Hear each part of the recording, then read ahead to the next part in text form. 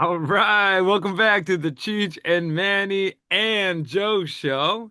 Um, we got another great episode for you tonight. We're gonna be looking at another Roy Harper album. This one, a favorite of Joe's because of a particular Led Zeppelin member on it. But Cheech, the People's Faces, what's going on, brother? What's up, man? Or how's it going, man? Dude, life Uh, is good, man. things are going good. Day at the temple. Um, Here now, looking forward to doing the podcast. We talked about doing this for a long time. Mm. This has been one that we mentioned. I remember Joe talking about Juggler like before Stormcock. I mean, on the Zeppelin days, I think. Right, Joe? I would have to Yeah. like go in the archives and see when you brought it up.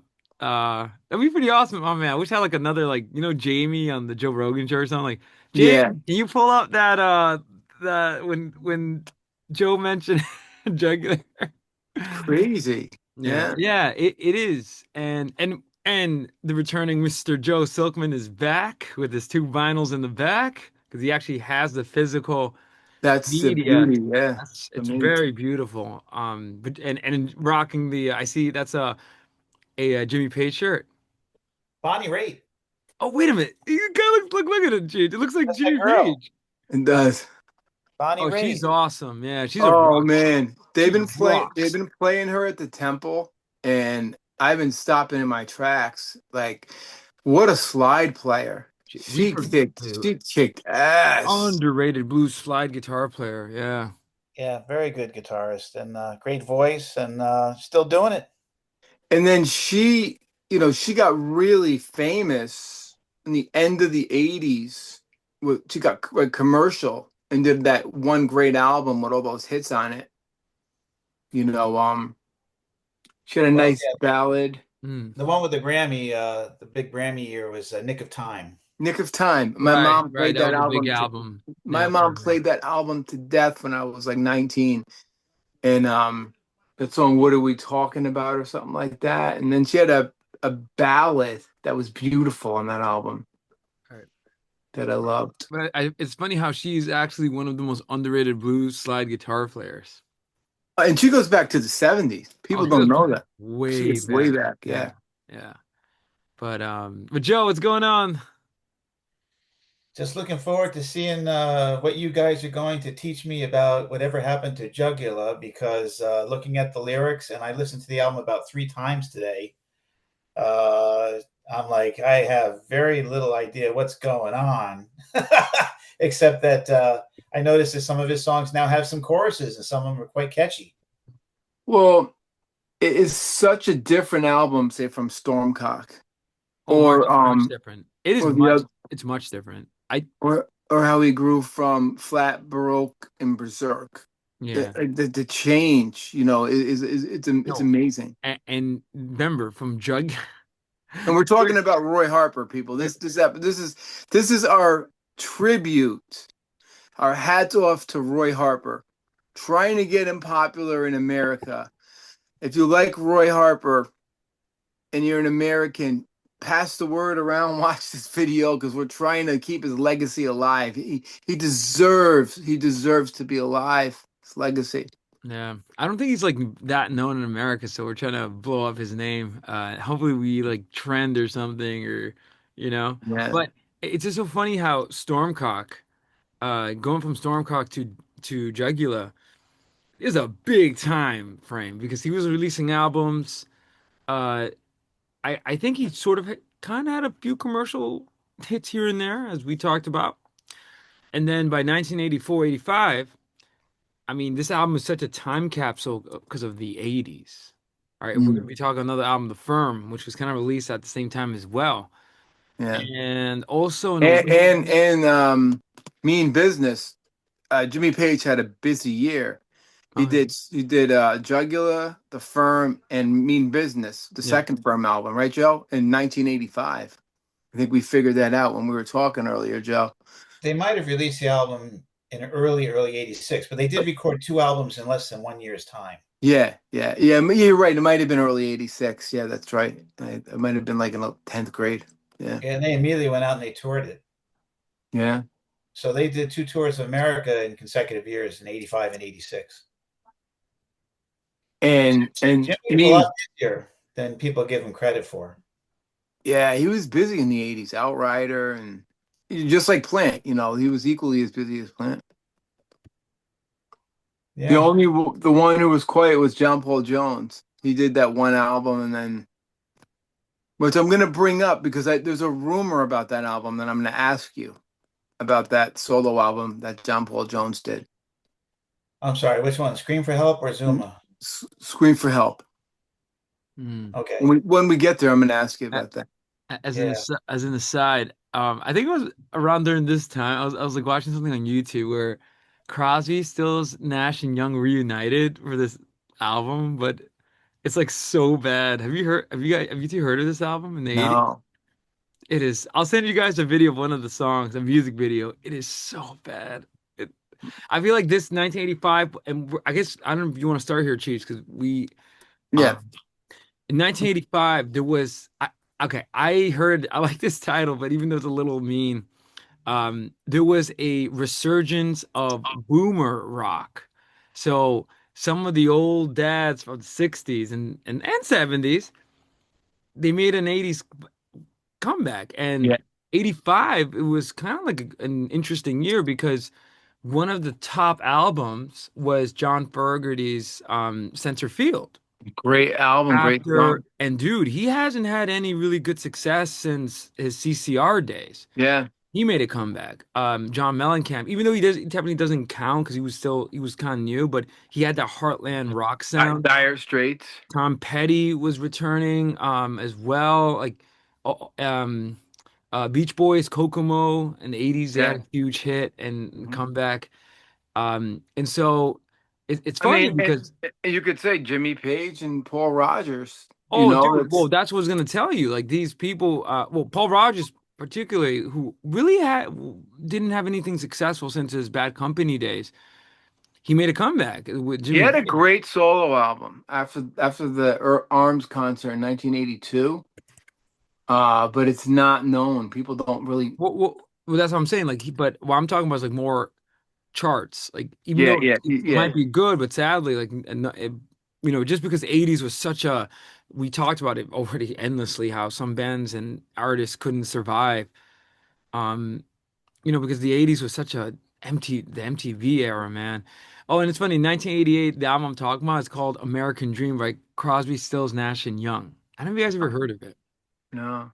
It's interesting. Well, Um, I like Cosby's solo stuff in the 80s. He's got a wait. What is that one song? Oh God, I can't. Should be shot. I always play it. It's like a soft rock song. Um, I can't think of the name of it. long time coming. No, he's on a boat in the video. Good Your ship. anthem, somebody almost cut my hair. No, it's almost like Good down. ships. It's like down, down, down, down. It's like got a great like chorus. I don't know. My brain is fried from the temple. Yeah, but that's 1988. But yeah, there was like a resurgence in the 80s. So Oh yeah. it's kind of, interesting this time period. And so Harper releases this album, which I'll be honest with you, Joe, if you never mentioned this album, I would have never heard of it. Like, I didn't know it existed. I mean, I've been living for 33 years. I've been listening to rock music since my high school 2011 graduation. I I gotta admit, never like heard of this album. I missed it too, and like I in the 80s And to when be fair, The Firm, I never heard of them until Joe. really when the firm came out is when I thought, hey Bobby, text. Shout out to Bobby, love you. Um, when the firm came out, we all thought it was Jimmy's return after the Arms concert, so we were just in awe of it. The firm was my high school, my early high school. Like, how you remember your ninth grade year? That was like mine. Being in a band, it was even better because we learned the whole fucking album. I remember bringing my bass teacher radioactive. He's like, "What the fuck? You want me to learn this? I can't. I guy's playing a fretless. I can't get those quarter tones, you know." But well, I'm going to jump into. Why don't we talk about 1985? Go. Because for me, I don't think 1985 was a great year in music for mainstream rock. For metal, oh my God, it was probably the best year for metal. So I'm gonna exclude metal out of this list. Wait, Cheech, but what do you define as mainstream rock though? I don't think Um, that existed anymore in the 80s. well, Well, well, it changed. It fractured. I Because mean, I I would argue mean, Tears for Fears is pretty rock. well, I mean, rock or pop rock. Like okay, this is what I got from my album list. For the '80s, Hmm. The Firm, great album, right? Dire Straits, Brothers in Arms. Hmm. Great album. Now, I mean, like MTV, that's mainstream rock, to me. When if you're played on MTV, you're really popular. That's the mainstream rock. Phil Collins, No Jacket Required. Kate Bush, Hound of Love. Tom Waits, Rain Dog. Here's a band, I liked him in the 80s. I don't know how you guys feel. Heart, the album Heart. They changed, got real commercial. But I, they had some like What I About Love? jumping from their 70s to this, I thought it was lame. Maybe I have to give it a new chance. Maybe with like a mature mind. Oh no, going from Barracuda to What About Love is Oh, is like, dude, even like Magic Man. oh yeah, yeah, yeah, yeah. The I, Moog, the Moog in that song. Yeah. Crazy About You, going from that to, Crazy on you You. know, Yeah, yeah, yeah. is this love? Like, I'm like, this is like the I mean, ballads, man. I mean, but they did have a pretty big run. They had a Is good. this love that I'm feeling? And it's like No, White that's Snake. I Whitesnake. know, Yeah, I but know. In a ballad. that's a good song though.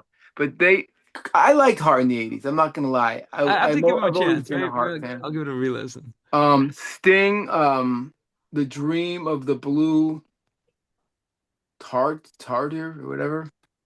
John Fogerty, your boy, center field. Hmm. Now here's a band that kicked ass in the '80s. Molly ZZ Crew. Top. ZZ Top. No, Oh, minus metal. I'm not bringing up ZZ metal. Top. Talk about what? Remember what I told you? Like my theory, like boomer rock. ZZ Top been Yeah, around, and they made yeah, a big comeback. Like, yeah. and I Huge, think what huge. album was that? Was that the one with they're in this in space with that red car goes in space? It's Aftermath yeah, or something, yeah, or Afterburner. Yeah, Burnout or whatever. yeah. I'm telling you, it was a Because big thing. what happened with ZZ Top, what made them popular was their beards. They grew their beards super Tech and long. Texas dirty like blues, like. And their videos, they always had hot fucking girls in their But videos. that's MTV era. But why were they famous before? Because they did get especially on Oh, Tush was one of the biggest radio. and their Lag debut, Lagrange, down, Lagrange, down, down, Lagrange. down, down, Lag- and when you think about ZZ Top, Lagrange, Tush, black sunglasses, cheap sunglasses, they had songs, man. They were and radio rock. then MTV, they blew up because of MTV. Like they were like David Bowie, also another one that blew up during this time. Yeah, Boomer, he's been around since 1960, like five. So he yeah. made a huge comeback. Like this is so, I forgot when we were in our phone call why we were mentioning this, but oh, I guess we'll leave it to last. But you had this very interesting question. I don't know if you want me to say it right now. Well, let me just go through the list. So ZZ Top, and they got famous because they didn't have beards in the '70s. Like they were just starting to grow their beards. So by the time the '80s grew, they had the super long beards. They looked Mhm. badass. They had the car, Sharp you know, Dressed Man. sharp dressed I thought man. that song was so cool. Give Like, me all your lovin'. oh yeah, And I leg, always, and you got to remember, I'm in ninth grade, so I'm thinking about these girls in the yeah, video with the legs. She's got legs. legs doing it, down With the it. mini skirts. I'm just like a 14-year-old Cheech dying. Uh, New Order, Low Life, REM, Fables of the Reconstruction, the Eurythmics, who I loved, Be Yourself Tonight. I put this in because it was really huge. USA for Africa, We Are the World. Whitney Houston, she came on the scene. The Cult, Love, crazy they were out that early. Mhm. And the Talking Heads, Little Creatures. It's funny. Um, You notice how prevalent the 80s production is in all those albums, yes. which explains why Roy Harper takes that 80s production turn as well as The Firm, because at this point, a lot of the albums, I'm starting to see it's not like hear a lot of the patterns, you know? Well, I think you didn't have a choice. I think at the time every studio went digital. And if you wanted to go analog, it would sound off. If you put an analog album out in 1984, it Mm. wouldn't fit in. It would sound dated and people would probably hate it, which is sad. You know Mm. what I mean? So that's why that was the new production and that was cool. But when you're a kid and you're listening to this music, you're not thinking that. I'm not thinking like, Oh no, no. oh man, the firm, like It, my ears didn't it, develop as a musician yet. I was like, it the firm sounds good, but compared to Zeppelin 2, the well, production the sucks. same thing with today too, because a 2011 production for most you can hear it. I think a lot of we don't think at the time, but now listening to something that came out like even like I don't know, like 15 years ago, some of it does sound dated. Like you don't hear it at the time. Like you said, I can see what you mean. Yeah, Then you yeah. grow up and then you realize, oh, yeah, this is pretty Oh, dated. yeah. Listen to Motown. When you listen to Motown, it's muffled. Motown's recordings are muffled. They're not really that crisp. When you hear it, when you're like listening to the band, the bass, I would always try to like learn the bass lines and they're muffled. Um, so like imagine if like Motown was like came out that sound came out in the 80s, you would hear everything crisp in those studios. Certain bands were just like, or even the 50s, like Chuck Berry, that's what makes it. It's so raw and stuff. But imagine Chuck Berry in the But 80s, it wouldn't sound also right. technology advanced too, though, at Oh, that of point, recording course. Yeah. technology. That's the Yeah. thing.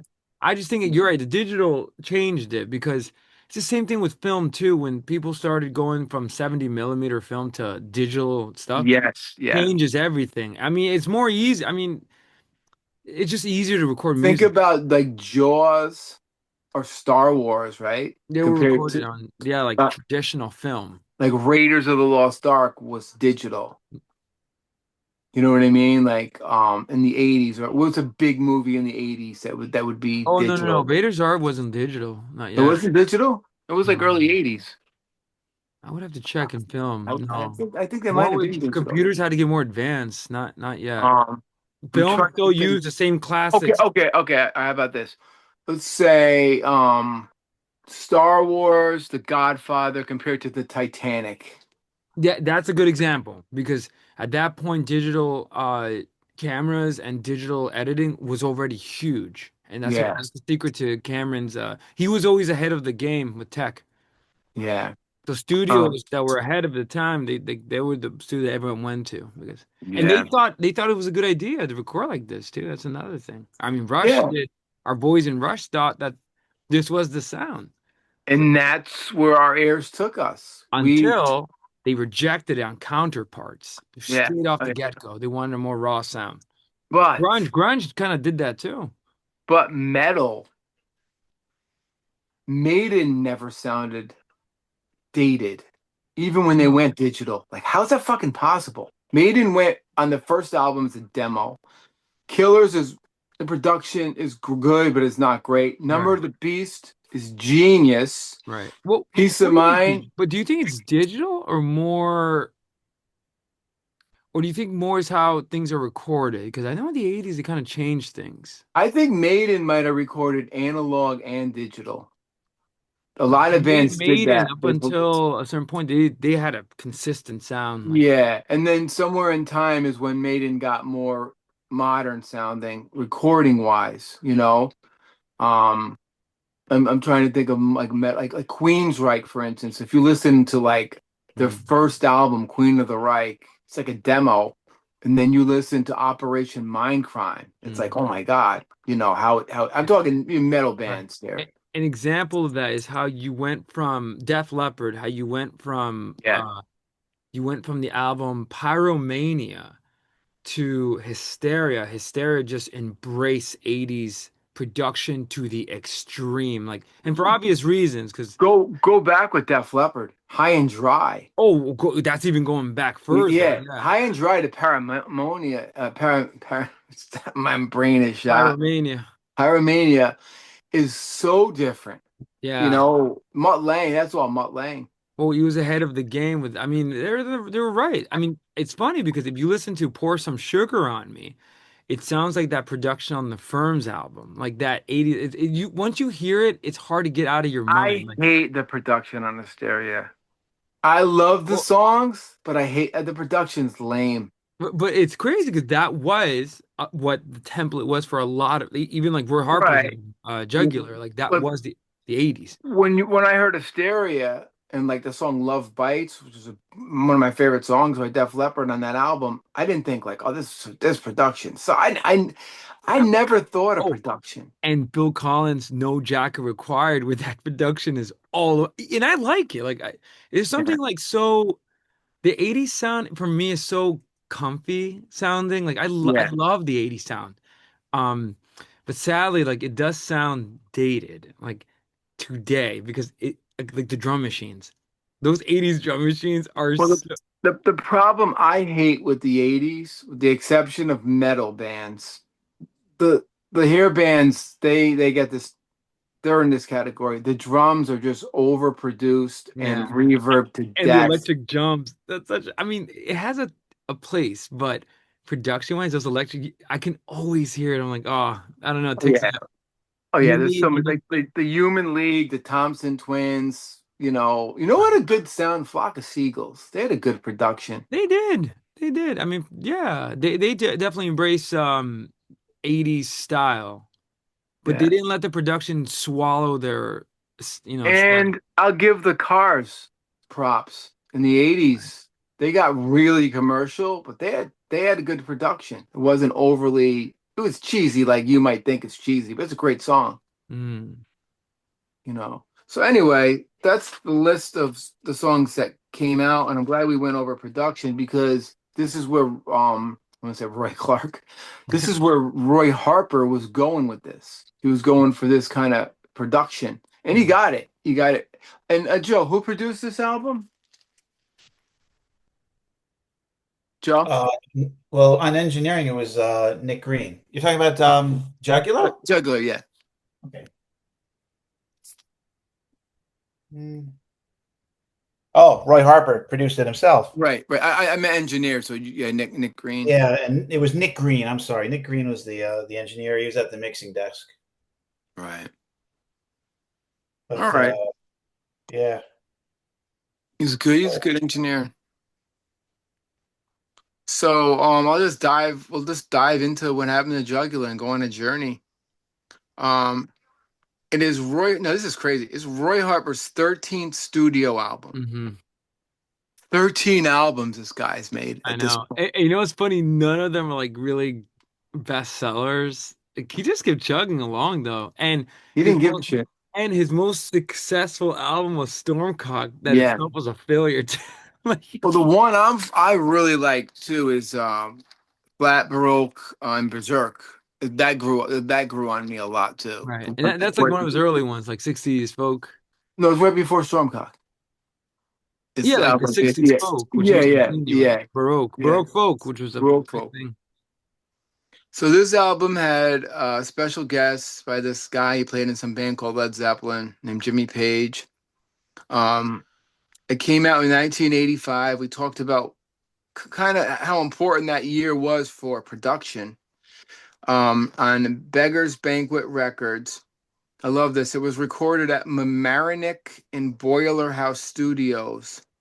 And I was like, Mamaroneck? Because there was a studio in Mamaroneck that was really famous that Mhm. Madonna recorded an album at called Minot, literally a block from my house.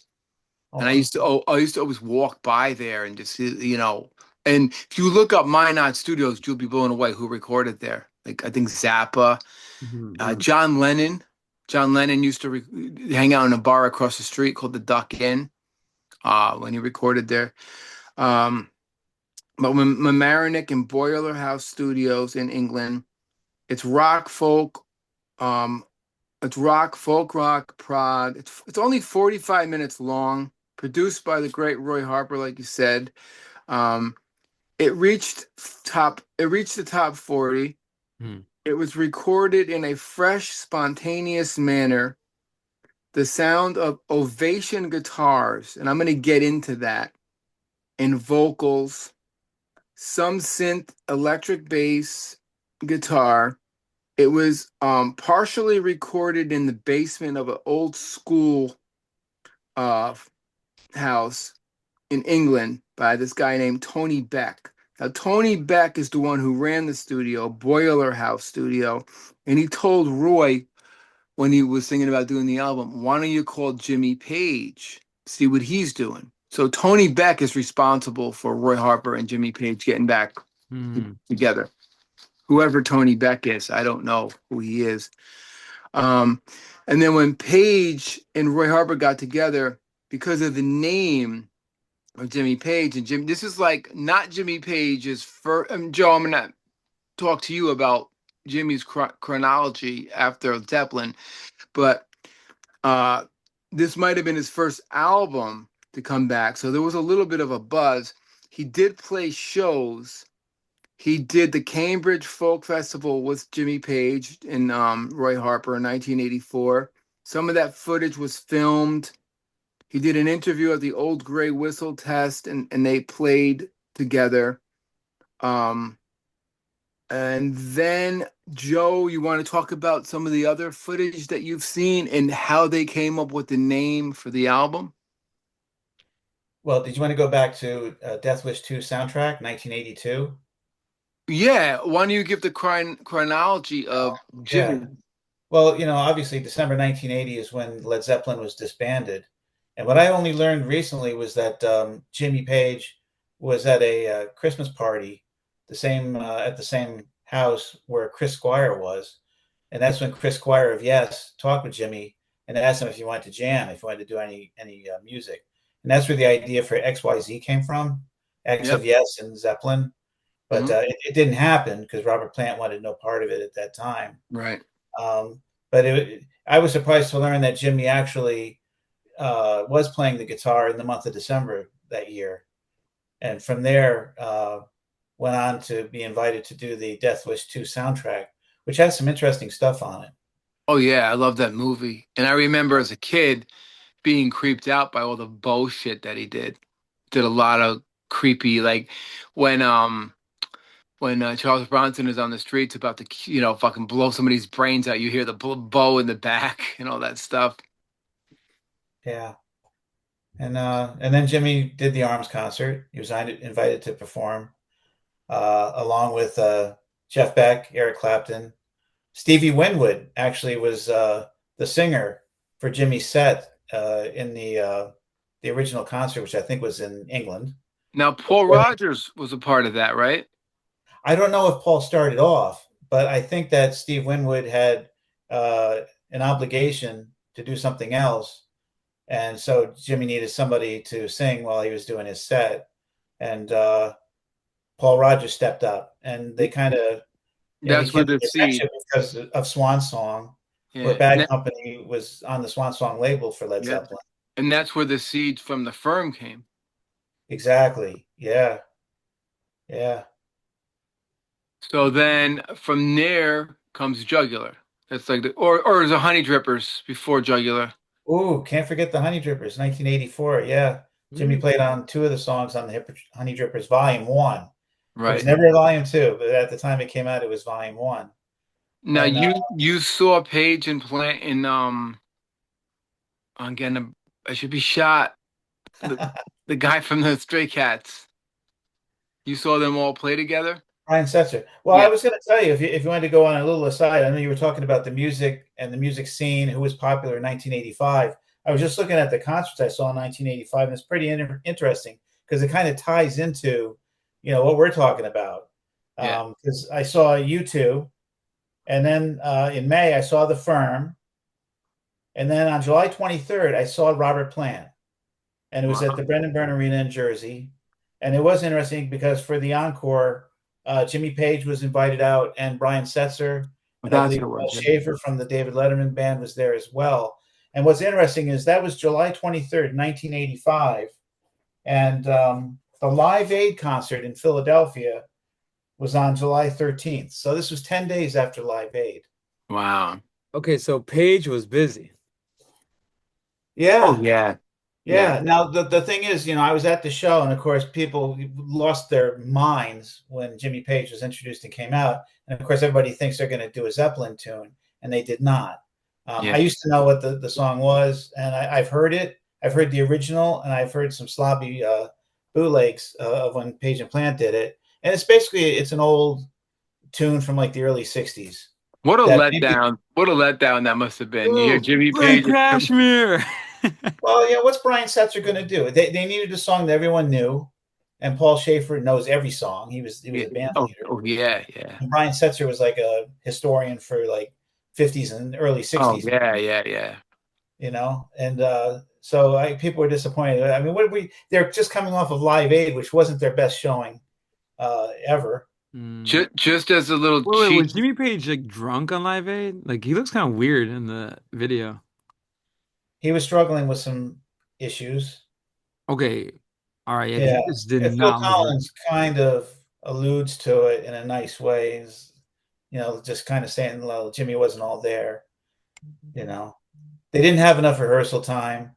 Yeah. Robert Plant had, I think, already done two shows in a row, Mm, and he usually doesn't do two shows in a row, and he mm, ended up doing a third in a row to satisfy the Live Aid benefit. So hmm. he was a little ragged. I look at those videos now, not so bad vocally. No. Oh no, I just think yeah, Page definitely looks like he's either like drunk or just like not there. Well, he was sweating profusely. He sweated through his shirt very quickly. Mm. And I hate to say it, but I mean, is that one of the things that might happen if someone is on cocaine? Was it Like hot this that day? unbelievable sweating and very pale. That's what I noticed. I Geez, you've felt been bad. on stage. Do you sweat on stage or? If it's hot, yeah, yeah, you sweat like a bandit, yeah. And your Well, hair it is was like it's July, like and you so just got out of it's like you got out of the shower. My hair is like I just got out of the shower sometime. Right. But just a quick note about Brian Setzer, the Stray Cats, Seance, the Cheech band in 1984. First song we ever learned was Stray Cat Strut. Really? First song we ever played. Well, that's interesting. Like I was playing bass a month. And like that was like, the one I learned and like we all could kind of play it. We could play Smoke on the Water, but we could only play the riff. You know That's what's it. that? I feel like Stray Cats are kind of forgotten. And they were a powerhouse. Oh my God. Yeah. What they did for rock when they brought back that 50s rock, that Bill Haley and the Comets thing. Oh my God. Dude, I feel like when did the La Bamba movie come out? It kind of coincided perfectly. Around the Like, same time. Maybe yeah, it maybe a was like little a great, little I'll tell you, there later. was a comeback. There was like a great, Well, that's what my bass teacher would always tell me. Every 20 years, the 60s, like every 20 years, 20 years of music comes back. So in the 80s, the 60s came back, in the right. 50s, in the 90s, the 70s came back with the Black Crowes Mm, and Lenny Kravitz. right. I don't know what the fuck happened in the 2000s, but you know. Well, your boy Jack White brought back blues. I mean, Well, he brought back, I guess, to give him some credit. I'm not gonna bash on him. He brought back the Iommi maybe riffage, not as good as Iommi, but he was yeah, bringing back riffs, which is cool, yeah. you know. Um, but he needed a bass player. Dude, I always have to Joe. I always have to bother Cheech with that. I'm not ranting. I'm gonna take because we're doing Christ consciousness the next episode. Uh, Anyway, but I'll end up ranting. It'll Interesting. But happen. what it sounds like to me, Paige was busy. Like this, Oh, this was a very busy time period for him. he So he took a wasn't. lot of time off because his best friend died, the greatest drummer in the world. How do you bounce back Yeah, from how that? do you You just find? can't you can't just jump into playing again. And then, he did it right. And Yeah, only thing he didn't sustain any good music, I think. I think, for me, after A Mean Business and Outrider, I can't say I was a fan of Coverdale Page or when Page and Plant did stuff together. The thing he did do, which was fucking brilliant, is the Black Crowes. Anyone out there who doesn't know about Jimmy Page and the Black Crowes, go and download that album because that was genius, pure genius. And me and Joe talked about that for years. You Yeah. ever hear that, Manny? I did not know that. Jimmy Page and the Black Crowes. I think it's some of the best music to come out in the like late 90s. I think it is the best music to come out in the late 90s. Jimmy Page and Black Crowes. It It was was live at the Greek Theater, yeah, and it's really raw. And yeah. I love the stuff they did, like "Oh Well" by Hmm. Peter Green, Fleetwood Mac cover, Yeah. and another song called "Sloppy Drunk" was a lot of fun. Love that song. But Yeah. Chris Robinson, singing Plant's parts, he gave it a great effort. He was really good, like doing 10 Years Gone from Physical Graffiti. I don't Uh, know why Sloppy Drunk reminds me of my first honeymoon because I kept singing that and I would get smacked by my new wife. I was playing that. Why are you playing this song? Why do you have to be drunk? And you're like, oh, Page rules. Great song. I think that was a BB King song, right? Sloppy Drunk. That's awesome. They did a lot of old Oh, blues. and by the way, Stevie Ray Vaughan, he was popular at the time too, right? Holy shit! You know, it's Yeah. funny, just as a little aside, I was wrong by David Bowie's modern love album. Why am I forgetting the name? Long Day for Me Too. Kind of girl. What's the album called? Modern Love? I Yeah, forget the name I of did it. with China Girl. Yeah. Um, Let's Modern Dance. City. Let's Dance. That's what Stevie Ray Vaughan. Let Like me get. But what you anyway, hear but on. but even though I know that album came out, well, actually, I think it was not 1985, but it reminded me of the great, like when Joe mentioned the guitar, and I actually checked in, like 100% was Stevie Ray Vaughan playing the guitar Oh part. yeah. And you know Um, what I love about Stevie Ray Vaughan? Like, Texas Flood might have just oh, came out. the album Let's Dance, yeah, Yeah. 1983. So again, coming back. And the reason why I mention it is because yeah, Stevie Ray Vaughan also like was becoming like, he was like a resurgent of that sound. The blues came back and Stevie Ray Vaughan, that wasn't his thing. He just did it to get known. And then after he did that, he went back and he said, I'm going with my band, my trio, double trouble, and I'm going to play the bars. He could have played the Garden, he could have played big places. He was still playing little clubs, and Well, you what know, I heard was that David Bowie, as a band leader, um, did not pay well enough that Stevie Ray Vaughan wanted to tour with him. That would have been an awesome tour. yeah. But Would I have been. still, I still think it would have affected his career if he went with Bowie. I think he made the right choice by just sticking to his roots Hmm. and being a blues guy. Yeah.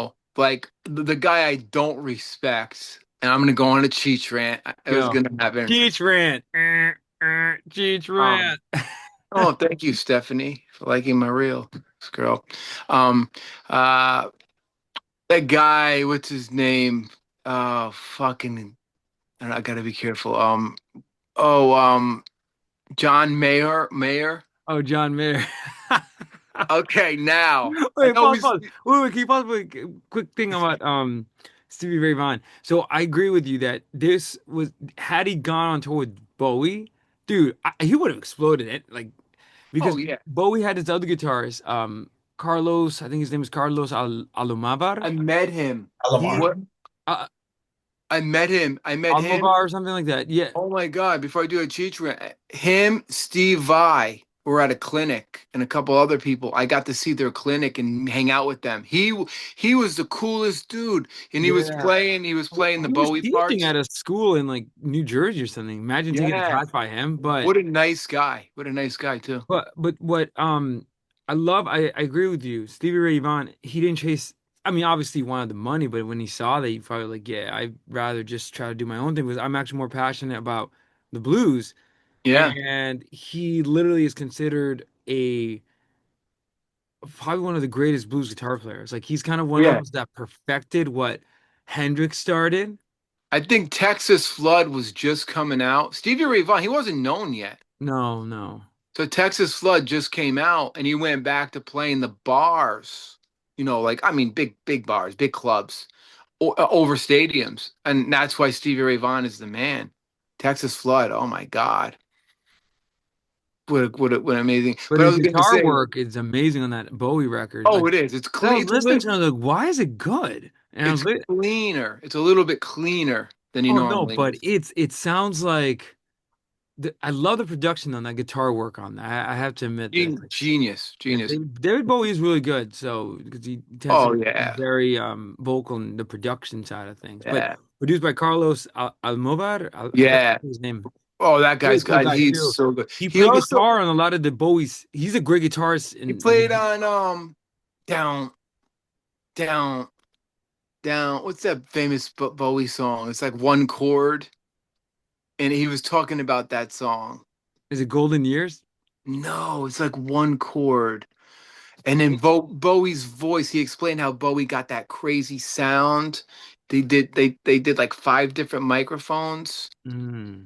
Oh my God, it's a funk groove. The whole thing is just one E chord. Oh man, you come on, you're the Bowie guy in the like late 70s. Is it? Let me see. Let me see. Let me roll It's songs. like down out, down, down, and then Is it? Wait, Bowie. is it Fame? Fame? Fame, fame, it's Yeah, fame. Fame. So Yeah, I love so that album. fame. And by the way, John Lennon had a. I think he co-wrote that song of a John Lennon jam. That's another Yeah. story. Yeah, He that guy's gave the whole legendary. he gave the whole story about how they recorded it. But all right, John Mayer. Let me just draw this guy up now. Wait. What do you do, Joe? Joe, what is your opinion on John Mayer? Not his blues stuff, because he's a great No, blues guitar player. wait, I'm wait, not gonna knock him. I'm quick, not quick. gonna put him. Joe, what's your opinion on John Mayer? Yay or nay? Oh, nay. Okay, you I just, Cheech, let him rip. Cheech. I Okay. know he toured with the remaining members of the Grateful Dead at the time, Did you and see he that was or doing no? Jerry, huh? Did you see that live or? No, because nobody in the world can replace Jerry Garcia. Of Nobody. course, I agree. I agree 100%. Nobody. No, yeah. But I will say, okay, John Mayer as a blues guitar player is no joke. No He's joke. actually good, He's but fucking. that's not what he's known for. He played with Pino Palladino, and who is the drummer? Steve Jordan, who's in the Stones now. Is that the guy, Joe? Yeah, Steve Jordan. I think that was his backup band, and I think don't It's ask funny check me because then. he's actually pretty good as a blues And he guitarist. He's could actually really good. sing, and He then you got to remember there was an era of I can't think of their names, but like young kids doing the blues. wait in like music in the 2000s? Yeah, like around that. Is it like Black Keys kind of Jack White, No, it's your boy real Jack blues. White? No, it's real musicians and blues. Like oh God, I can't think of their Is it names. Kings of Leon? You know that song, Black, Blue on Black? Kenny Wayne Shepherd. Never heard of this guy? All right. Nah, dude. Was he There was, famous? Was he? yeah. Oh, yeah. In the 90s or late, I don't know when, No, late, but like John Mayer's in the 90s. He's like 2000s.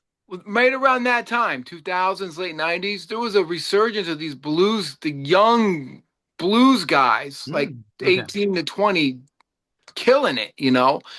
And Mayer comes out and he starts this Your Body's a Wonderland garbage.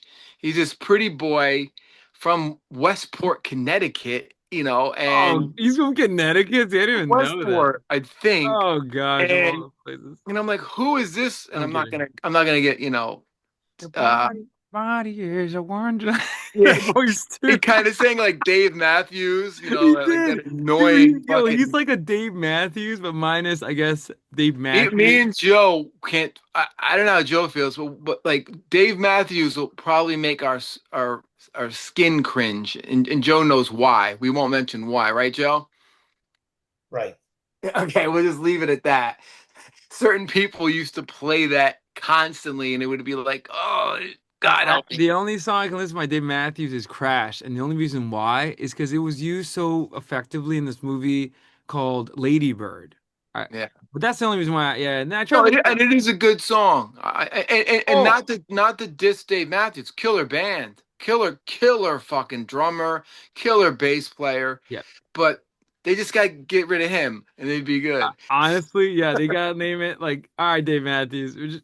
And with the exception of he did a cover of "Fool in the Rain." I brought this up many times on the John Mayer. show. Yeah, no, Matthews, and Okay. he did a great job. Okay, so John Mayer. I know we got to talk about Roy Harper. I, Right. I knew this was going to happen, but John Mayer starts with his body is a Wonderland bullshit, and And don't forget that weird song, Daughters. yeah, Daughters, you know, he's in the yeah. So he's temple. got this garbage pop You know, stuff. He's a and that's heartthrob. what I grew up on because I thought he was Yeah. this pop. I never knew he was a blues guitarist. No, but then he changes his whole thing and he becomes like the next Warren Haynes. But he never did that. Yeah, he did, now I don't know what he is, but he never, but the point is, somebody like Warren Haynes, Stevie Ray Vaughan, they never took that route. Now, Stevie Ray Vaughan could have took that route with Bowie, and been a flashy rock star, but he had dignity, something that John Mayer went with the money and he went with the fame and he dated some hot chick for I a think long. he dated Taylor Swift too. I think Yeah, he dated some really hot Katy women. No, Perry. I think no, Cameron Diaz, no, I but he think. dated Katy Perry too. So he was dating he was He making the married her. rounds. He was making the rounds because of those shitty songs, but then he switched to blues and I was like, this guy's playing blues, and I was like, god damn, he's good. Yeah, I saw that too on a Strat. Like he's actually like really good.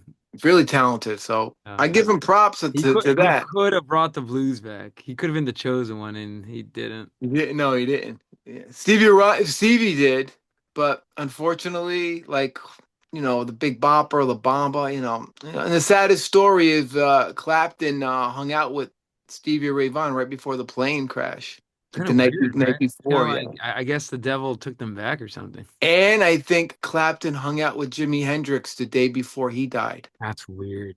Yeah, yeah, shit like that. Anyway, well, let's get back on topic All before we right, all right. Let's talk about Jugula. So, pay. So Joe brought up all the good points about Jimmy Page and his career. Hmm. Oh, how did they get the name for the album, Joe? When they were in the studio, they used to, on the downtime, they used to play Trivial Pursuit. And Roy Harper had to explain the rules, and people were asking, well, what kind of approach should we have when we play this game? And Roy Harper said, you should play really hard and go for the jugular, like the jugular vein, Yeah. go for the kill, play your best. Wow. And yeah, I guess it's just instead of jugular, they shortened it to jugula. Nice. Okay, It's just, I think that's how the English would pronounce it, right? Like go for the jugula. I feel Makes like yeah. sense. And the cover is Rizla Rappers. I'm not I guess they're rolling papers, The I'm French, assuming. the French rolling papers. French rolling papers. Yeah, wait, did you actually know that? I researched it. I was gonna say, yeah, you're like speaking from experience. I don't know if you can see it. No, Yeah. maybe Yeah, not. hold it up high. Wait, can you turn the back, Joe? The back? What's in the back? Look at that. Very interesting Yeah, album this is the cover. back, but it was supposed to be rolling papers. Yeah. Whatever happened to Jughead? It's a confusing album cover, but I'm sure the record company wanted them to really, put Jimmy at the forefront. But Roy Harper didn't want to sell the record based on Jimmy's name. He didn't think it was right for Jimmy. You know, it's funny. He made a mistake because he should have because it would have probably blown up, If he put featuring Jimmy Page on it, dude. it would have No, went platinum. he should have just Yeah. pull a John Mayer, just sell his soul and be like, yeah, Jimmy Page on the I firm. mean, What's up? think about it. This is Jimmy's first album back.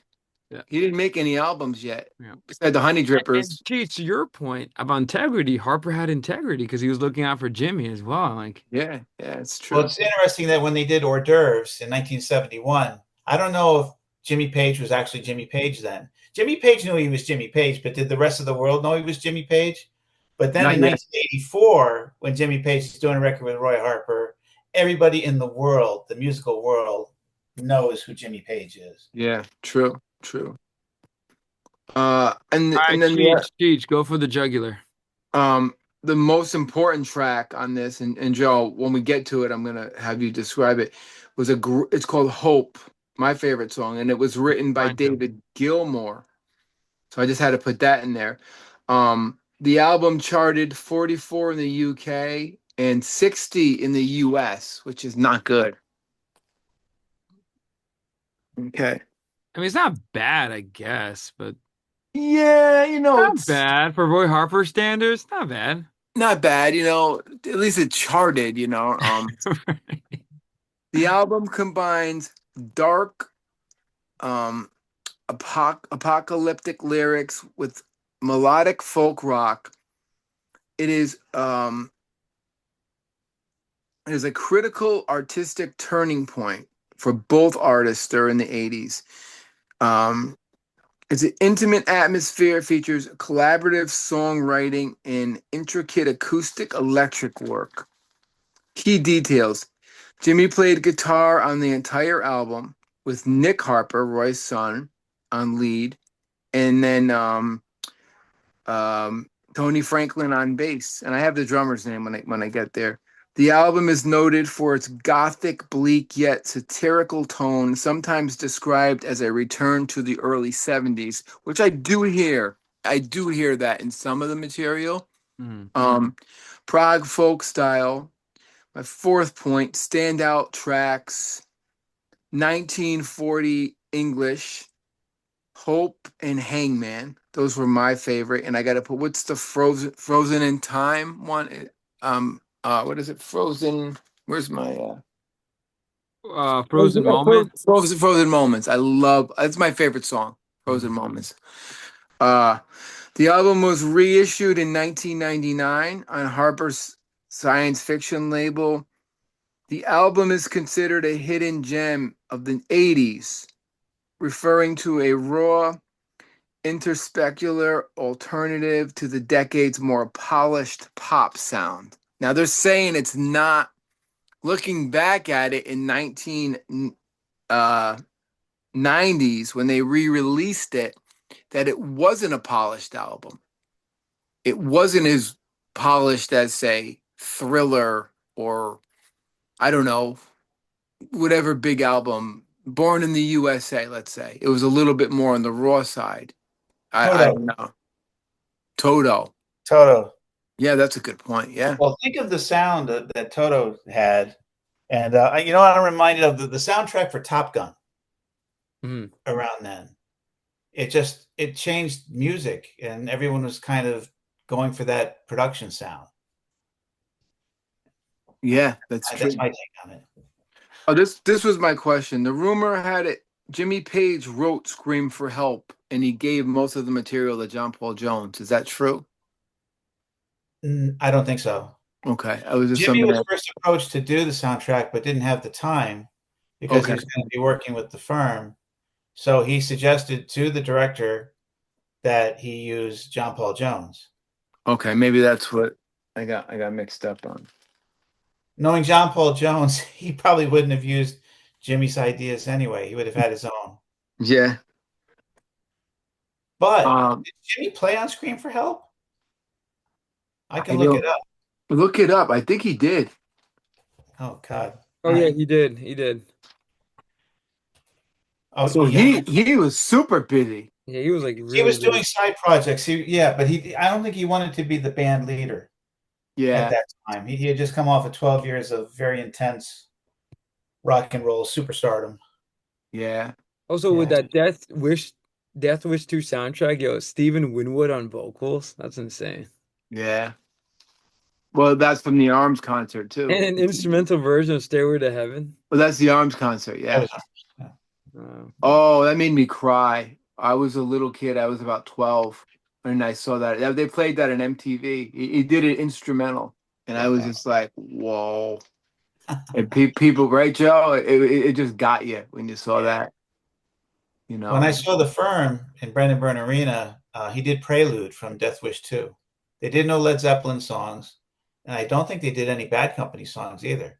I They think did that was, all of the Firm album, and they did some covers, yeah, and they did Prelude, which was really cool, actually, from that Death was Wish. that was their plan. No Zeppelin, no Bad Company, just new stuff. And they were probably burnt to death at that point. They didn't want to play any of that stuff, Yeah. you know. Or like they didn't want to be a retro, like come and see our band because you're going to hear hits from the past. No, we have new material that's not as good as Bad Company and Led Zeppelin. It's great, you know, except for Satisfaction Guarantee. I would put that song up there with a Zeppelin or Bad Company song.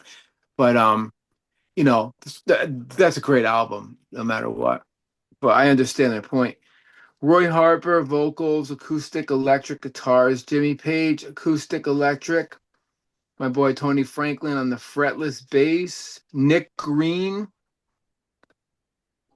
on keyboards and engineer, like you said. Nick Harper, acoustic.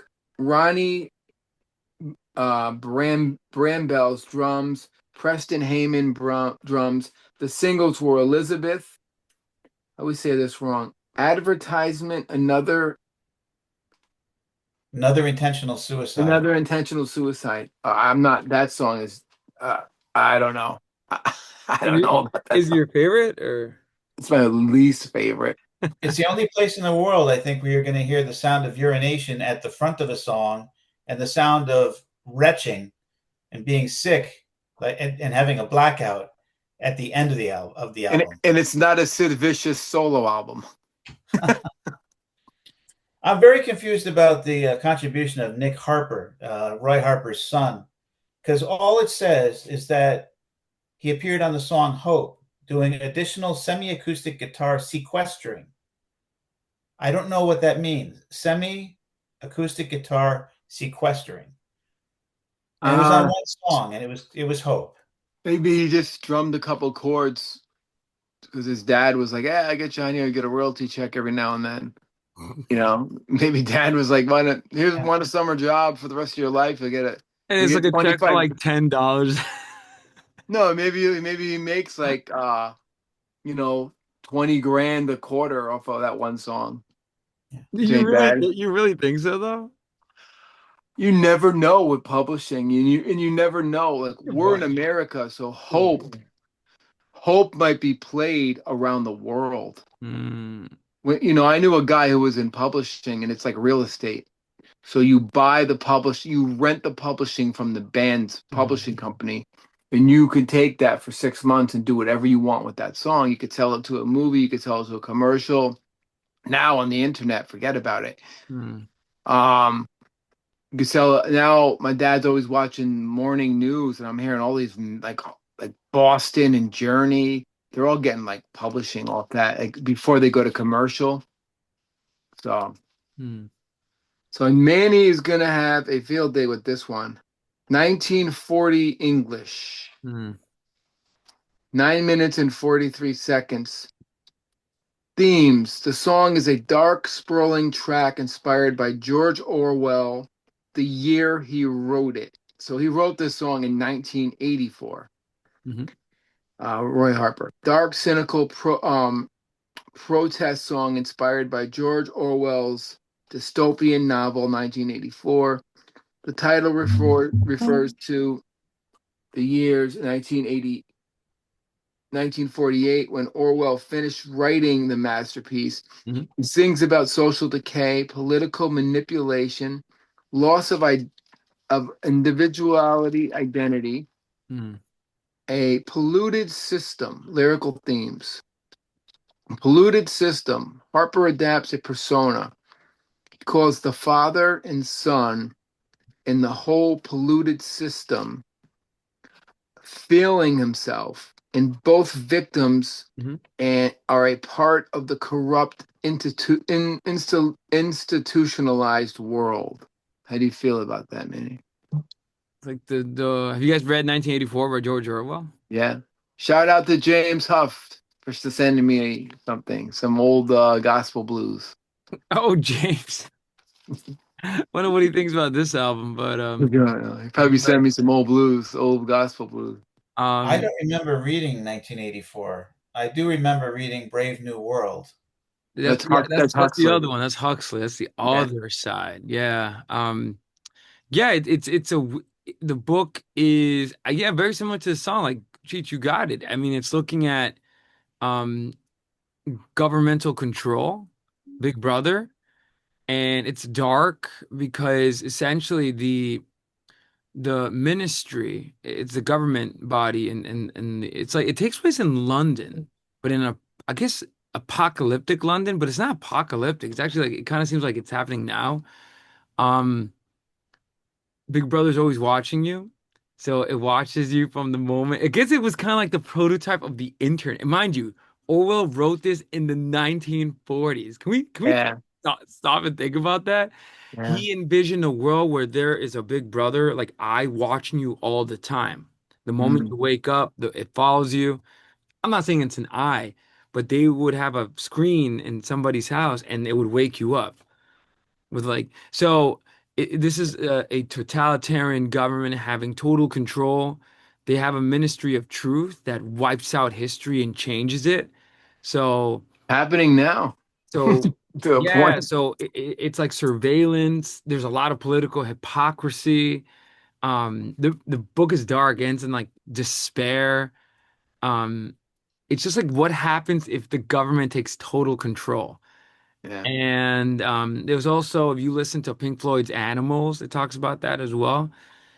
Um, and yeah, 1980, he says 48-ish, I think. He kind of like a little fun take Yeah. on that. But clearly, George Orwell's 1984, authoritarian, surveillance heavy future. It takes place in 1984 from the 40s.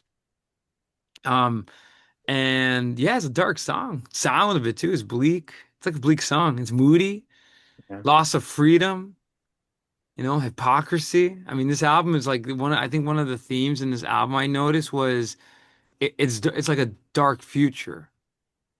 Yeah. Wow.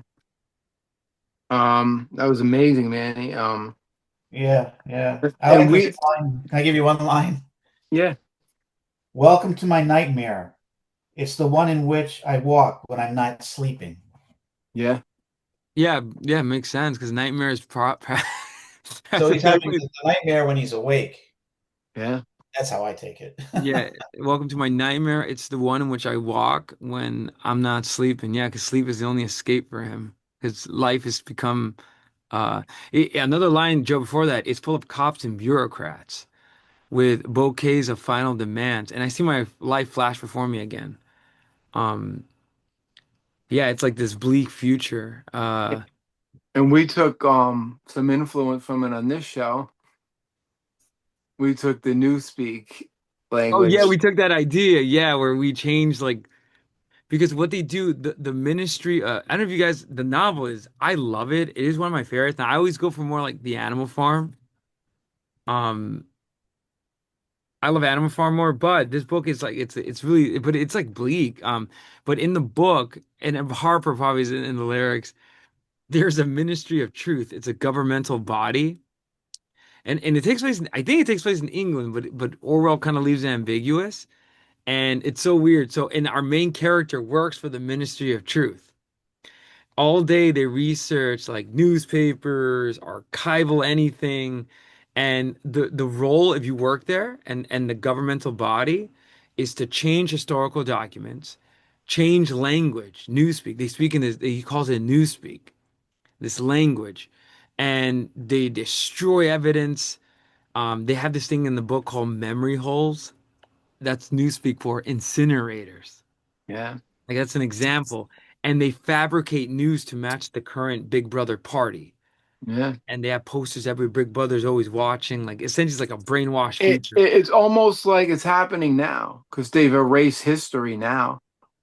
May in a You way. know, like when you think about what's happening in schools and stuff, ripping down statues and Mhm. important figures, they're trying to erase, they're not really teaching modern. and you know this more than me, we've talked about this in psychology and stuff, or just in general, they're not teaching what they really should be teaching people. People, Mhm. a lot of kids are getting the wrong history, you Oh know. yeah. I So it's mean, very, very true. you probably would agree with the Orwell says, but I think the song's about society. It's just dark, but it's societal corruption where, and you know Harper, he's always critical of the establishment. As if we learn nothing from Stormcock. I mean, he Yeah, definitely has yeah. a few things to say about society, and I'm assuming his own as well.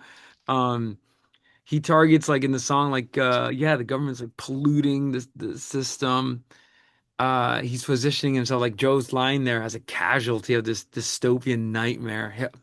Um, so if you read 1984, this song is sort of like would be maybe the soundtrack or something. It's bleak. There's a movie starting. I think the actor's name is John Hurt. I don't know if you guys seen it. It's pretty good. I heard really well received. I think it won the Academy. I've never seen. I read the book twice. And I love it. Um, so I get the song, and Cheech, you're gonna talk about the music a little bit, but Yeah. it's like that loss of freedom, modern life's hypocrisy as well.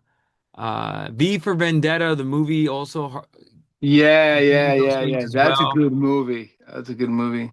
Yeah. Yeah, but dude, and you'll love this one more idea of the Jungian collective memory. You know how he has the collective archetypes and stuff? Yeah. The Ministry of Truth will try to wipe that out.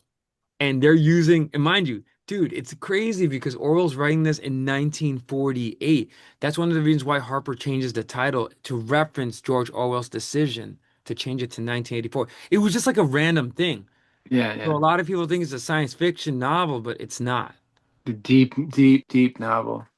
A Mhm. lot of things going on. My second point, the human race and conformity. He describes people as souls who keep this pace, referring to society moving too fast, losing its humanity. He criticizes the way children, such as characters as young Julia in the song, are taught empty visions to pass on to the next generation. And I think that's also continue that line. He criticizes capitalism as well, how everything is, money. Like he has a line here, bills for my shirt, receipts for my soul. Like the Yeah. society he's living in, with only a moment to pay before the thud of the future. Gives me the shakes, and he says, "Welcome to my nightmare. It's the one in which I always burn the cakes." Yeah. Um, got more.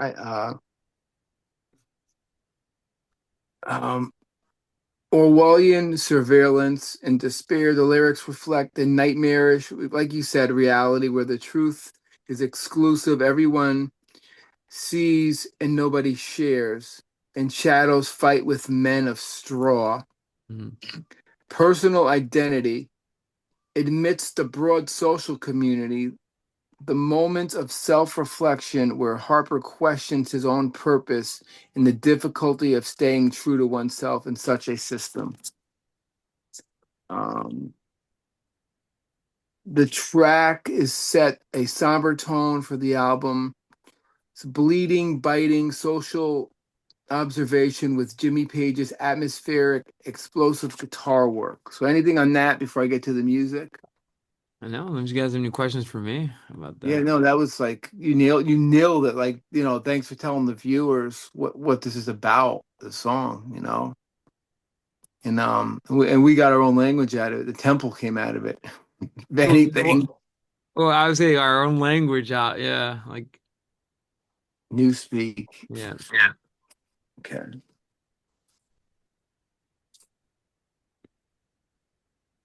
What What confuses confuses me? me so much is that on the album cover, side one, the song is called 1948-ish.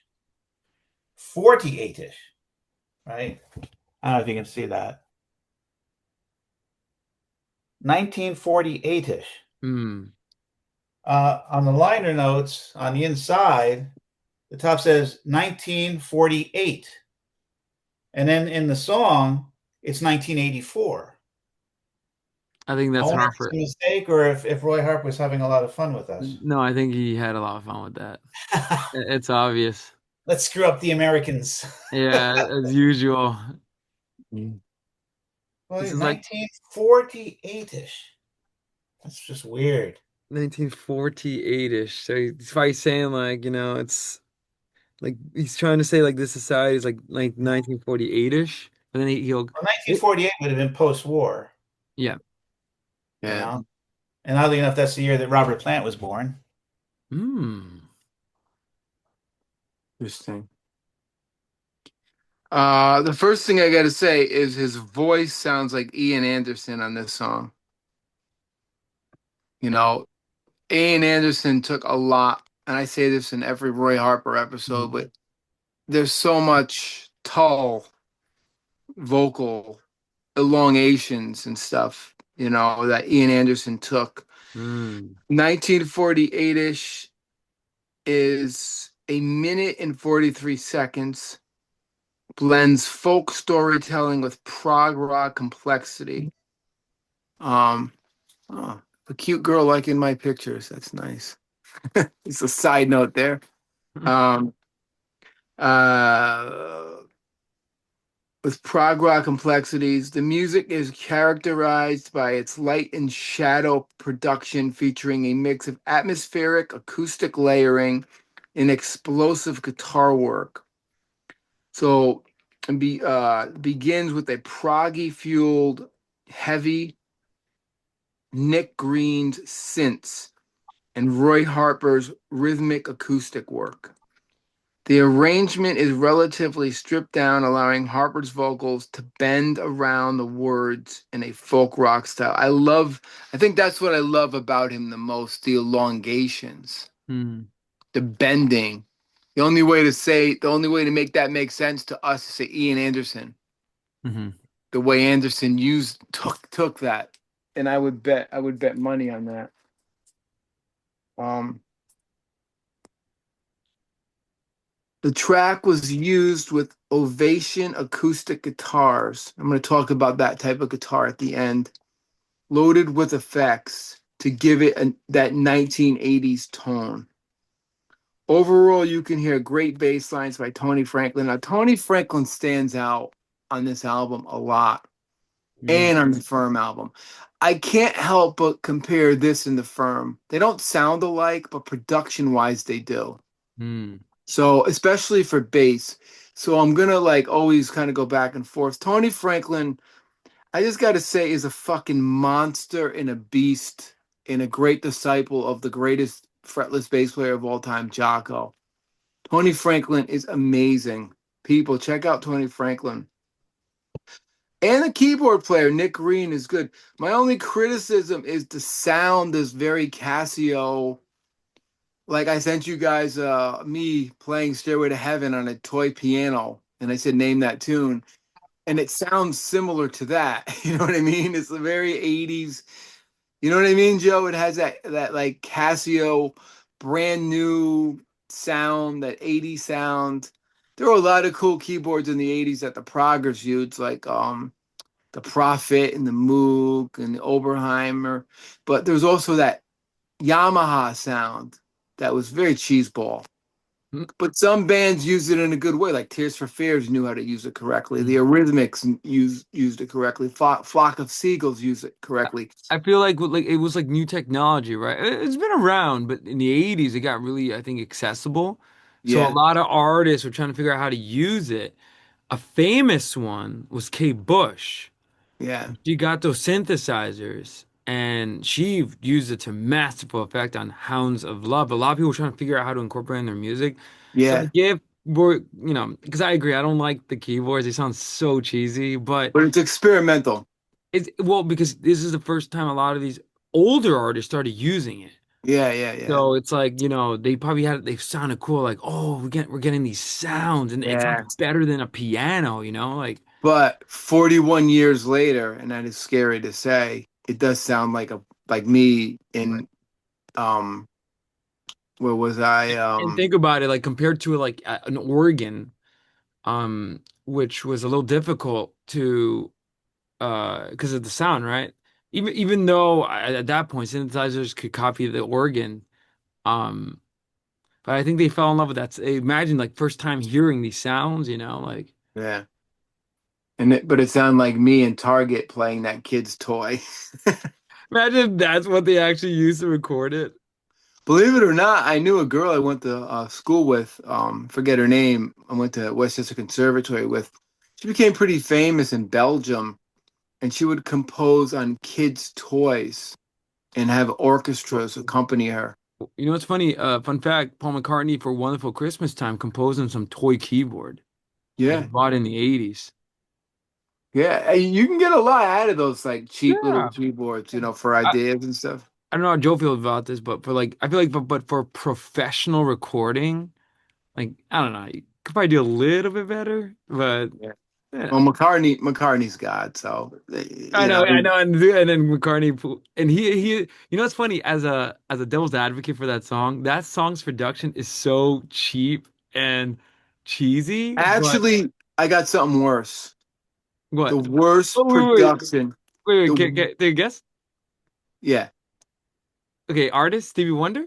Yes. Okay, Yes. dude, I just called to say I love you. The worst Dude, fucking keyboard dude, sound you know ever. what's funny? I love those keyboard sounds because it's cheesy, so I love the And it cheese. makes you feel right. For me, it's 80s. My God, I go back in time Yeah, with the time capsule. and it's funny. Wonder didn't need that because he was such a great keyboard player and He's piano. playing fucking clavichord on clavinet and shit And on all what that does he Sir do? Duke, that. Meow, meow, meow. And I could hear like he probably got some cheap Well, keyboard. the melody's beautiful, and the lyrics are But the lyrics are. I just called to say I love the lyrics are beautiful, but the sound. But you know what? It fits it. If he had an organ on there, it would sound more like Donny Hathaway or Billy Preston, and it wouldn't have worked. But you nailed it, Manny. That is the I cheesiest know, you know, it's funny fucking because song. I love and it's funny because that's the sound and the keyboard on this song too. You're right because Yeah, I like it, but it definitely sounds dated. Sadly, like you know, that keyboard must have been on special at Sam Ash in uh, 1985. dude, where Harper was like, "Oh, blow, yeah, $10 keyboard." Let's Yeah. do that. Stevie Wonder's like, I'll take five of I'll those. take five of those. Ding, ding, ding. Mm. I Stevie just Wonder, wait a come. minute. Are you sure you don't want to use your $10,000, keys Yeah, up yeah. there? Nah, I No, want to use I'll this. take this. I'll take this Yamaha. You This just is it. wrote this epic, beautiful song. You're gonna go with these lyrics? Yeah, that sounds right. But it works. I mean, It, listen, it was one of his biggest hits. yeah, I mean, I don't know. it works. Um, but when I was a kid and I watched the video and I heard it, I didn't say, "What a cheesy keyboard No, sound." no, no. It's like when you grow up, like you're a bass. I don't know how Joe feels about all this, but I know, Cheech, you're a bass player, so you're more susceptible to production and sounds. Yeah. Like for example, I never noticed bass notes until I got older, and now it's one thing I look out for because now I realize like the bass holds everything together. Oh yeah, yeah, So it's like sort of like it's like, and you're right, the bass player on this album sounds like the firm. It kind of holds everything. yeah, Kind of yeah. interesting. And I hear the fretless sound, which that sound I hear on Hijira, Joni Mitchell. So now I can hear fretless bass. You hear Jocko. Right. Tony Franklin has his own voice, definitely. And Oh. fretless, to have your own voice on fretless after Jocko, it's almost impossible. But Franklin is one of the few. Pino Palladino, if you listen to Howard, not Howard Jones. Oh fuck, who's the guy? Paul Young. You Hmm. know Paul Young? Paul Young is this great bass player. I mean, great singer in the '80s, and Pino Palladino ran his fretless choruses backwards and all this stuff, and he gets a great bass tone. So Pino Palladino, Tony Franklin, disciples of Jocko, they have their own sound, and it's hard. It's hard. If you pick up a fretless, you're gonna sound like Jocko. There's no way about it. But those guys, I could tell the difference if you played me Tony Franklin, Pino Palladino, with Paul Young, and of course Jocko. You just know. I could tell the difference from years of listening to those guys. Page is playing with more focus and texture and flurried melody lines that complement Harper's poetic lyrics. So that's all I got on that. Any questions on the music? We covered a lot on the keyboard. It's a good keyboard track, and in the most politest way, without putting cheese spread all over it. It's a cheesy sound, but it is the 80s. And we could, if we sat here and we thought about it, Manny, we could probably come up and show 20 different songs from 1985 that have that. But some bands used it well. I don't know why. Hmm. The Eurythmics, Your Boys, Tears for Fears, they all Hmm. used it, but it sounds good. Like Jump doesn't sound like that, and it's the same keyboard. Yeah, that's true. Yeah, I guess it's the way it's recorded. I mean, Or the sound or the buttons you could get. I had one. I had a cheap one, but you could get different sounds. And hmm. I remember I had the jump sound. Then you have the typical. I had a Casio, cheap little shitty sound. Then you have like an oboe sound, and then you can get all these cool sounds out of it. Organ sound. Hmm. So here's one track two, which I really like. At first I was like, what the fuck? Who took the Sunshine Orange Acid on this one? Um, but I like it because of what he's doing. Bad Speech. Um, a brief spoken word. Now I like spoken word. I don't know how you guys feel about spoken word, but I love spoken word. I think it's one of the best stream of consciousness. And Well, Cheech, for our audience out there, what is spoken word that doesn't know what this is? so I spent a lot of time in a duo, the Morning Star Project, when I was a young man, and you could check that out on YouTube and not YouTube on Facebook. And it's basically somebody speaking words in a poetic manner Hmm. over music.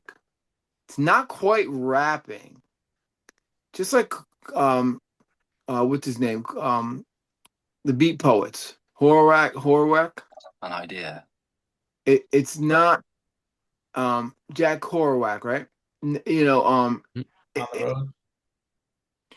it's not it's speaking, you're talking, but you're doing it in a rhythm with a poetic overtones. That Hmm. makes sense?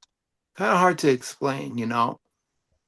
Um, like listen to the Beat Poets. They would be, a great example of spoken word.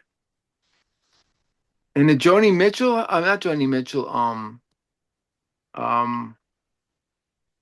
why am I getting a brain fart, man?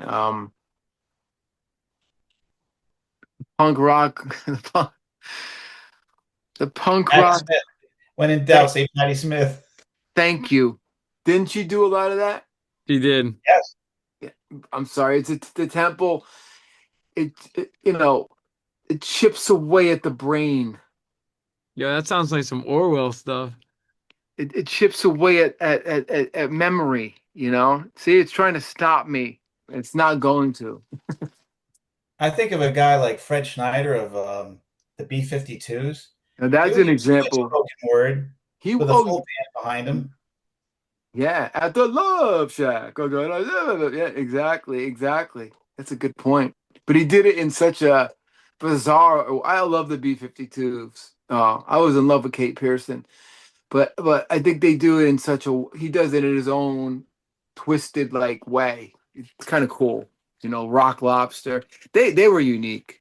They had such a unique sound. I love You that think Lou song. Reed was a spoken word person? Lou Reed. The Oh yeah, king, the he was. king of spoken Yeah, word. he did Oh, spoken word. Yeah. do do do do do do do do do. You know that song? Walking on the Wild Side. Well, yeah, that's all spoken word. He gets a little controversial on that one. We won't go there. Pretty Um, famous bass line in that one. yeah, One of the great. most famous. Boing, boing, It, boing. it's an upright bass and an electric bass. I forgot the guy's name, but it was a session guy. How could we forget that? Thank you, Joe. Or Manny, I don't know who brought it up, but thank you Joe. guys. Yeah. A brief spoken word piece in philosophical poem. or Manny, help me with this word. Epistle. Epistle? Wait, Epistolary. epidemic? Epidemic? No. Hope we don't have those again. EP. Epistle. Epistle. Epistle. Epistle. Epistle. Letter? Epistle. That's what I have. Poem or epistle. Letter? Does it Ah. mean letter? Does it mean letter? Yeah, it means letter. Okay. Maybe it means something in English. I don't in the England. Are you That sure could that's not newspeak? I don't know. That's a joke. Yeah, maybe. Eh, It critiques human direction, society, yeah. and the dispassion people show towards the world. Themes of existentialism and disillusionment, identity and fear. I was not put here by anyone in fear. This means discover of oneself, your belief system. Mm. He critiques the collective direction of humanity, calling it pathetic in his estimation. How do you feel about that? Do you want to take this one? I defer. It is interesting. Definitely, it's funny. Is War Harper like this bleak? Like, I wonder if he actually believes in like, this sounds like Sartrean philosophy. Not Camus. I think Camus is a little more hope. Oh no, Uh, not this my boy sounds Albert. very Nietzschean, maybe. Yeah, It is just maybe you, Heideggerian a little you, bit. oh, dude, you're calling it all. You missed one. You missed one. You missed your biggest boy. Wait. Maybe You, is you it missed, you missed your favorite of all time. Cricket Guardian? Yes. Yeah, because it's bleak. I wonder, like, I never, and it's funny because the way he talks is like, I was not put here by anyone, and he put by anyone. Like God didn't put me here by anyone in fear. I came alone as me, and that is Sartre. Existential. Yeah. It's an existential spoken word mantra, and Sartrean philosophy says that existence precedes essence. That's what Harper says here in this line. I came alone as me, just an idea. Then he continues in a long chain of discovery, surrounded by the same. So that same idea that he discovered, this is how life is. Sometimes your tide pulls me out to sea, and I die in a trashing current. So yeah, it's like an existential ode. Yeah. Um, You nailed it, bro. You nailed it. I'm gonna talk and I'm gonna bring up those philosophers at the end, but yeah. you talked about every single one. You missed one. Another one? There's one. There's the biggest one ever. Oh, I forgot Schopenhauerian. No, the biggest philosopher. Nietzschean? Yeah, yeah, For sure. Yeah. It's cynical though. It's weird. yeah. Um, and that water idea too is interesting, where he says here, it's just strange. Definitely, I wonder like what Joe you thought when you first listened to this track. Like, what'd you think? I didn't understand it. He confounds me, you know. Where's I want to hold your hand. I Yeah, understand. seriously, like it's just Here's fun. what's Like, fine. Look at here. An ordinary man writing songs for ordinary people. um, I An guess He, ordinary man writing songs for ordinary people. okay, mind you. This is Oh, no, PhD level. This is 400 level college yeah, stuff here he's singing about. yeah, no. mind you. Imagine the ordinary person at the temple. I was not put here by anyone in fear. I came alone as me, just an idea in a long chain of discovery. Like, yeah, Yes. they were gonna be like, wait, what? Say that at the next ATL meeting. God, you tell Leslie to say it. Just Guys, walk in there and start saying guys, that. write the lyrics on paper and be like, all right, guys, are you guys all here? All right. I was Yeah. not put here by anyone. Oh wait. Any questions for Christina Minardi when she comes in? Oh yeah, I got a bunch. Oh, okay. Number four. He describes a metaphorical desert Yeah. or dispassion where he is so removed from society that he already hears the world speak, the water of the world, the desert theme, Hmm. nature and time. The piece ends with a vivid image of Earth and the she wolf spinning towards, this is insane, a red giant 4 eons into the future, where all humans' concerns will eventually become consumed. So this is absurdism. This reminds me of Dylan, you know, the shit he's talking about here. Absurdism comes in here. Word like she wolf. Okay. So now the philosophers, which you nailed. Nietzsche, will to power, a reaction of religious framework. Hmm. Yeah, in the Oh, searing heat of the desert of my dispassion, so far removed, I never hear the water. So it's like there's that water idea. So life he views as a desert, and there is no water to refresh nor heal his thirst to right. find meaning. So it's definitely like bleak. And then it's interesting that line at the end where he says 4 eons hence, which means 4 ages, towards the red giant, right? When all the rose gardens are, he's talking about the end of the universe. Like there's a theory, Stephen Hawking, that the universe is gonna pretty much collapse and burn itself out. That's what he's And referring to. now that's after the sun dies, when it becomes a Oh no, dwarf. screw that. That's another thing. No, this is more the ending of the universe. That's gonna just expand and just collapse in that flash of heat. Yeah. That's what he's talking about. It's bleak. It's a weird song, and he has this emotional, like the existentialist, like or like Heidegger, where he has this emotional distance from everything. Yeah, normal people don't think like this. No, he's not Then, normal. like it's funny. Joe says for your average, he's writing for songs for the average man. I'm like, Harper, which Yeah. average man are you talking Your about? your average college kid who's at Harvard or Oxford or Cambridge majoring That in existential that that's an philosophy. existentialist continental philosophy. Yeah, and I would love, I would wonder what Jimmy Page thought of all these lyrics too, because I think it went over Page's head. I mean, Page is a smart dude, but I don't think he was studying existential philosophy. I don't look as Page as studying like traditional philosophy. hmm. Maybe he did. Plant did a little bit, but they were more on the mystical side of things, Crowley and Oh Tolkien. yeah, definitely. I love what you said. More mystical, bluesy side, Yeah, folky, a little yeah. definitely folky. There's Uh, nothing philosophical in maybe Stairway to Heaven. It gets a little I'll be honest with you, I don't think philos- that's philosophical. I think that's more no. esoteric, mystical, and religious. My I opinion. don't I Eh, don't think there I don't think there's a philosophical Zeppelin song.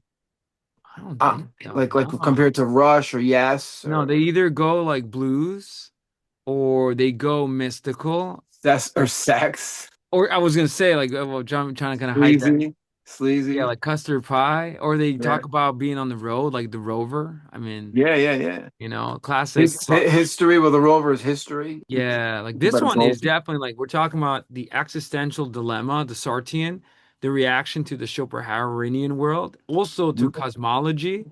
Yep. But we're talking about the cosmologists like Hawking and Einstein. We talked about in our time travel episode where nature of the universe, the end of the universe, they talk about it.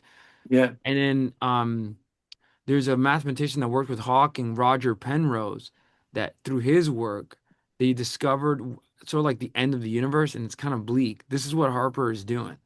Yeah. Uh, and it's crazy because the song is all, if you can call it a song, it's only like 1 minute, and he packs all of this in a minute and 10 It's seconds. insane. It's Can actually we talk about that? I mean, it's fucking it's genius. and it's This is heavy, and genius. it's heavy poetics because like um you have to understand, like, when he says those who try to reach are burnt alive in the searing heat of the desert, which is life, of my dispassion, right? Because he Yeah. has this existential dread, um, so far removed that he never hears the water, because that water is always like a nice, therapeutic, calming sound, except once or twice a month when I see a mirror and I refuse to believe in some of the things that reflection of life. So he's using like heavy poetics as well to describe this existential dilemma. Yeah. And he offers no solution at the end, except the end of This the movie. this should be used in a like a philosophy class, Oh yeah, studying especially when heavy. you get to the existentialist. Yeah. It should really be I'm going to tell that philosopher that we know about this song. If he if he gets into Hmm. heavy shit, he should use it just to break down the concepts like really quick. Nietzschean concepts of individual creating their own meaning in a vacuum of objective truth. Which philosopher is that? Nietzsche. Dude, not even Sartre. Um, Nietzsche, really? yes, but Sorry, I got this. I was put here by anyone in fear is a direct existentialist precedes essence. Sartre argued that humans have no determined purpose or creator giving them a blueprint. which Nietzsche argued first. Okay, so it would be like kind of both of Yeah, them, and right? then Sartre build on that, building, and he tried to build, and actually was actually building on Heidegger's Being in Time. Oh yeah, I And got then he said Heidegger. one of his books, I think, is sorry, I think it's called like Being in Nothingness. I think that's the title of the book. Oh, being in nothingness is Sartre. Something like that. Yeah, Yeah. yeah.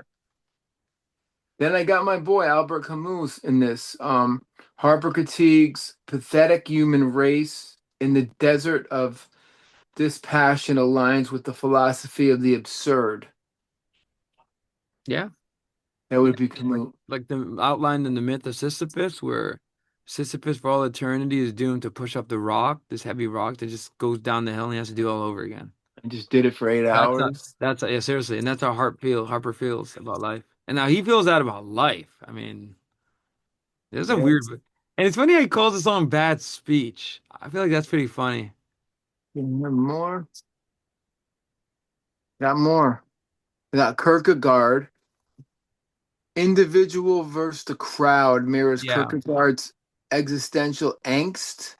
is what I just said. Yeah. Right. Kierkegaard believed that the crowd is untruth and the truth is the only found in the individual subject experience. Yeah, Only this thing found. subjectivity, which was a very big on with Kierkegaard. So that's what Roy Harper is doing. That despite this, like he's finding a truth in his, self-reflection, and that what he's seeing, that's why that reflection, that's the truth reflection of life and society. Right, right, You hold up a mirror, you reflect your truth to life. right. Kierkegaard. Love it. Harper stands as a lone observer looking back at a pathetic collective echoes the radical focus on society self against the failure of social structure. Hmm. So it's just negative.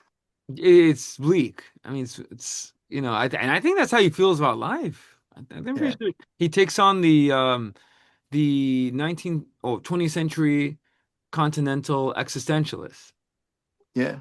which was popular. I mean, they did take over their views. And so Harper, I wonder if obviously he must have read this or he agreed on it on his Oh, own oh, using Kierkegaardian subjectivity and truth. he must have read all this stuff. He read existentialism, he read Nietzsche, he read Kierkegaard to quote this stuff, Hmm. right? I mean, you just can't get lucky and come up with that, right? You gotta know what you're talking about. Musically, And just to quote a lyric, dude, quick, when I see a mirror and I refuse to believe in some of the things that are said to be here, right? And that mirror, again, that idea of what's being reflected back at you. This is what Harper's seeing, and he refuses to believe in some of the things he's seeing in life that he thinks are held to be true, let alone those that are not. Um, I'm trying to change my direction. Here's the more Sartrean and Camusian position. right, I'm trying to change my direction. And he keeps saying ours is pathetic. The human race is pathetic. In my own humble estimation, I love the planet, right? So again, taking Camusian, I'm making that word out, but Camus' position where, all right, I'm gonna decide to love the planet because he's big on nature, right? The great Benning she-wolf now taking on like a mythos in a little way. So yeah, the point is this song's pretty complicated. In 1 minute he jam packs all this. Crazy. The existential spoken word bad speech. Yeah. I love it. Not a song, more of a statement. Mhm. Guitar, so this song is like a weird guitar intro for a second. Crazy keyboards effects, vocal effects, crazy, strange background singing, whistling in the background, drums, guitar kicking in at the end, nice chord progression, very 80s. So there's a lot of weird shit going on. There's It, whistling it's going on. weird. Yeah, it's strange. It doesn't like make sense. You know what I mean? Musically, it Like, does not make. And then on top of that, goes for a spoken word on top of that, yeah. which that's always like Patti Smith did it. Obviously for the music listening public though, this is definitely like too much. Like Now, that. this is art. This is pure art. Yeah, yeah. With a lesson, if you are smart enough to understand it. So who like he's aiming at people that have to be very intelligent. At one listen, would you know this is Kierkegaard? Would you know this is Nietzsche? Would you know that, like you've studied psychology and stuff, so you know. But like the average person, like if I didn't research it, I wouldn't really know. Hmm, I picked out some of the stuff, but when I saw this stuff, I said, man, he's gonna really love all this. It's all his boys, you know. hmm, And my boy Camus in there a little bit. Um, okay. Now my favorite song on the album, Hope. hmm, Um, so I call it a triple threat because it has Gilmore. It's written by Gilmore and it's Page and Harper. So, you know, they're all connected. Hats off to Roy Harper. Have a cigar. So, Joe, you want to explain how Gilmore got this song to Page? I mean, to Harper? David Gilmour wrote the music, but he had no lyrics, and he shopped it around, and he shopped it to Pete Townsend first, because Pete Townsend was working on a concept album called White City. Yeah, White City. And so Pete Townsend actually came up with the lyrics, was going to give them back to David Gilmour, but Gilmour said, I really can't use these. I can't picture myself singing these lyrics. So Townsend put it on his solo album. I don't know why David Gilmour would choose to shop it to Roy Harper as well at the same Yeah. time, because the same result happened. Roy Harper wrote the lyrics, presented them to David Gilmour, and Gilmour said, "I can't see myself doing this song." So Roy Harper took it.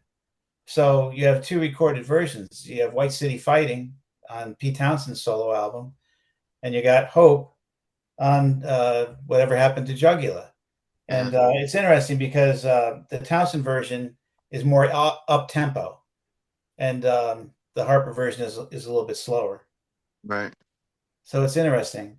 Nowhere on the Roy Harper album, cover or sleeve, is there any mention of David Gilmour as the writer. Maybe that's a So, payback for Have a Cigar. I don't know. but how do we know he wrote it then? Gilmore said it?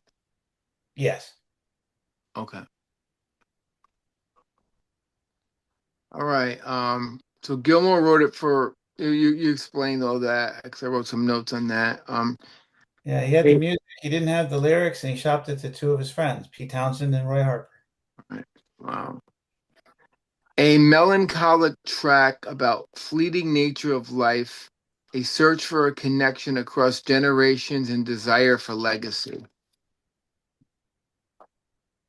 Song opens up with the narrator imagining someone from the future century, looking back at him like a strange archaeology.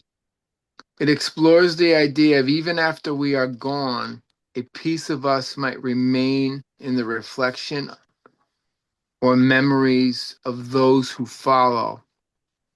Desire for immortality. I wanted to live forever, the same as you. You will. The lyric. Universal human struggle. The awareness of our mortality with a deep-seated wish to endure. How do you feel about that, Manny? Pretty heavy. It's probably the most optimistic song of the album. No, because it's hope. The song is Yeah, called Hope. yeah, and it's I mean it's funny because it was so you were saying Joe that the lyric so Gilmore had the music but no lyrics. That's Yeah, right. Yeah. So Jimmy is playing David Gilmour's music right. on the guitar. I'm assuming that's Jimmy on the guitar. I don't believe it's Nick Harper that's doing that repetitive guitar part. I don't think it's Roy Harper. Oh I think yeah, it's or that's yeah, that part's crazy. Yeah, the repetitive guitar part. And when I get to the music, I think I bring that up. Um, the word hope is in the song one time, that we both may share the hope in hearing that we're not just spirits disappearing. Hmm. Do you think there's any mention of immortality? He's talking about living forever. Do you think that that's part of the message, immortality? Oh, dude, Or is it 100, legacy? dude, Do you think it's legacy? 100%. I think so. No, there's that desire in the song. That's why it's like the most hopeful song. Like, no, Well, no. I got some more stuff like hearing or glancing another person across time and space suggests that the hope mentioned in the title is the comfort of knowing we are not alone, just spirits disappearing. Cycle of life. Um, so like us leaving and our children growing. The lyrics anchor a passage of time. The word hope suggests optimism in his lyrics, hope with the philosophical, archaeological perspective. Because he's looking at it like an archaeologist would to a degree. Like I said in the beginning, like looking back, somebody looking back in time, like a dig or something. It's a weird concept, you know? Hmm. So I think it's the best song on the album, next to the Frozen one. It does sound like it could have been like a hit, you know? Yeah, and I would think like maybe like he didn't write the lyrics. Maybe Gilmore wrote the lyrics. You know what I mean? It almost sounds like it's not a Roy Harper lyric. Yeah, Roy no. Harper wrote the lyrics. I know he did, but it's almost like It's just so strange because it doesn't sound like his usual Harper stuff. Um, and yeah, I like this line here. When you look at me from your own century, I may seem to be strange archaeology. So it's like you're saying like this. yeah, It's like a great it's a hopeful song. I think there is a desire in the song again that's the hope that he wants to live forever. yeah, That perhaps he's not going to live forever, but what is going to be left is his art. yeah, And that's where you hear the line with generosity that we both may share the hope in hearing, right? That music idea, and that we're not just spirits disappearing. right, So, like, and obviously he doesn't believe that the spirit goes on, but he wants to do strange future archaeology. yeah. It's like it's an archaeology concept I really like, It's cool. It's and cool. it's Yeah, almost like and he's using archaeology on like memory yeah, and hope. in a way, it's a great concept. Like archaeology is digging up the past, so is memory. Yeah, because like the That's a great metaphor. it is because when across generations you make connections. So the person that goes back and unearths these connections is an archaeologist. And that's what Harper's saying. Yeah, There's a passage of time, you're going back in time. So it's kind of cool concept. awesome.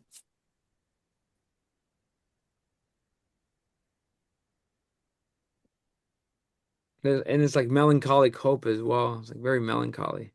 Yeah, Yeah, you're right, dude. Like I know Harper wrote it, but it is not like a Harper. I wonder what was going on in his mind. I think somebody else wrote it. Honestly, No, it's you know what's too funny? The next song, I know you're gonna talk about the music, but just really quick, the next song, Hangman, that sounds like a Harper song. fucking brutal. The next song, And it's but funny because it's the death penalty, what we talked about. Harper would hate on us. yeah, oh yeah. But the beautiful thing is the guy has two sides to him. He can go from dark despair, But, absurdism, Camus to beauty.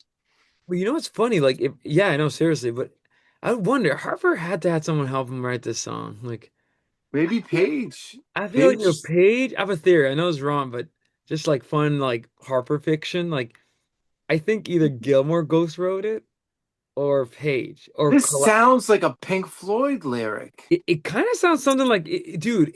If I can, like, um, Pink Floyd, when the band moved on, leaving Waters and moving on with Gilmore writing the lyrics, like, it's kind of funny because it does sound like,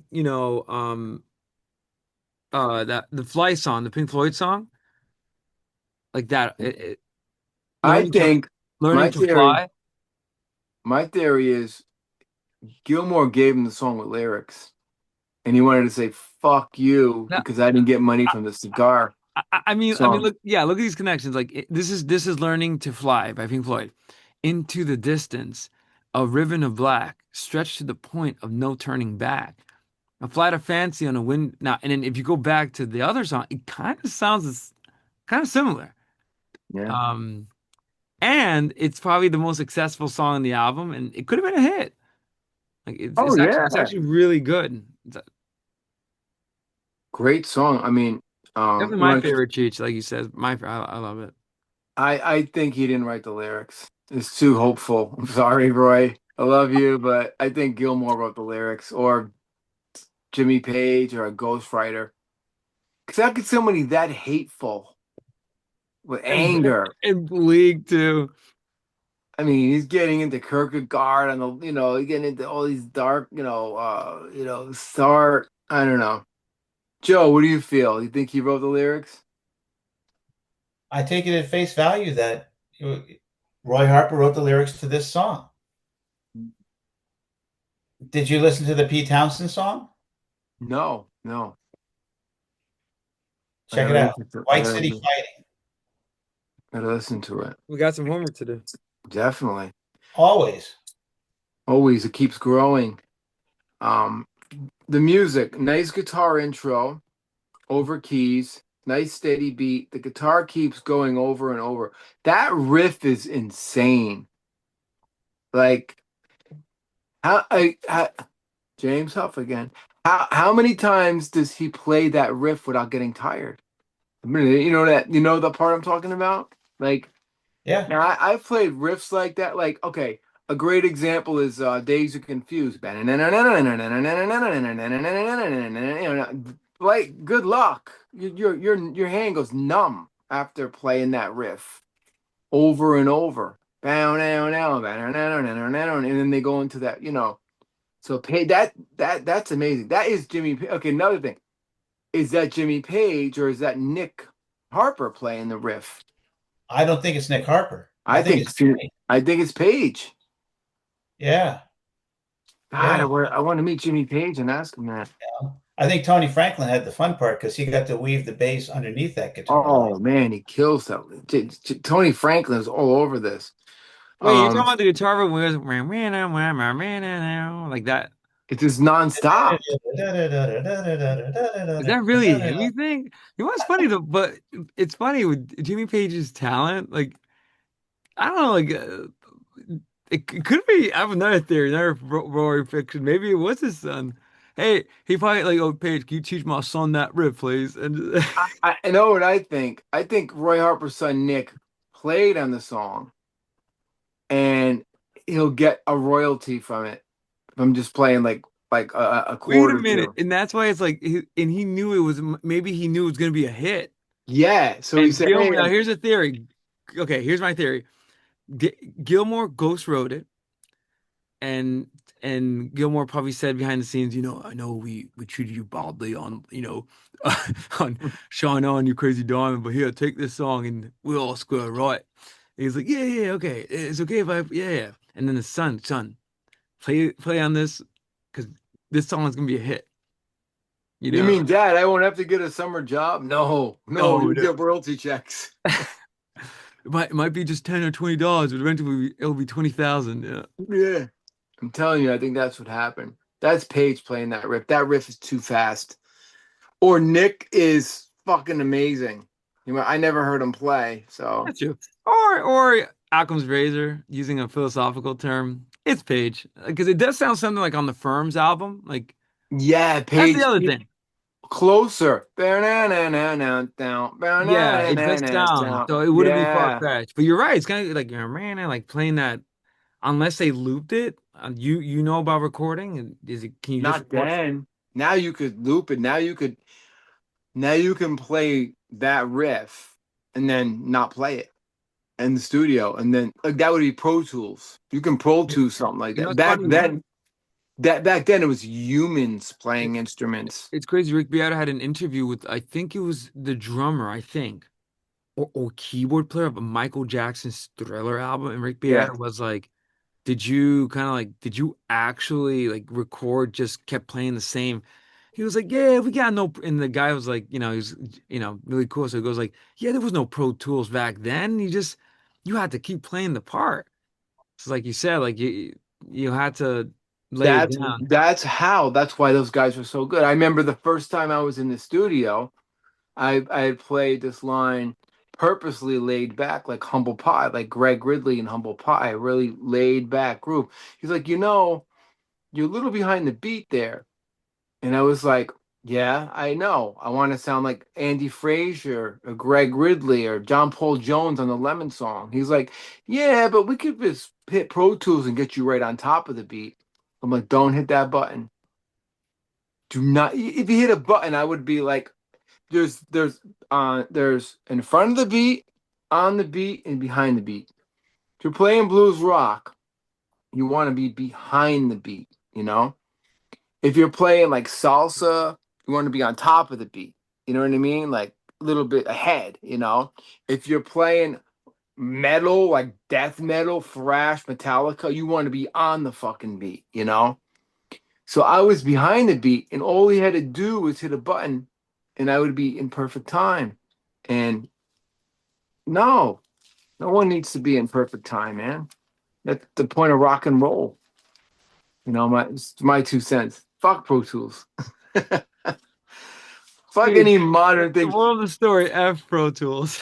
Moral of the story is get four guys in the studio, fucking crank your amps up as loud as they go, and just That's play the way like to you're do playing it. a Yeah, gig. that's the Black way. Sabbath Yo, first not album. be in some basement and like using Pro Tools and just Garage Band and it's so Any lame. fucking asshole can play that. Pro Tools can go right to iTunes. I got an album. No, you don't. Go in the studio and bang out songs live.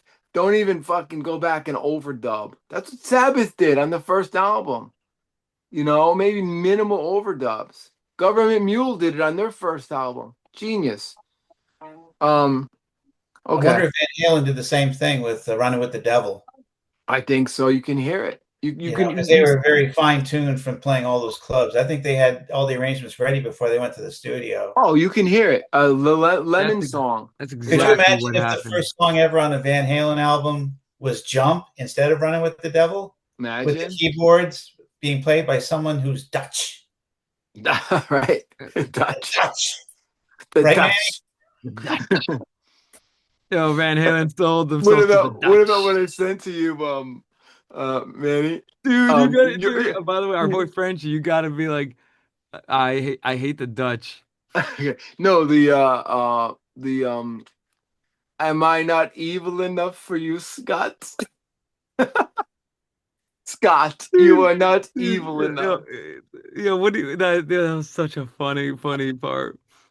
Oh You're, my you're and God. he goes like, you're not evil, you're quasi evil. You're not evil. You're Diet Coke evil. You're the Diet Coke of evil. And he attacks the guy, the KKK guy. He jumps out. God, that You see like movie's fucking cheap. you see like a Nazi there, a Yeah, yeah, KKK. yeah. It's like, dude, what is going on? Oh my God. Um, Austin Powers, one of the funniest movies It's ever, such a fun. ever. Oh, the trilogy's a masterpiece. So let me just get back here. The guitar is going over and over. Amazing bass group. I can't stop talking about Tony Franklin. I can't. I just can't when it comes to this stuff. Nice chord changes. A amazing guitar work. That with that tempo. And the second verse, like I said, how does Jimmy Page not get tired? Um, Then we get back to the riff, go to the pre-chorus. There's a nice vocal break. Then those 80s keyboards come back. Can't forget them. Franklin's amazing bass lines follow the melody of the vocals. He gets very busy over the guitar solo. You hear the bass just as much as you hear the guitar solo. Um, and then they come back with the third verse and it just ends. Great song.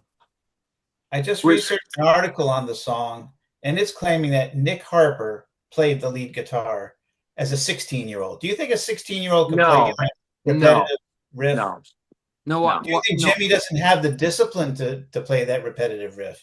He does on the firm. Listen to closer. No, no. Right, Actually, right. Jimmy's kind of known for a halfway decent song with a repetitive riff, and it's called Cashmere. But Cashmere's easy. Da-na-na, da-na-na, da-na-na, da-na-na. It Wait, just you have goes, to it tune goes it, up. but don't you have to change the guitar tunings?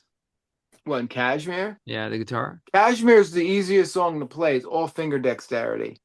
It starts off with let me think, an octave, goes to a flat nine, it goes to a nine, then it goes to a flat 10, um, and then it goes like I think it goes to a 10. I'm talking about like chords, ninths, jazz type of chords. It gives it that exotic feel, Mm. you know. Um, so it's not that hard to play. It is hard to play if you can't stretch your fingers because you're going from C to C sharp. I don't know what key it's in But you right know what's now. crazy? I think what I'm listening to Nick Harper doesn't tell you what track he plays on, as far as I know. Like, does it say on the liner notes, Joe, in the album?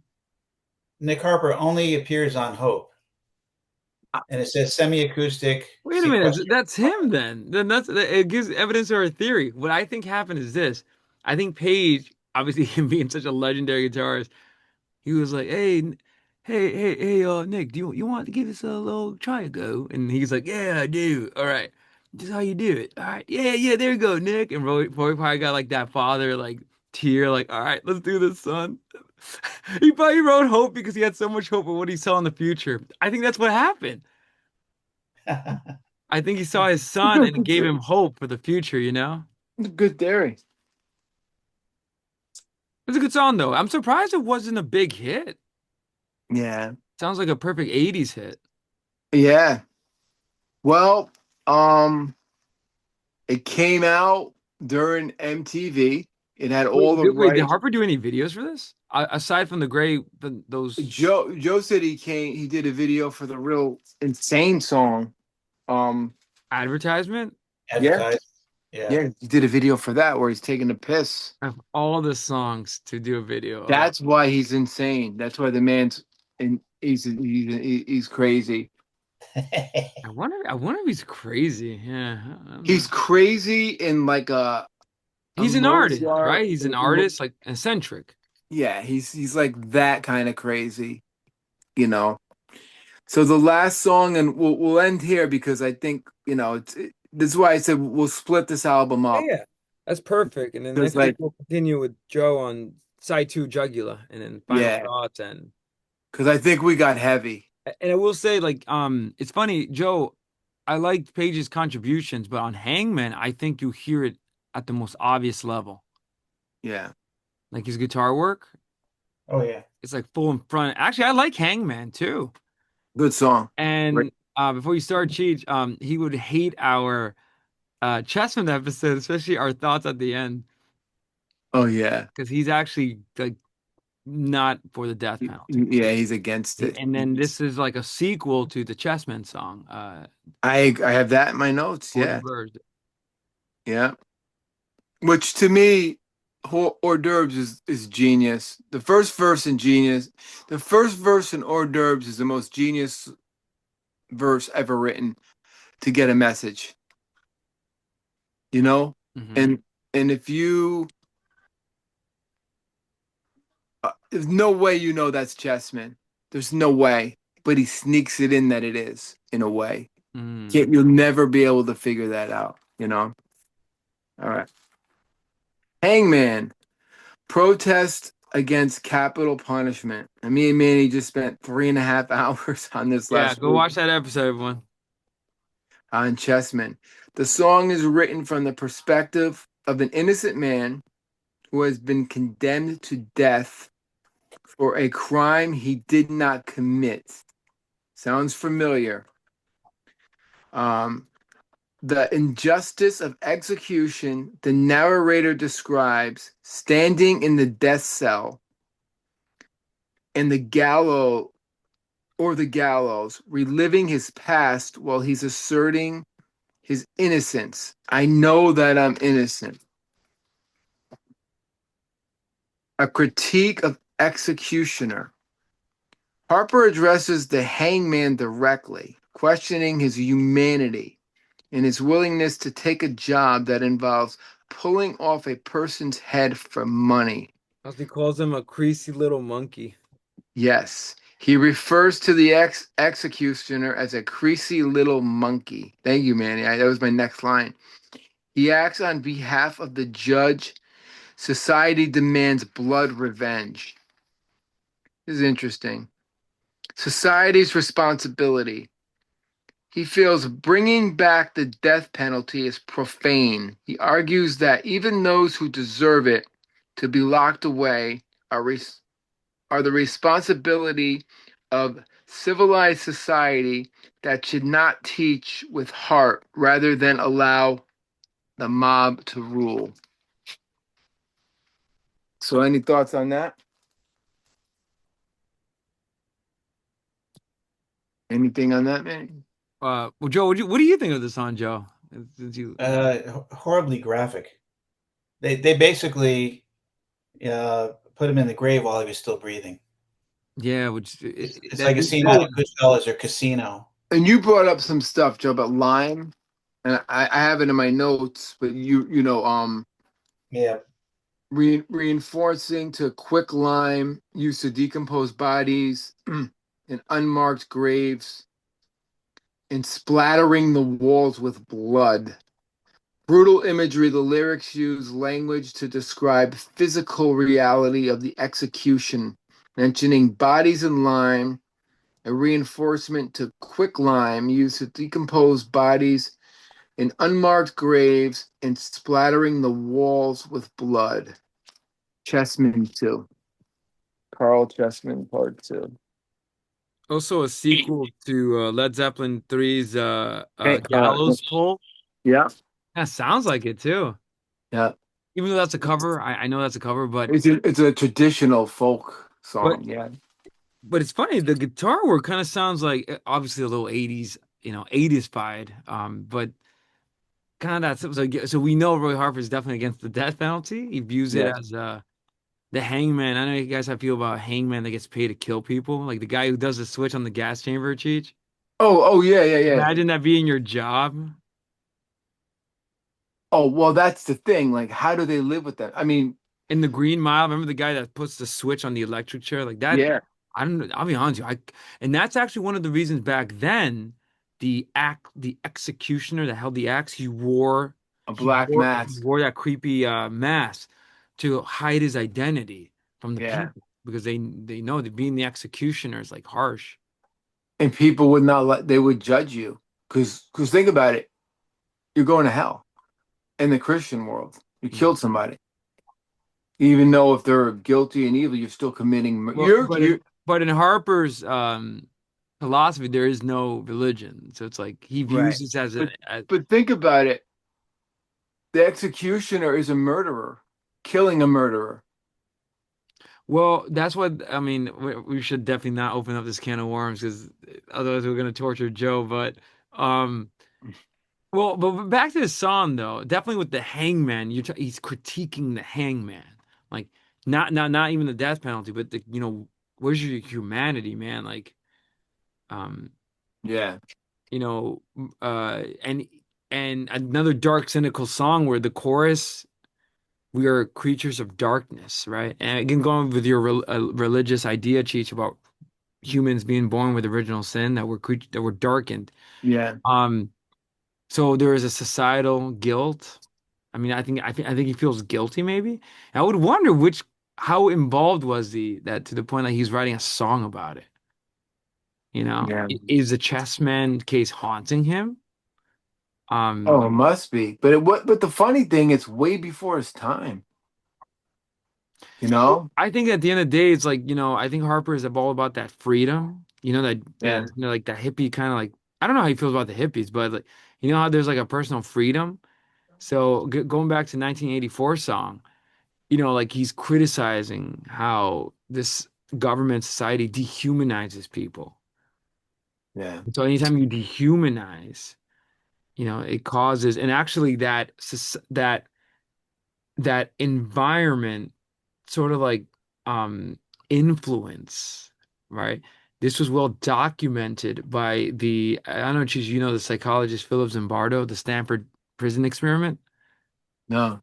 Oh wow, I'll be opening up a can of worms. But I wonder, like, my point is like Harper, like why he was so, because Dylan did do a few songs like Hurricane Song, but that was actually co-written, right, with somebody else. Yeah, Uh, but Dylan didn't get this deep about death No, penalty. no. His is more like, like that he was falsely in prison.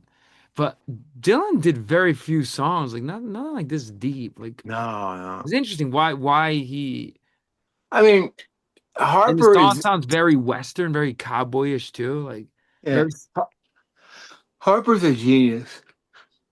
Sorry, he's a lyrical genius with so much information that you have to dissect it, or you have to be a genius professor or something to understand it. That's it. I mean, if I didn't dissect it or research it, I wouldn't know what he was talking about. You can't listen to this and go, "Oh yeah, yeah, it's about the death Oh penalty." yeah, Yeah. Hangman. And yeah, yeah, you know what Hangman is, yeah, but he's getting so deep. Let me get it. Anything else, Manny, on that before I get into the music? No, no, keep going. I think music is also very interesting. I think this is one of my favorite songs in the album too.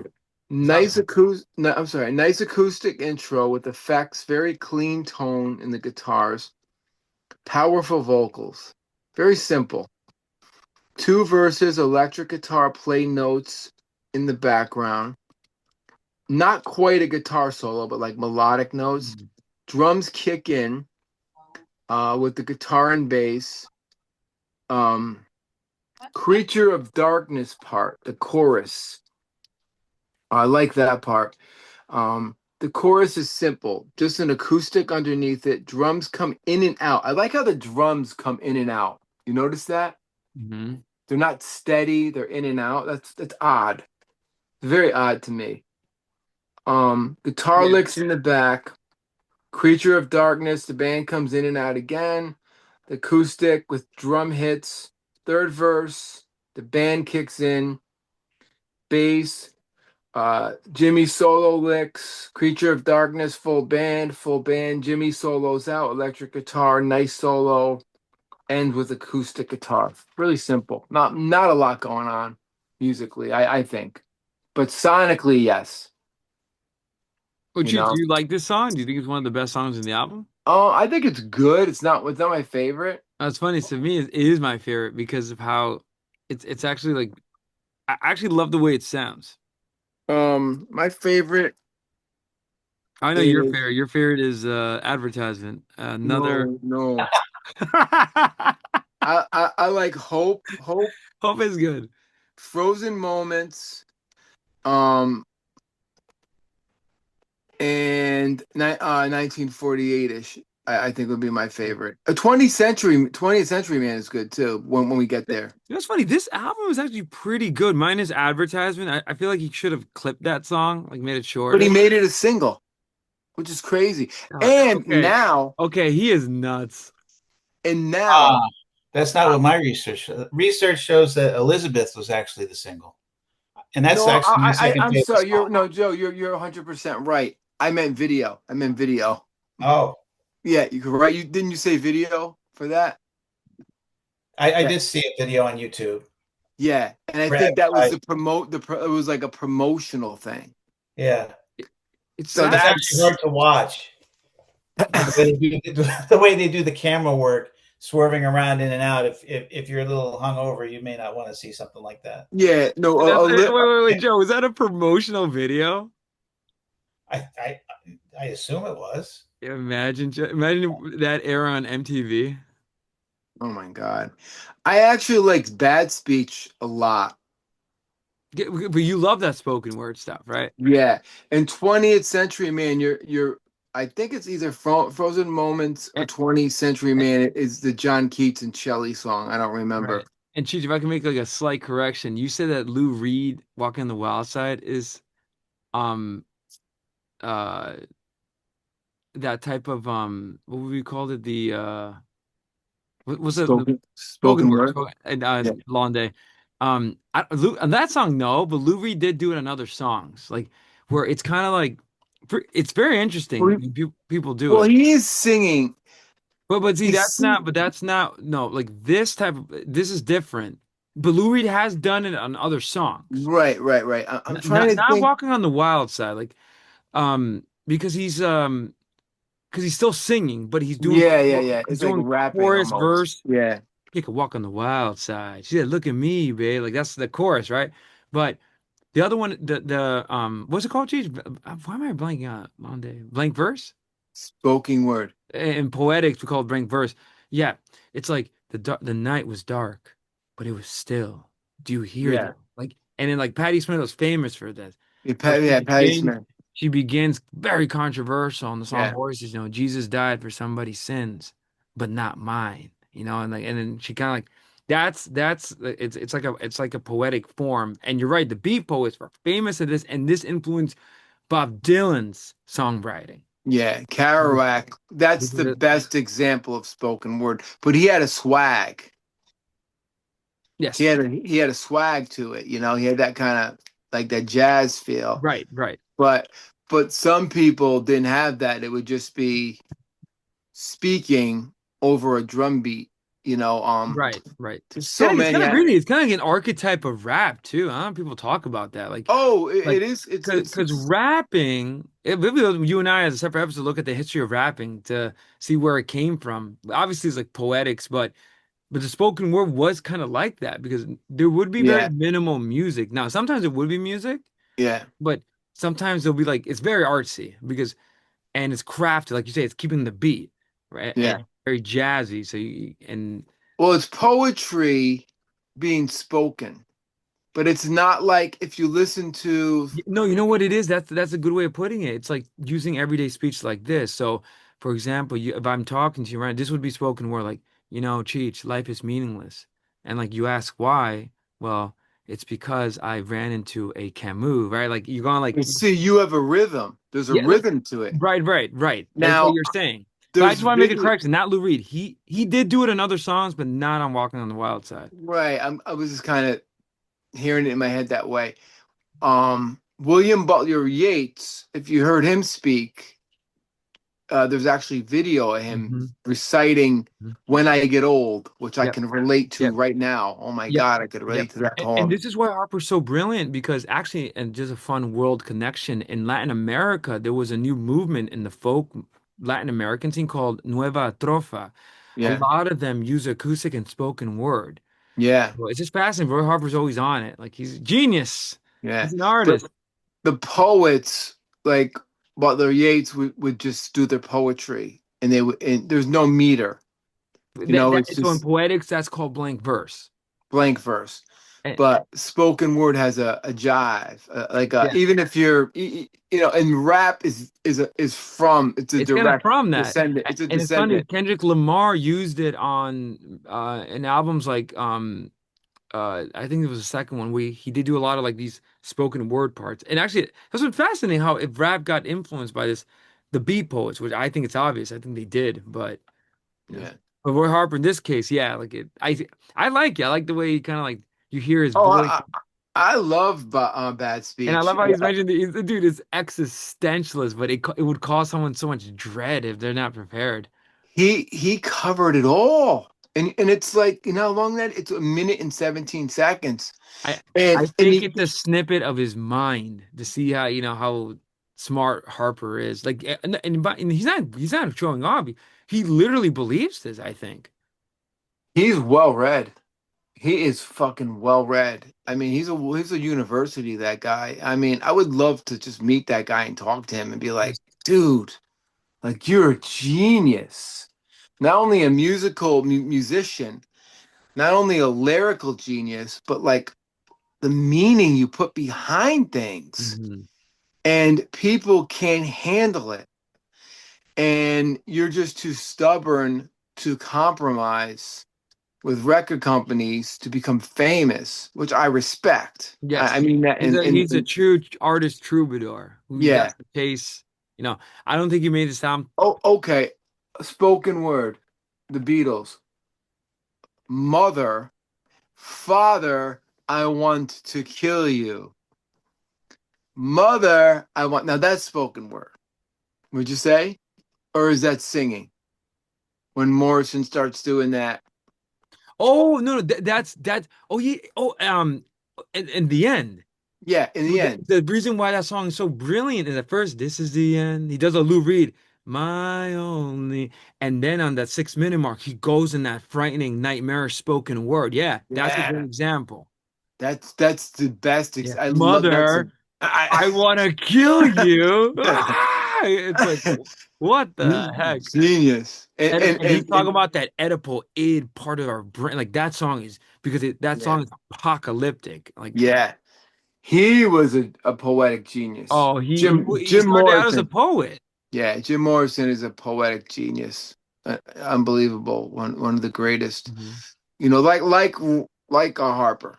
Hmm. Like, I almost said Roy Orbison. I got Roy Clark, Roy Orbison, Roy and Roy. Orbison, pretty woman, come with my. But yeah, spoken word is cool. I love spoken. I mean, check out the Morning Star Project. We were like really good at that, man. We would do the Kerouac vibe. Then we would just do, what did you call it? Regular poetry? Uh, The uh, word. like just no verse, no meter. Well, there would be bass underneath it, and he wouldn't do spoken word, but he would just talk. He had Right, no meter, right. no meter, and then he would have a vibe. He would have a It's click. crazy. I'd love to hear like what you would have done. Like if I'm not a poet, but I love that idea where I'll be like, hit the bass, boom, boom. Go to Morning Star Project on Facebook. All right. And there's, I mean, I'm like maybe 21 years old, and it's Wait, like us. are there any recordings I can like link up? Yeah, yeah, yeah. Maybe I'm older, maybe I'm 30, 31. But there's recordings of us doing it. Mm. It's really good. And we used to play this bar, a jazz bar. People loved us. Oh, it makes sense. Yeah, the jazz are gonna love it. Yeah, people loved it. And there was a lot of good, and it was all spoken word. It was all poets going up doing their thing.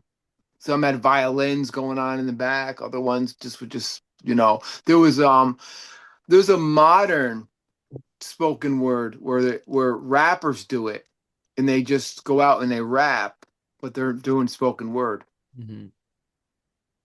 and they're asking questions, and they're looking at you, you know what I mean? It's pretty cool. It's interesting. But anyway, so we covered 1940-ish, Bad Speech, Hope, and Hangman Mm. in about 2.5 hours, I think. That's side one. Yeah, That's it.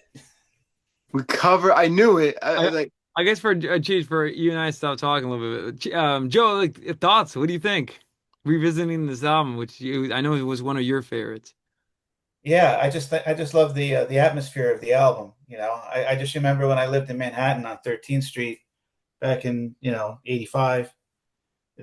Coming home and I would just leave the lights off and I would put this record on and just sit down and decompress from the day and just it's a very atmospheric album. It really is. It was warm. I thought it was a warm album.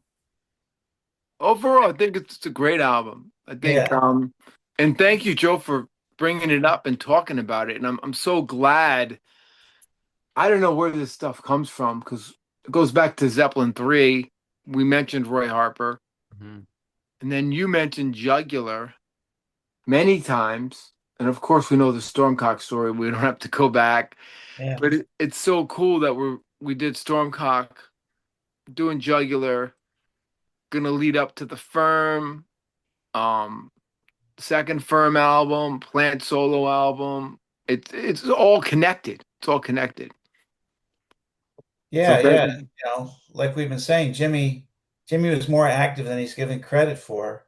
I feel yeah. like I need to apologize for him because I really don't know what condition he was in for Live Aid. But I had seen him May 9th Hmm. with the Firm, and I mean it was the first time I was at a show and I cried because he was so brilliant.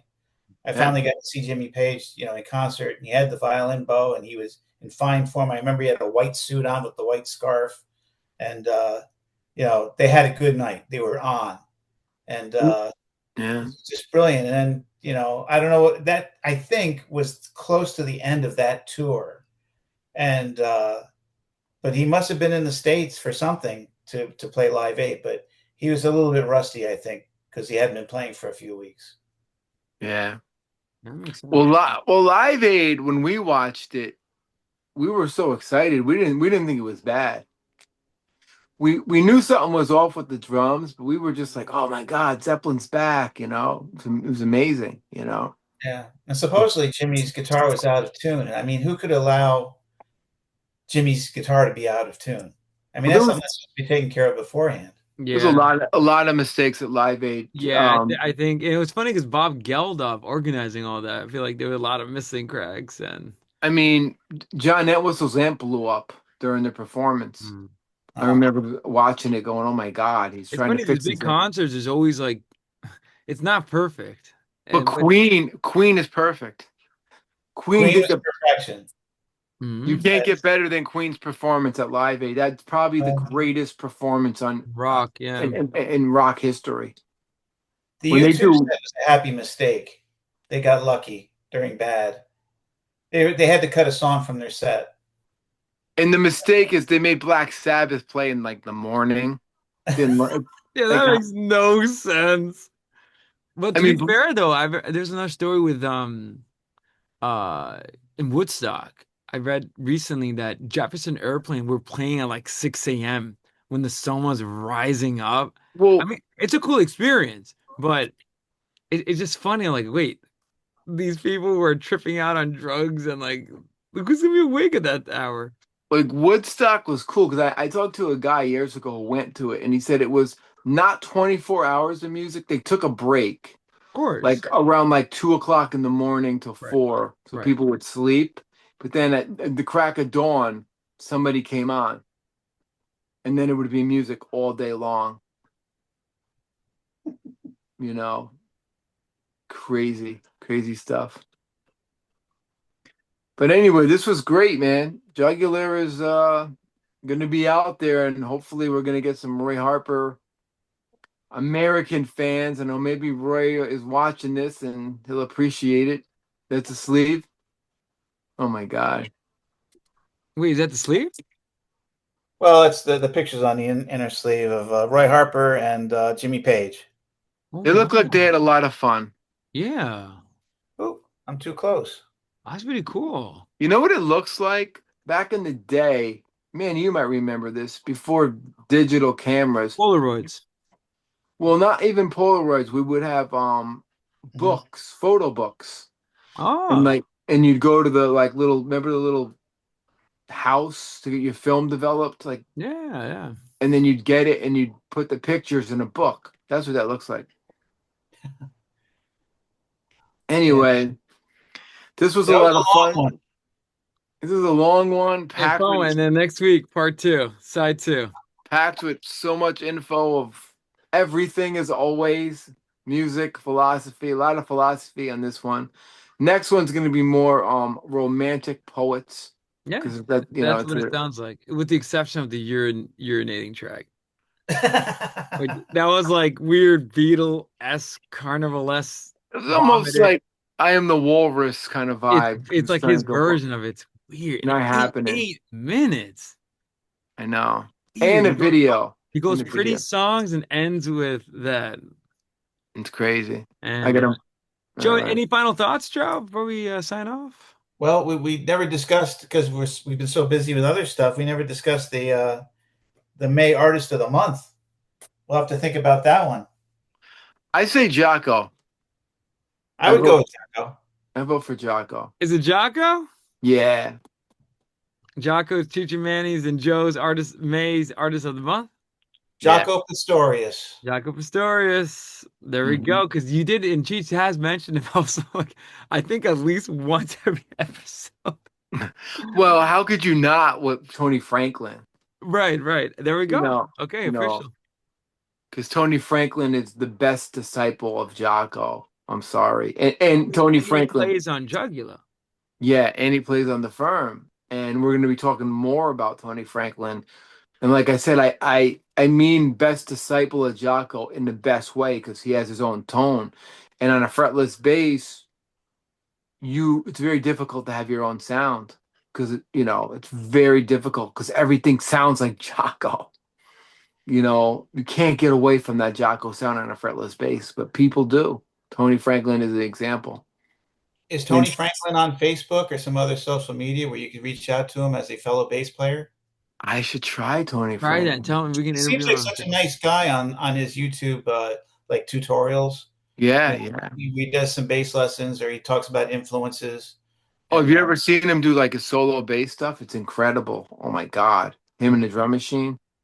He does some stuff that he he does stuff with harmonics that I don't think Jocko did this. He actually invented a harmonic where he goes up the neck. He does it on radioactive. He hits okay, the harmonic and he goes all the way up. I don't remember. I'm sure Jocko did something like it, but I think Tony Franklin might have innovated that on fretless. Uh, I would say there's Jocko and then there's Tony Franklin on electric fretless bass. And the funny thing is, Boz Burrell from Bad Company played a fretless bass too, and you can hear it like on Running with the Pack and stuff. But the recordings weren't as clear. To get that, you got to have a crisp recording to get that fretless there. So, cool. but anyway, guys, so Jocko is the artist of the month. Um, Jaco and thank Pastorius. you, the man. Thank you, Joe, for suggesting Jugular and Stormcock and Roy and Roy Harper because this has been a wonderful um journey leading up. We're going to be keep going into more of Page, and I don't know if we'll do any more Roy Harper. I think this will be the last one because like we cover we did 3 episodes. This will be the third episode on Roy Harper, which is a lot, and hopefully I people think we're will. probably like the YouTubers that have done the most on it. I think we're the only YouTube people have done anything on Roy Harper in the past 20 years. But all right, guys, Nanu, Joe, it's always been a pleasure. Thanks for the album covers. It looks amazing behind you. I love the firm. It's so cool how that looks. Yeah. Yeah. All right. Well, have a Uh, good night. Manny, don't forget to read your Geddy Lee book. I just finished it. I know it's incredible. I'm gonna get started with mine.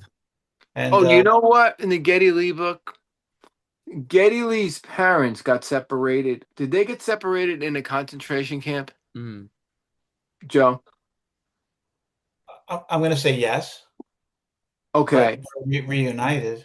They got reunited, and that's Manny, where I was thinking of Viktor Frankl. I mixed up the whole Viktor Frankl thing.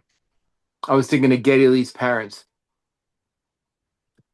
Yeah. Oh, He spent years at hard labor in the Yeah, camp. and he didn't know if he was going to see his girlfriend, who was Getty's mom.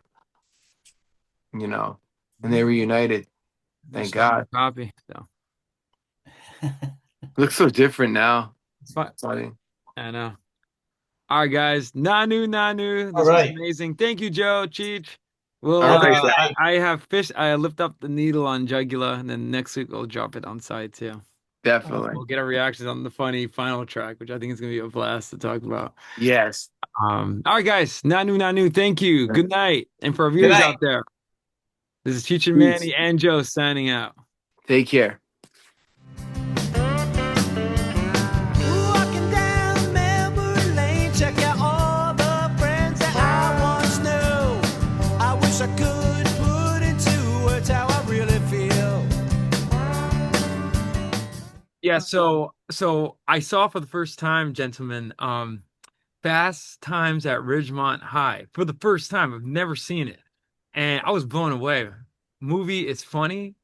The soundtrack is amazing, It is and I know Cheech, you talked about a certain the scene. greatest scene of all time is in that movie. Phoebe, Not going into too much Phoebe detail, Cates. so we don't get Yeah. canceled. But We'll um, just, we'll just say Phoebe Cates moving in stereo. right, if you know, you know. But I was blown away by that. I thought it was so funny. And I know Spicoli, played by Sean Penn, is so funny, especially He with is amazing. Mr.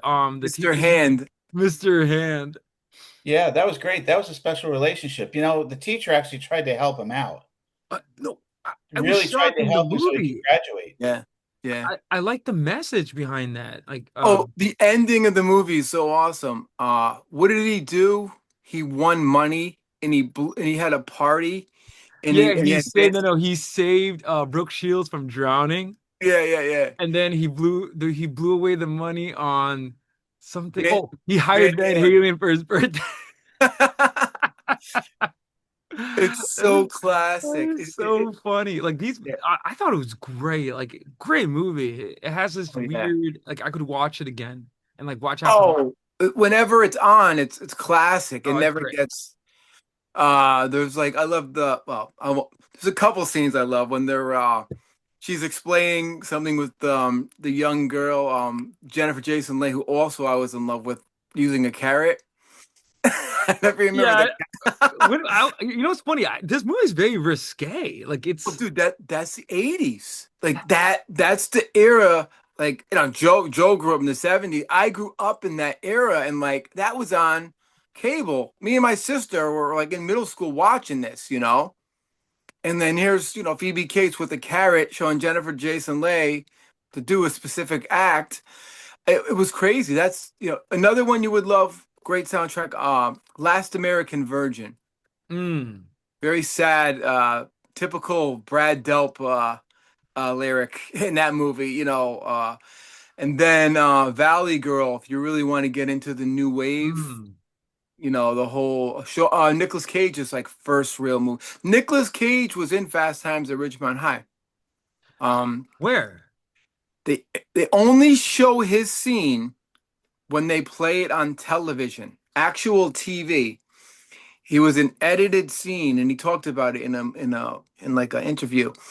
It was an edited scene where him and Spicoli and his boys go into the store, and it says no shoes, no dice, no service, because he never wore shoes or something like that.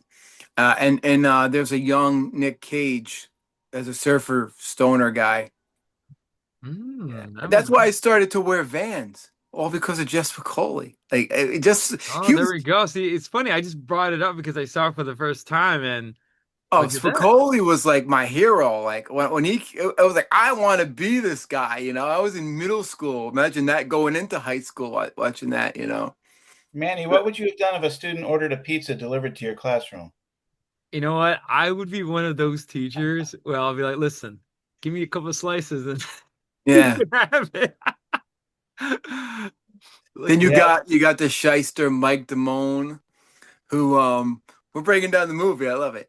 Who I guess did he impregnated Jennifer Jason Leigh and you. yeah, yeah, yeah, but he was like a total like He D-bag was about a it. yeah, I know a Such a lot of those D-bag. typical yeah, yeah. 80s. And then you have That's your a hopeless typical 80s guy. romantic who I'm just like keeps making mistakes. I'm like, dude, just kiss the girl, man. Stop.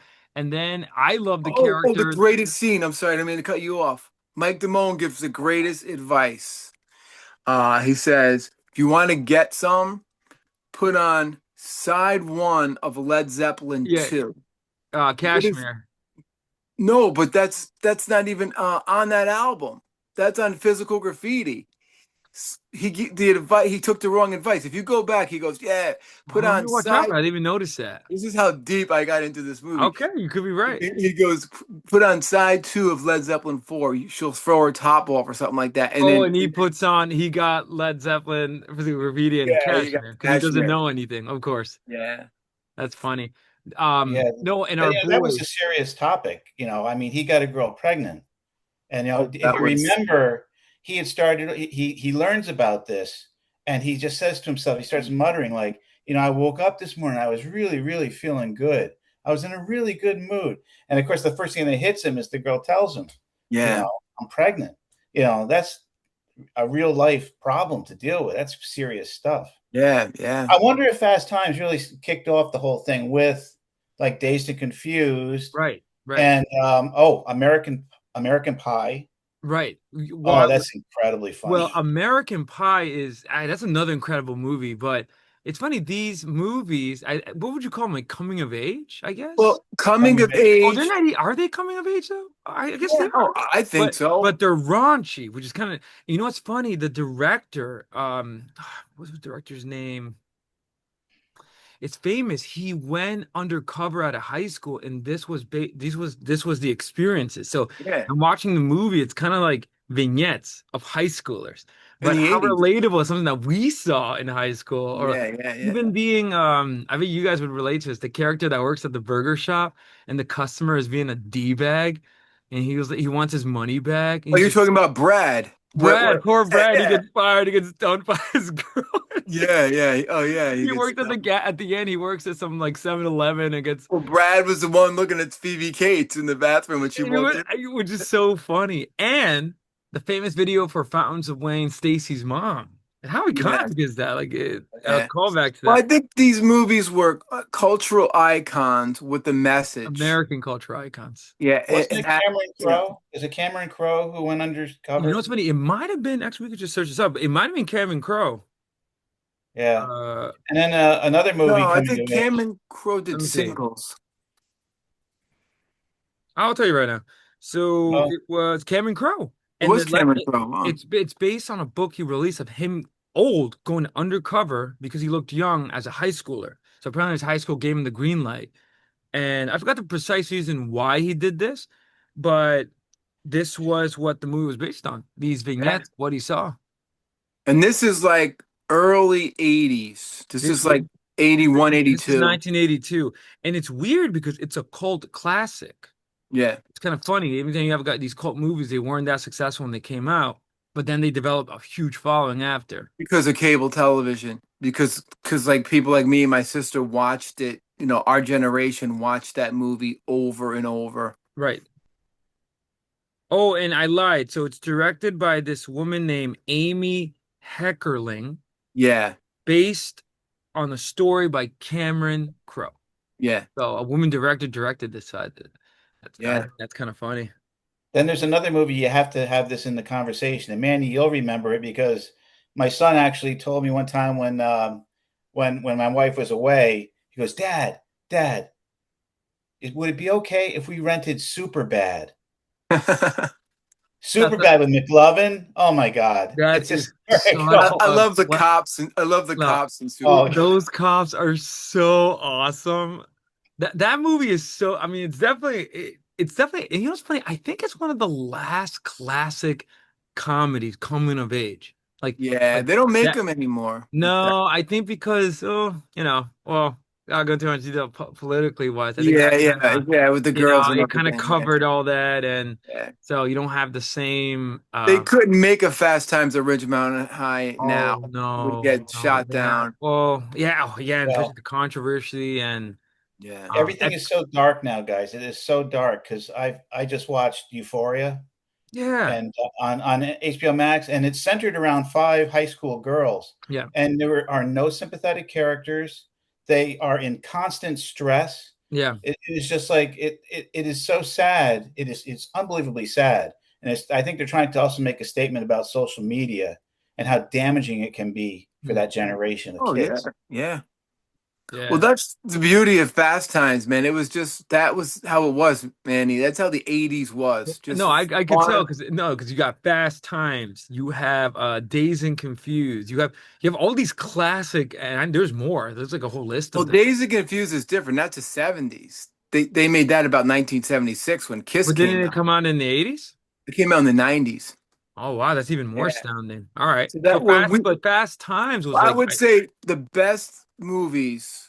oh, and actually there was one that was released, American Graffiti, back in 19, directed Yeah, by I that's a think it was good one. George Lucas. That was one of the first ones like Yeah. coming of age. I haven't seen it, but it's considered a classic in that Yeah, the kids genre. are all trying to be happy and have a good time because the draft was in place. The Right, Vietnam War was about to start raging, right. and yeah, they were But I those love the kids are going to get comedy and drafted. Yeah. positivity though. Like unlike today's stuff, which is so. I agree with you, Joe. It's like dark.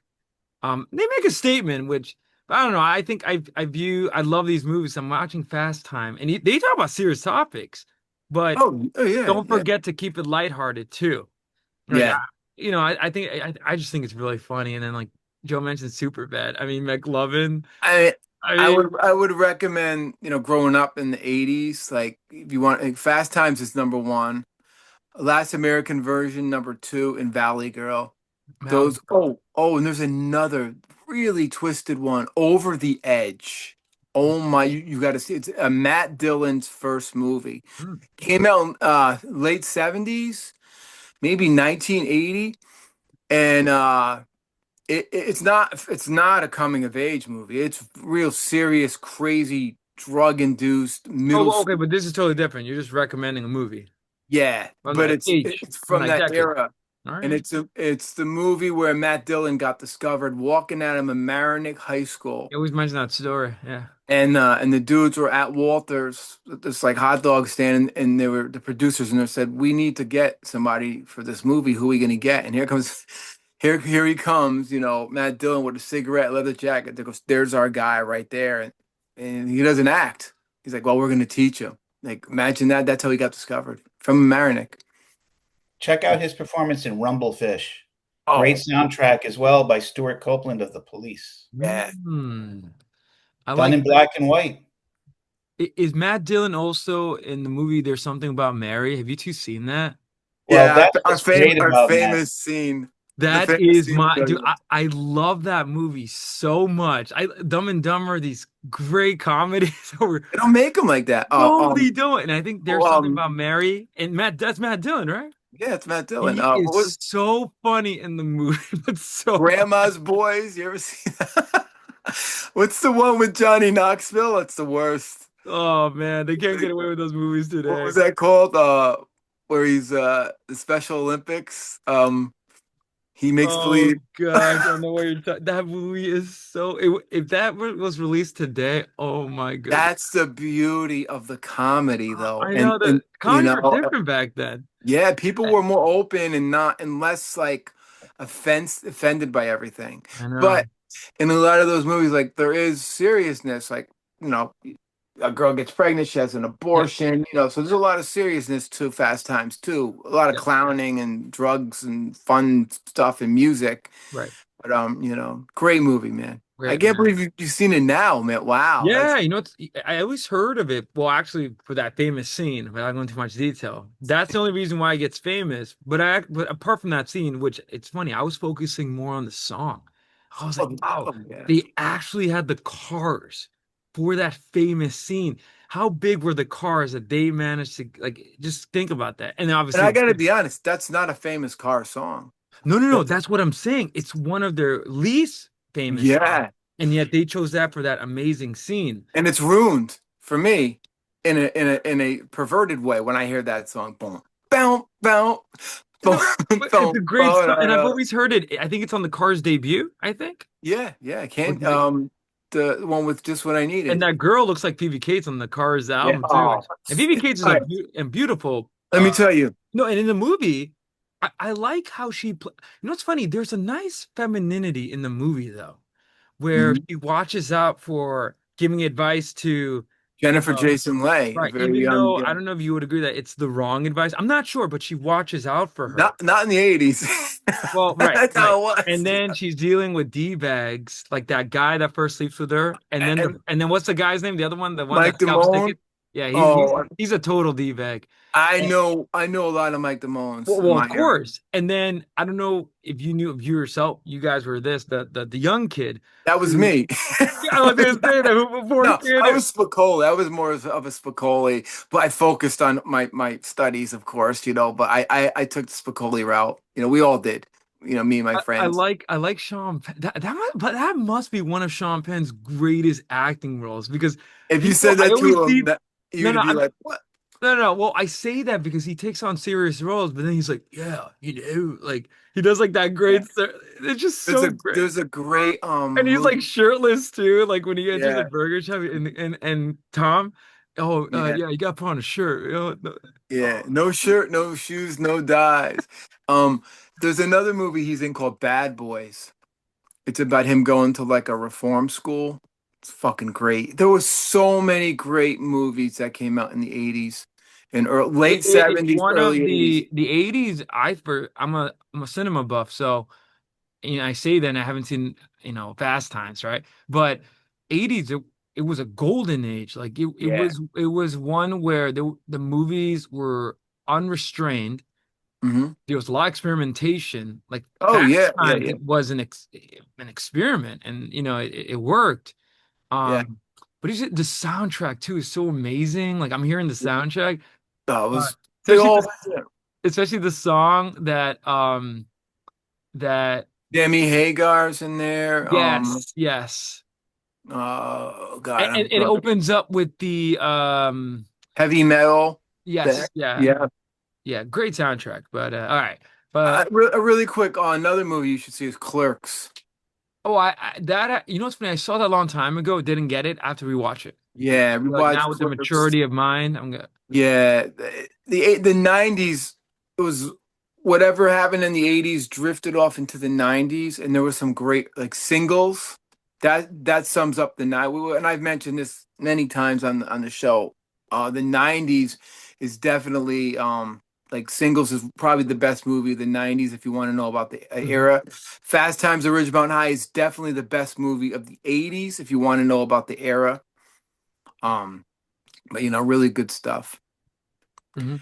But I think speaking of the 80s, we're going to be in the Well, 80s, actually, we're gonna continue. So right? Right we're when, gonna I know we always begin with our usual topic. So we're gonna continue. This is part two, but not really because I'm gonna probably tie these episodes together. Whatever happened to Jugula yeah. by the great Roy Harper. We're Yeah. gonna twist over the record, the vinyl, or if you're Hmm. streaming, we're gonna start with the song Yeah. um uh let me get Elizabeth.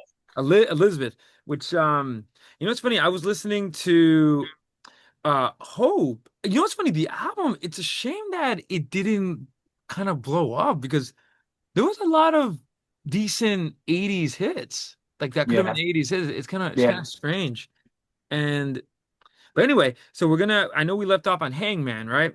Yeah. Now we're gonna begin in Elizabeth. So I'll throw it to you two gentlemen. I don't know if you want to begin any like do you guys want to do any comments, remarks, or Just a shout out to my brother-in-law, Rob oh, Dominguez. congrats. He won the Yeah. seat. Congrats Yeah. to him. He won the seat in the Board of Education, for the second term. Love you, Rob. You rock. Great bass player, Rush fan, amazing human being. So, congratulations. Congrats, Rob, if you watch this episode and you And hear my always a message. shout out to Potter's Field and the boys. Joe, any shout outs? Oh, happy birthday to my granddaughter Erin, who turned 6 months old today. Aw, beautiful. Oh, happy birthday. That's great. All right. I'm gonna dive into Elizabeth. Let's do it. And I always think of Fred Sanford, Joe, saying, Elizabeth, I'm coming. Elizabeth. Red Fox. Do you think he named the song after Queen Elizabeth? Um, no, I don't think so. That's interesting. Are you sure about that? I don't think he had a wife named Elizabeth. What Well, Elizabeth is a mythical character. from what? I don't know. Let me go through my Uh, notes and you tell me what you guys think. Oh, so So before you start, this song sounds like a "We Are the World" number. I'm surprised it didn't catch on. Yeah, the like chorus you is said, great. It's yeah, great. yeah. That's what I'm saying. Very accessible. Yeah. Yeah, I'm surprised it wasn't like a human like they didn't use it or Yeah. Putting it's a your hands shame. together to save the world. Yeah, yeah. I don't So know if he means that politically, like, war-torn Yeah, the world pops world up a well, I guess lot. we'll let Professor Cheech tell us, right? yeah. Well, what I have from listening to it, an anti-war protest song anthem, focused on a global, um, uh, like the global world and hope without conflict. So I'll say that again: anti-war song anthem, focusing on the global world with hope without conflict. It blends imaginary historical struggles with a personal address to a figure named Elizabeth. Now that's the mystery person. A call for people of all races to join hands across the world to save it. It emphasizes the importance of making some changes. Okay. Any questions so far on that? You know what's funny? I think as a little okay. So if it's not a Queen Elizabeth, do you guys know the song "Elizabeth, My Dear"? This No. old no. I Who's know that? Martha, My Dear by the Beatles. Oh no, well that's a classic. Also, um,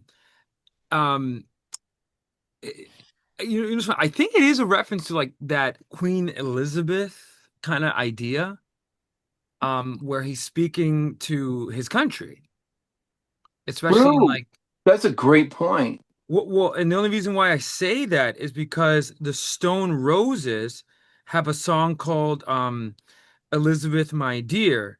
And it's kind of funny because that Elizabethan also is very Yeah. famous with like English culture, right? The Elizabethan, like Shakespearean, um and they use I always find like Elizabethan is like Renaissance medieval also, Of you know? course. Um the Stone Roses from 1989, which is one of my favorite debuts of all time. And I can't believe I didn't mention them on our debut list because it is one of the greatest debuts. They use an old melody, and they call it Elizabeth, My Dear, and it sounds very Renaissance, very Yeah. medieval. So I'd wonder if Roy Harper had that in mind, like that idea, I mean, maybe. I'm not getting it so far from, I mean, do you agree with the anti-war and stuff Oh, on the lyrics? 100%. Yeah, Yeah. especially with that Joe mentioned that great point. It's time that we joined our hands. Like it's like, Yeah. peace and love. It's time to save our world. I think he also mentions nuclear holocaust, and that makes sense because the album it's kind of like a concept album, like that 1984, you know. Yeah, yeah, no, I definitely get into that. So It's a the mystery though. Who's Elizabeth? I'm not that's sure. yeah, my third point, like the Elizabeth figure, the name likely serves as a person of the future or a loved one waiting for you in a better world. I got that from Right. a website. So it's like Elizabeth could be somebody in the future or waiting for a better world. Yeah, maybe Yeah. that old Elizabethan England, like how I Yeah. think that sort of dream you not utopia, but like let's go back to how Led Zeppelin has Tolkien references back to that Yeah. pastoral England. Yeah. Maybe that's what he wants as well. Like, Yeah. not but even though medieval times would actually like I would not want to live in medieval times. But As but cool as it sounds, like, like, but obviously it gave birth to Shakespeare and like oh, you know yeah. Elizabethan culture. I mean, I think that's maybe it's a reference to that. You Yeah. know, Yeah. less modern. I remember like watching a show about history about going back in time, and they're like, if you really want to go back and live in, like, the 1800s or the Wild West, you'd be stepping in horse shit everywhere you go. Oh, well, I And, found out. and people would have no teeth and people Well, would smell. well, yes, and I found out. I recently saw this movie, Shakespeare in Love. Oh, yeah, yeah, it's a good Great movie. movie because I'm a fan of Shakespeare, so I kind of got a sense of who the guy was. But then there was a weird scene where, yo, no plumbing. Where did they throw the shite? Out the window? Like literally, I'm just Yeah. thinking, Oh man, yeah, the streets were full, or they had what a strange. outhouses There is later none on. of that. No, there's not even outhouses, No, dude. Like it yeah, was straight up bucket and out the window. and like it was like there was no deodorant, so people must have Oh, smelled the that what? And the PL. only one that smelled good was the rich, right? Because they could afford like food. Perfume existed back then. I think Right, they made forms of it, you know. right, right. So anyway, you were going off topic, but yeah, I think that maybe that's what it's a reference to. Maybe like W- maybe it, Just really quick, you got me there. I'm not gonna sway, but I hate this theory that they say Shakespeare was invented. Oh, You, you know what's funny? Me as I hate that theory. I go against it 100% because it was so dumb. And another one is that Shakespeare didn't exist. I'm yeah, like, and then there's another theory that there was that was a pseudonym. yeah, It's yeah, so yeah. dumb. I don't think so. Like Right. William Shakespeare is a genius. He Oh, did exist. yeah, And he wrote dude, he literally is the perfection of English. Believe totally it or is. not. To this day, there's few that match him, and everything Yeah. English is compared to Oh yeah, yeah, yeah. Elizabethan English comes from Shakespearean English. So it's, Oh yeah, definitely. I agree with you, Cheech. Um, just had to throw that out there. The narrator promises to come for you when the winter metaphor for war or dark era is over. Anti-war sentiment. Harper refers to the face of the Holocaust and urges the world to drop bombs and guns. He contrasts the destruction of war with the grace of great numbers marching for peace. I like that. How he's saying in one sentence, have war, but then he's in the other, sentence is saying march for peace. Kind of weird. That's in the lyrics. I wonder what that means. I don't know. It's more of his like absurdism, maybe Mm, in a way. mm. Historical legacy. He mentions his old grandmother marched in the Highland, a lineage of protest and long-standing fight for social justice. I don't know. That's what I got of the song. I don't know how you guys feel. Any comments on that? It's a lot. It's a lot to Yeah. it. Did you It's a, capture the verse that sounds so much like Pink Floyd? It sounds like it's produced and sung like Pink Floyd could easily take that verse and put it on one of their albums. is that like the second verse? Joe, which It's verse is it? it's towards the end. It goes before the guardian angels disappear on puffs of angel dust, drop the bombs and guns and rust and split. But he's like spitting the words out like the way a Roger Waters would. There's something about it. I was like, oh, that sounds like Floyd. Who stole from who? Yeah. you know, because it's a very different verse than the It, other verses because it it's it's sounds like it's something more on, aggressive. yeah, it sounds like something on I would hear on either um Pink Floyd's The Wall Metal. album because it kind Yeah. of sounds like he's right. The production actually kind of sounds like that. It's actually kind of funny. But yeah, I agree with Joe. I agree with you. And Yeah, that's the line that Cheech was referring to, where he talks about before guardian angels disappear on puffs of angel dust. Then he says here, drop the bombs and guns and rust and split. and he So screams out "split." yeah, yeah, Yeah, I it's noticed. very much like maniacal, like Pink Floydish. Yeah. I mean, the song starts so quietly and it builds pretty nicely. With the verse. He starts with the acoustic and he's got the verse, chorus. He brings in Tony Franklin on a very understated bass, Yeah. and Tony Franklin does a little bit of harmonics on that bass. I could capture that, Mhm. but very understated. And then later on, Jimmy does just a wonderful, wonderful guitar passage that has a lot of atmosphere. I assume he's using a Strat at that I time. think he used the Strat a lot on that album. He, and he would go on to take that sound and apply it to the firm. He was bending the strings like a lot to Well, get the yeah, he had sound a that he special desired. on the Firm. He used a weird effect like on Radioactive. But I feel Well, like that's an wait, is that the exception. only song you used that on though? Because I don't think you used it in other songs. That weird That might effect. that might be the only song on Yeah, but no, but Radioactive. what Joe's referring to is that sound, and this song and the firm's production almost sound alike. Like they have, like I was hearing, I'm like, wait a minute, and I hear that bass too. That Joe's. Well, in my opinion, on the bass, it gets better. It gets more clearer on the firm. It's more the bass is more pronounced and Hmm, produced on the firm. It's great on this album, but the bass could be a little bit more higher in the mix. hmm. And the firm, it's actually perfect. Tony Franklin's bass is perfect in the firm. On this album, I think it could have been a little bit could have been mixed better as a bass player. Is my thoughts on that. I mean, I could get into the music if you want. Joe already has some great points. Um, Joe, want to say? Do you remember what you said before I jump into the concepts? I mean, it just starts off and builds very slowly, starting with Roy and his, just his voice and Yeah. acoustic, Hmm. then bringing in the bass. And it kind of reminded me of what you said at that time when you accompanied the poet and played bass behind a Yeah, poet. It yeah, sounded like that kind of vibe. And the exactly. bass is, I think the bass is purposely mixed really low so that it wouldn't overpower his spoken word. That's a Uh, good point. That's a and then great and then they do bring in the drums, and then they bring in Jimmy, and I mean Jimmy's the cherry on top. I think he really played well on this album. I don't think he gets Oh, he credit. does. He does. This It's all album should about be known. atmosphere and ambiance and just Yeah. creating the mood. Yeah, this album should have been bigger, I think, for them.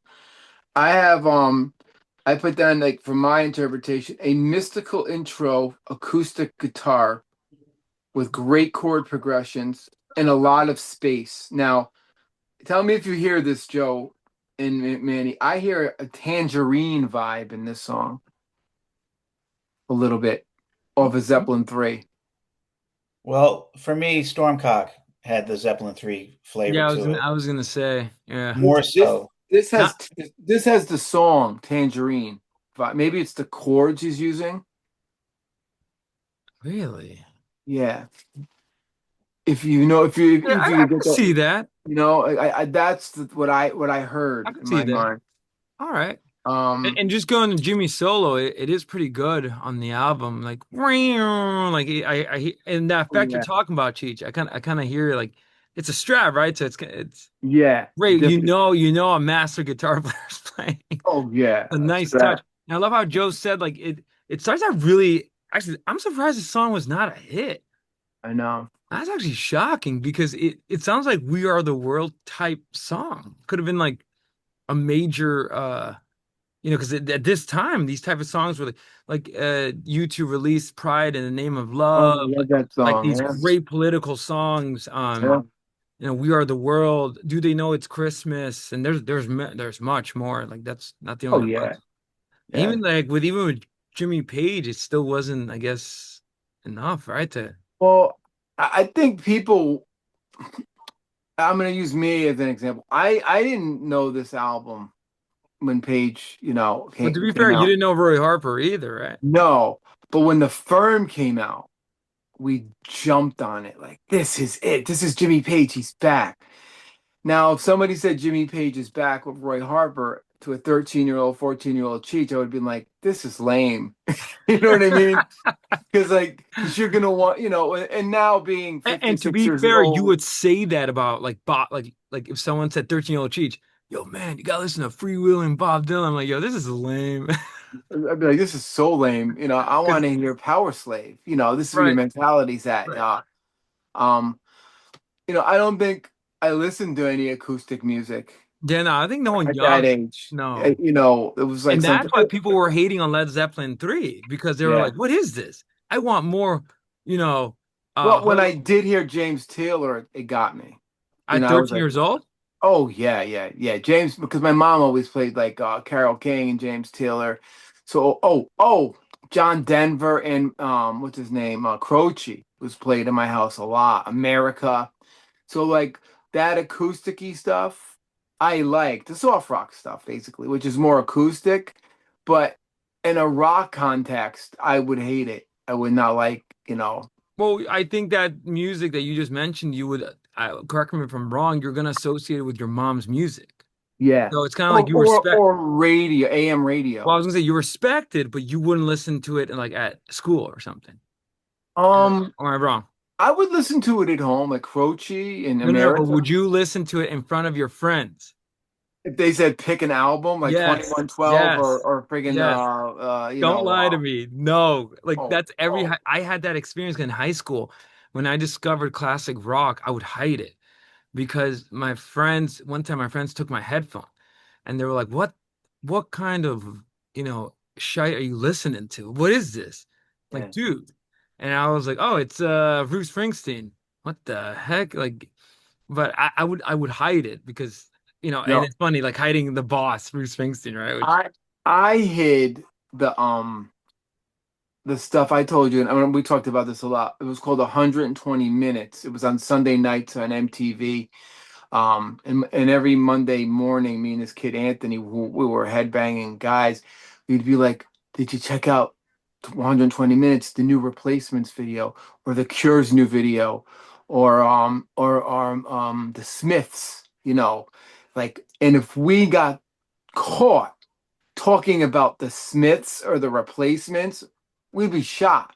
It was Slayer, Metallica, Maiden, Venom, Fates Warning, like, you're a imagine if you were pussy. listening to like Roy Harper, like I'd Oh, be they'd like, be, "What what is is this?" this shit? What is this? And I would have hated this album in 1984, you know, And but even with Jimmy Page, you would still hate it. because it wasn't heavy. Where's the riffs? I'm going back to that picture I sent you guys. That guy, okay, that guy would be like, wait a second, where's the riffs? Where's like the firm has so many kick-ass songs. Radioactive is like phenomenal. That's the first single we got, Radioactive. More Right. pages back. We were just like blown away. Um, but yeah, Joe, I definitely the harmonics are amazing, and it's almost like a counter melody that's coming on the bass. I don't know if you guys agree with that. The bass line's playing like it comes in on the second verse with harmonics and a counter melody. Then the drums come in with full band, very slow tempo. Then the song's tempo picks up very short, and then Jimmy Page's guitar solo comes in with great hits in the rhythm section, great drum fills. It gets quiet again in the third verse with keyboards. Now you mentioned that's the Pink Floyd part, Joe, when the keyboards come in as a counter melody, where he starts to sound like Waters, I don't remember the keyboard part. like in the third. Well, you said in the third at the end of the song, like the third verse. Yeah, Yeah, it that's starts a, before the Guardian Angels, yeah, and he just aggressively sings it. He right. starts off so soft, but in that verse, he really spit it out, and I could definitely hear a Pink Floyd influence. But I think that it was that Pink Floyd was influenced by Roy Harper. Oh yeah, yeah. Hmm. Then the full band comes in. Beautiful guitar licks, classic Page. Um, then a big double tracked vocal ending. Maybe that's what you're talking about. The double tracked vocal ending. Amazing drums at the end with great fills. Almost Pert like, I wrote. No, The fills are a little insane. Listen to it, man. If you could get to the end, Wait, you still like Purr? they're busy. They're like almost Pert like. That's why I wouldn't go that far, but it is pretty like I love the drumming. It's like a He does a, great 80. It sounds like a great lost 80s ballad or he something. does a couple of things that are very tricky on All the right, well, drum. you're the musical actor. You would Um, hear it out. and then it stops and it gets strange with the keyboards. Uh, the bass comes back in, and then it sounds like a dream state, very trippy ending. It gets weird at the end. Yeah, Typical Roy Harper. I yeah. just recall it repeat the chorus is repeated several times. Yeah. You know, And I laugh about the Pink Floyd connection, but David Gilmour apparently contributed one or more photos on the inside sleeve. There's 6 different photos, and they credited 3 photographers, and David Gilmour was one of them. So I think David Gilmour was very aware of what was going on in the studio with Roy Harper at the time, Yeah. You and know, was it's funny. taking I notes. wonder. I wonder what they would have thought like while they were recording the album. Like, hey lads, this is gonna be a big hit in England. I think they care. I think it was more And what imagine having Jimmy. Imagine like the musicians. Roy Harper obviously doesn't care if Jimmy Page was famous or not famous, yeah, or maybe he does. I'm not sure. Like, I don't think he realized, for example, singing for Pink Floyd. Like, yeah, yeah. did he listen to Dark Side of the Moon before he put down his vocals for Have a Cigar? I'm not sure. But like imagine just towering Page in the studio.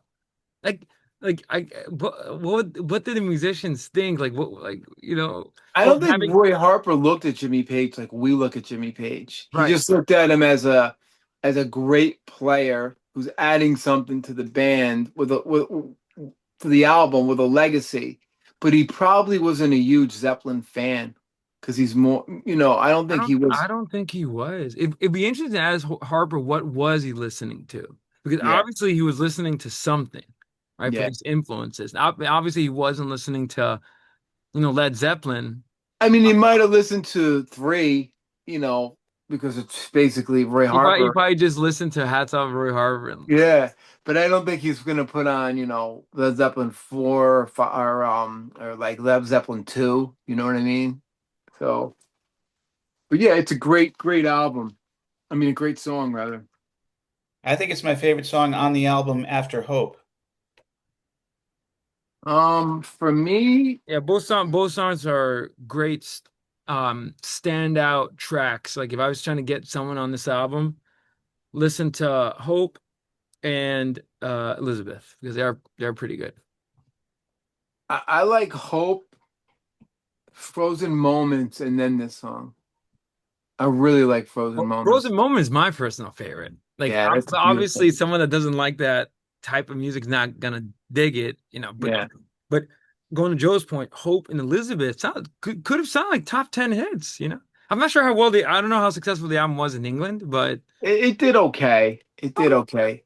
But it didn't. he should have done an MTV music video. He could have won an MTV award. Joe said he did a promotional, right? On the He did, but it's not. It's so bad. yeah. It's I so don't know why bad. he didn't do like a radioactive video. The firm did two videos, Radioactive and Satisfaction Guaranteed. I don't know why he didn't do a video. MTV would have played it because Jimmy Page was on it. Well, most of artists of Harper's caliber, they hated videos. They Yeah, hated this idea.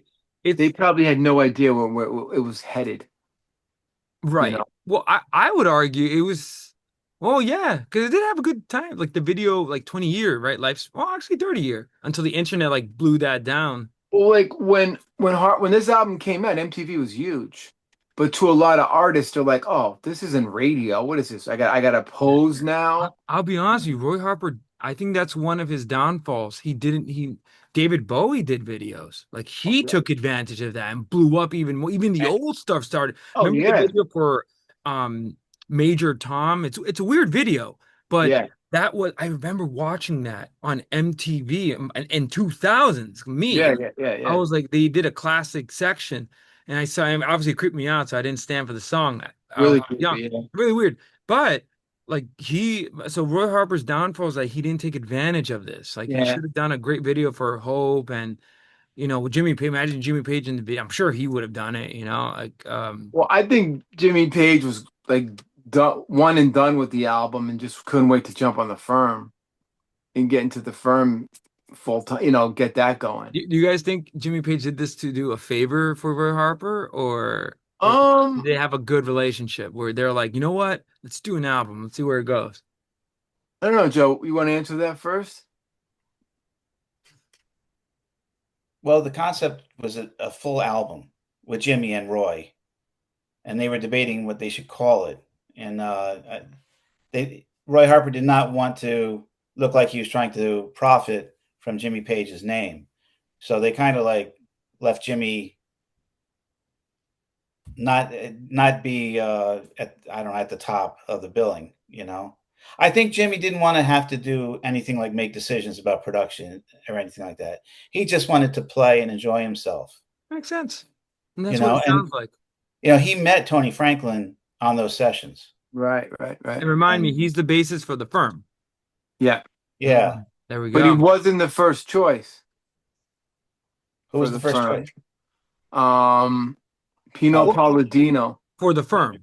Yeah, and Bill Bruford. Now, I do you think it could be argued that this album maybe had something to do with his decision to employ Franklin? No, because they weren't available. Which when I get into the firm, like they wanted Bill Bruford and Pino Palladino, but they had other commitments. And then maybe and Tony Franklin might be the second choice from my research, All right. you know. This album in the firm made Tony Franklin who he is today. And unfortunately, three albums, mean business. I don't know what else Tony Franklin. Tony Franklin. What am I saying? I should be shot. He was in fuck that band with John Sykes. John Sykes, Carmine Appice, and Tony Franklin. God, man, he shoot me now. Shoot me, just really shoot Dude, me. you've come back from the dead at this point. What is it called?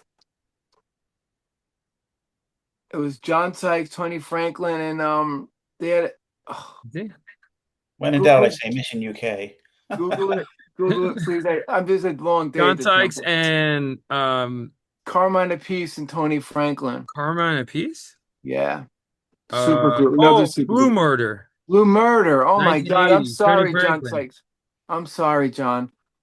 Long day at the temple. He forgives me. Yo, they Um, look like 80s like stars. they rocked. They rocked. And it's Yeah, funny, Tony Franklin's like in the 80s, not bad looking dude. Like it's kind of yeah. funny. He's, They, he's they, English, he's English though. yeah, yeah. They were all English in that band except for Carmine. But legendary band. They Yeah, I did don't two know. I don't albums. know. I know it's bad, but look, I don't know. He's right there. Yeah, he had the 80s. Look at cool that. hair. So that sounds like a dude that would play on Jugula. Oh yeah, but yeah. Tony Franklin. I mean, for fretless bass, in my Is he opinion, one of the most underrated bass players, you think? he's underrated. He's not because he didn't do a lot of stuff that got really popular. You That's know, what it sounds like. Like like he it did. sounds like he did like a one deal, a lot of like one shot deals and then never went anywhere. Yeah, he did Jugular, and you got to really know Harper to know that work.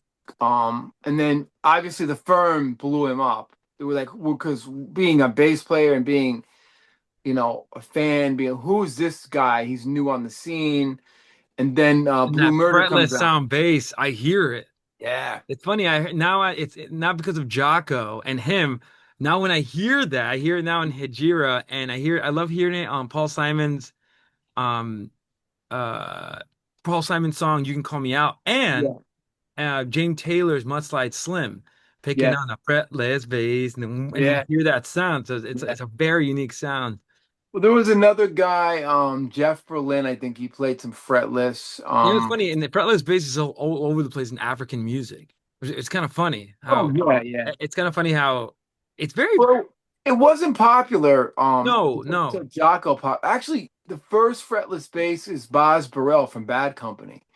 If you really listen, you hear those little slides and those little cool things Is that he really Boz is playing a doing. fretless bass on Bad He's Company? playing an Ampeg fretless bass, yeah, on Look a at that. lot of those tracks. Look at Oh, that. you hear it on Now I Feel Like Making Love, that pew before it goes into. Maybe in wow, okay. There we go. So, but the problem is, it didn't get an out. It got that '70s production, which is Wait, beautiful and warm. Cheech, Yeah. the bass player from Pillow Jam, is he playing a fretless bass? Oh hell yeah. Oh my goodness. Okay, well, maybe on Cheech and How could Manny we? How Joe could we show, forget we are Jeff Ament? discovering the music and power of the fretless bass. And this is How on could we Jugula. forget Ament? Yeah, Jeff No, you Ament. mentioned that? No, on Black. And you hear that cool sound where Yeah, that I guess those frets don't get in the way, so it allows yeah. So what it is there's there's frets on your bass. You take the frets out, there's a thing called quarter tones, which is used in Indian music. Half tones, quarter tones. So on a fretless bass, you can play, if this is a note, you can play all those little quarter tones within that note.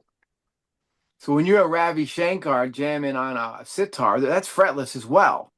So Yeah. you're getting all those quarter tones in there. That's why it doesn't sound like a bass, like a regular bass, you know. The Ampeg was the first one Boz Burrell, and then obviously Jocko made it sound like a fretless bass. And it's crazy as an aside, in progressive rock, is it utilized? I don't think it is. I don't No, think because I'm it'll be, do you think because it's too free? Like it not precise enough? What do you think? yeah, because it gets away from the note. You're not if you're gonna Right. play So it's more in jazz it makes sense because jazz you're going all over the place. Like it's you about can't get two notes. intonation. It's about that's why I sucked at the fretless bass because I could never play a C. I'd always play it like a little off. You know what I mean? You really got to have a you really got to know your bass. You're Yeah, and I thought about the fretless. Like I would play my bass teacher Marshall's fretless, and it just sounds great, you know. But how the hell do you know where a C is or a D without the dots? You could have the markers on the neck, but that's only like, when you're learning how to play piano and you have like a little chart in front of you.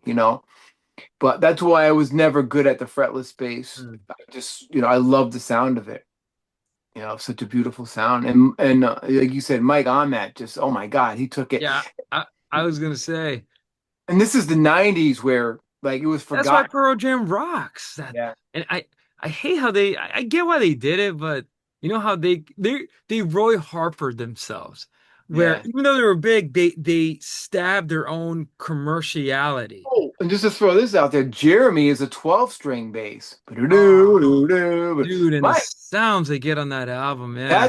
that's a heavy bass sound on Jeremy. Yeah. And that's That's a Amit, right? That Yeah, he used a 12 string. My great brother-in-law musicianship. Rob had a 12 string. Not a 12 string. Fuck, I'm done. Eight And Jimmy strings. Page's influence on the guitar player on Pearl Yeah. Jam is it's straight up classic rock. Like, dude Just is to correct, listening. correct myself, an 8 string bass. Right. They had the strings were doubled.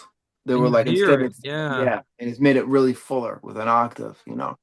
Great album. But all Yeah. right. Well, we'll I said, return to now. Anything else on Elizabeth, gentlemen, or well, we still don't know who Elizabeth is, we don't know. and I like your It could be analysis. maybe a character in that because this album is like a concept album. I view it as a concept album where there's an interesting anti-war dystopian. Elizabeth could represent hope, a woman that Yeah, is hopefully seeing in the future if they survive the war, you know? yeah. I love your analogy on that.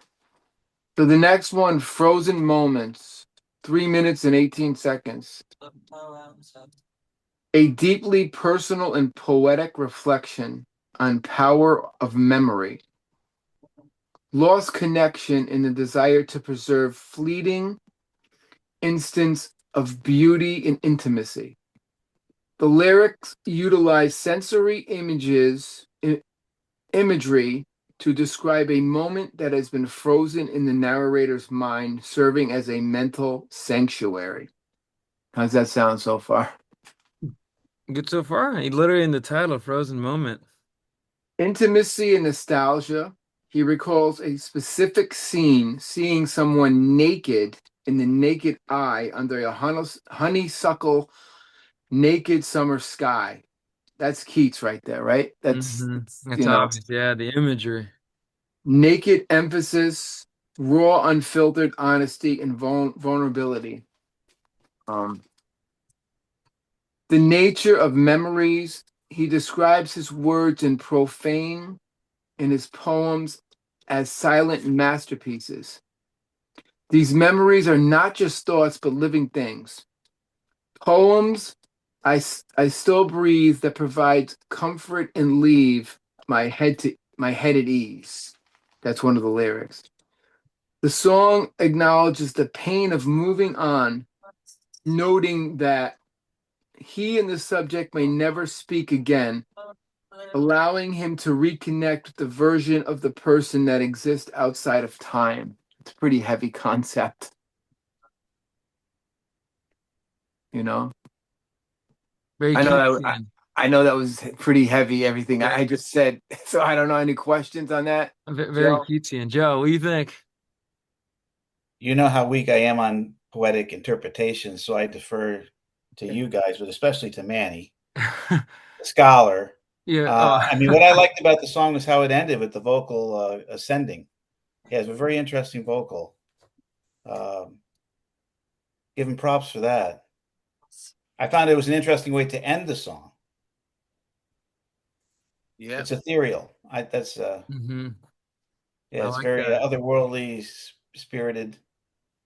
Yeah, it's a very dreamy Very song. dreamy, Mhm. ethereal. I like that. And Cheech, I love how you did John Keats. You mentioned him because his poetry is like lush, romantic, sensual Well, as well.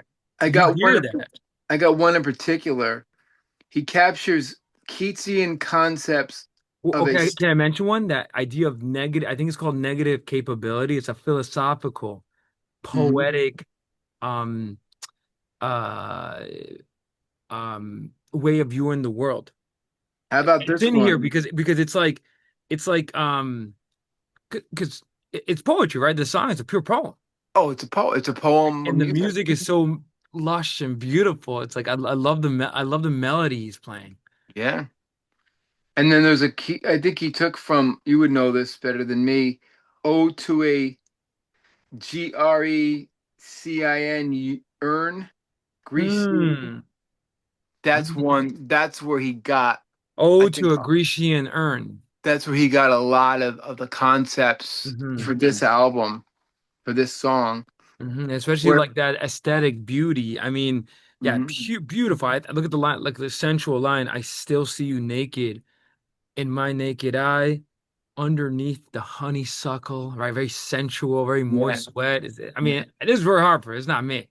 yeah. Um, naked summer sky. We just talked about like Fast Times at Ridgemont High. Now that's a little bit more Shelley, I I would argue think. Keys. Well, actually, You, both. you know, But be- he's using this idea of like the process of my words profane. Language is not good enough, right? So I'm gonna try though. It's like that's like what the poet does, uses language.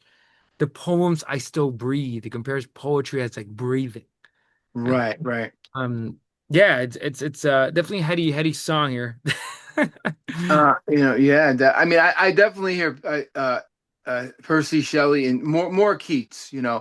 and then also some of the beat poets through the stream of consciousness hmm that Kerouac did. Using philosophy capturing the raw human expression. Yeah. And like So you there's said, a frozen lot moment going on. memory as well, right? And I love that idea, like frozen moment, where he says here, and that woke me up and lifted me up to see a moment freeze. So he's trying to capture, like you said, like a moment that maybe it's gonna fleet away, Yeah, because then he says at the end, it made me cry. The quiet waters by and by, like that stream of consciousness, like stream of consciousness is always portrayed like a river that just right. flows and never stops. So he's making some pretty in 2 minutes, he's making some heavy Oh but yeah. without understanding that it's beautiful. The lyrics are beautiful. Something that you could like recommend to somebody if they love Oh beautiful yeah, yeah. lyrics and I think in a poetry class, this oh should be oh, studied. to show Keatsian poetry. I made that word up by the way. It's not official, but Keatsian like um and you know what's funny? It's the poetic style is an ode, Mm. like odes, and Yeah, odes always make these like romantic. I'm not talking about like love romance, like you say, Shelley is famous for that yeah, too. yeah. Um, but yeah, it's very very romantic. This poem and just the music, you hear it as Oh, well. yeah. Definitely amazing. Um, I think we covered a lot on the lyrics. Any questions? Joe, any Any other comments? No questions. any more comments on the Fence Keatsian? rest. I do like the lyrics in the song. I think they're a little more accessible than on Stormcock. Like, Yeah, well, this is beautiful. This is like, It's how does he beautiful. how does he go from nihilistic shit to And this? to this, this is actually beautiful. I wish he made an album and this more of this, like more beautiful. The guy's like schizophrenic. Roy Harper, I feel like I do love Roy Harper. The more I listen to him, it's like it's funny. It's like a wine, like a really great wine, and he ages like fine wine. Yeah, Where, but Roy Harper's sweet spot is this 2 minutes, yeah, like when he is not total cynical, total like anti-institute. Like he's talking about more yeah. like he like a he. I feel like he would have been a great romantic poet of the Oh 1800s. yeah, oh You know. yeah, yeah. He's an old soul for sure. Hmm. You know. Music, nice mystical guitar work. Um, Intro with Keats influence lyrics, beautiful vocals over simple guitar. Keyboards are subtle in the background. Nice ghostly background. Um, then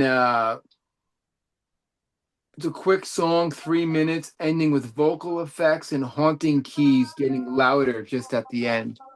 Also, the vocals, just a quick thing. I agree with Joe. Pretty impressive vocals Yeah.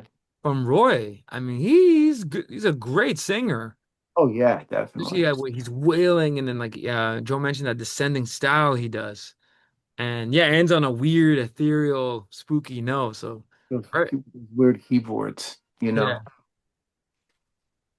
on that cheap Casio keyboard, I know, like you said. I'm kidding. which was like a big thing at that point. It was like, oh my Well, it God, was you like the know. novelty, like oh Yeah. man, like even Getty got excited over using Oh keys yeah, too. yeah. You know, Um, obligatory Rush reference that we got to do in every episode. of course. Glee, So 20th century man. I always want to say 21st century. 21st century schizoid man. This is a good song. Modern struggles. It explores the perspective of an individual referred to as a 20th century man. Um, Trying to survive in a world increasingly defined by technology, consumerism, and political control. Wow, is he ahead of his time? Think about it. What he's singing about then is happening now. Right. Wait, Cheech, can you say that again? Like those are themes? Yeah. Modern struggles, it explores the perspective of an individual referred to as a 20th century man, um, trying to survive in a world increasingly defined by technology, consumerism, and political control. Mm. And that's what's happening right now. Happening right now. And this is in the 80s. Wait, and you said like the idea of technology, right? Technology, yeah. Right. And it's crazy because how do you guys feel like I feel like is Harper anti-technology, it sounds like? I would say. Or was he doing like a warning, like what Orwell does and I Huxley like that. I like that perspective better. He's warning us what's to warning us, right? come. Of the Because of 20 like, of the 20th century man, right? yeah, because the 20th century man is going to be technology, And it's great. consumerism. And if I can bring like Martin Heidegger philosophy for just like 1 second, which I'm assuming I don't know if he got influenced by, but I think it's obvious on other. Oh, Don't tell Heidegger. me it's on this song. Shut up. See, I just figured it out by the lyrics. Wait. Give me a second. Give me a second. Yep, Heidegger's in here. Stop. I was gonna say It gets he was crazy. reading Heidegger's classic, The Question Concerning Technology. And your boy Socrates Of is in course. here. Well, I was So, gonna say some themes though from the song, which is I don't know how you guys about, and it's in the song because it's definitely like, um, you're right, Chiefs. Like it's a great warning, but he does it in, in lyric poetics. yeah, So you hear the song, you're like, what the hell is he talking about? But he's talking about that detachment that we're experiencing. yeah. Not Cheech, Manny, and Joe. We're We're out of the cave. We're old We're, souls. we don't let technology rule us. But sadly, others are 20th century men and women. I mean, just look at the Eh, mice video. yes. And by That's the the way, most amazing video ever. And and I he's gotta send that to critiquing Joe. and he's critiquing 20th century men. Now, Yeah. what about the 21st century where things have accelerated? Yeah. And Rush also warned about the same things on Distance Early Warning, and uh, on Grace Under Pressure, Yeah. especially with they're warning about this bleak future. So Yeah. I don't know how you guys feel about this, if you guys agree or not. But um, and look what he says here: watching your hands in unknown lands. Goodbye, 20th century man. So he's saying goodbye and welcome 21st, right? Like that idea of Well, look at Rush, another Rush, New World Man. right, and that's what that, and then that's why Rush sings, Getty Glee sings, he's a new world man, where he Yeah. describes what is it like to live, sort of Mhm. predicting the future of like, Yeah. and the one Cheech, the one with the Android 1001, Yeah. like Yeah. That's Grace Under Pressure. yeah, where they talk about like the AI. I mean, that's gonna be AI Yeah. singing that, because Oh AI God. is following computational models based on algorithms, literally just zero one zero ones. Yeah. But just like that's a computer programming language. But yeah, but Roy, I don't know how well, but Harper in his poetics is describing goodbye 20th century man, hello Hello, 20, new. and then to add sequel 21st century schizoid, like, and then King Right. Crimson, and then that's what that when you're in Martin Heidegger talks about this too. I'm not gonna make this a philosophy class, 'cause otherwise we'll be here all night. Great song, another one of my personal favorites Yeah. lyrically. It's I mean, it's amazing. I got a couple more things. Uh, And I'll shut up. I'll throw it to you and Joe. uh, s- social deception in the lyrics touch on the idea of being warned about a brand new lock only to find it's the same old rock, suggesting that modern uh, society solutions are often just old problems. Um, Apocalyptic tone. Like much of the album, it carries a nihilistic attitude towards the future, filled with imagery of a dark future in a polluted system. Saying goodbye to the old self, goodbye to 20th century man, here comes the old beast, suggests a transition from modern, perhaps civilized identity back into something more primal or instinctual. The song emphasizes a moment of stillness, both suspend a moment away, where the internal world preserves, where the internal world pressures fade, leaving only the immediate experience. I don't know if that made sense there. Yeah, explain the concept of the song. I Yeah. and again, once again, he uses that Keatsian sensuality. Yeah. Kind of strange because I mean, look what he says here. Watching your hands, and I said that already, but there's another line here where he says, "I need that velvety silken down Yeah. that flows between your thighs, in my mouth, and round my lips, to hold you in my inner eye." So it's like that sensual Keatsian poetry. And That's then romanticism right there. and he says, goodbye, 20th century man. Here comes an old beast. So I don't know Yeah. what you guys think that old beast is, but is it the id? Freudian id? Could be. Throw some Freud in there. Yeah. Because you're talking about thighs. Think about it. That's primal beast. The beast is ZZ primal. Top, she's got legs. Yeah, ZZ Top. And then there's environmental political dread. It brings up nuclear threats, uh, a polluted system, and reflects a nihilistic attitude towards modern society. Socrates questioning, questioning authority. He lists Socrates as a key influence and reflects his own street philosophy persona that relies on the relentless questioning on the in challenging the established norms. And there's definitely a Kierkegaard, like you said, influence as well Mhm. in there. Existentialist. There's a lot going on in this song. It's crazy. Joe, what are your thoughts on this song? What do you think? Besides all the insanity, what do you think of the song? I have to go with what you guys are saying about it, because I don't know Keats or Keatsian stuff.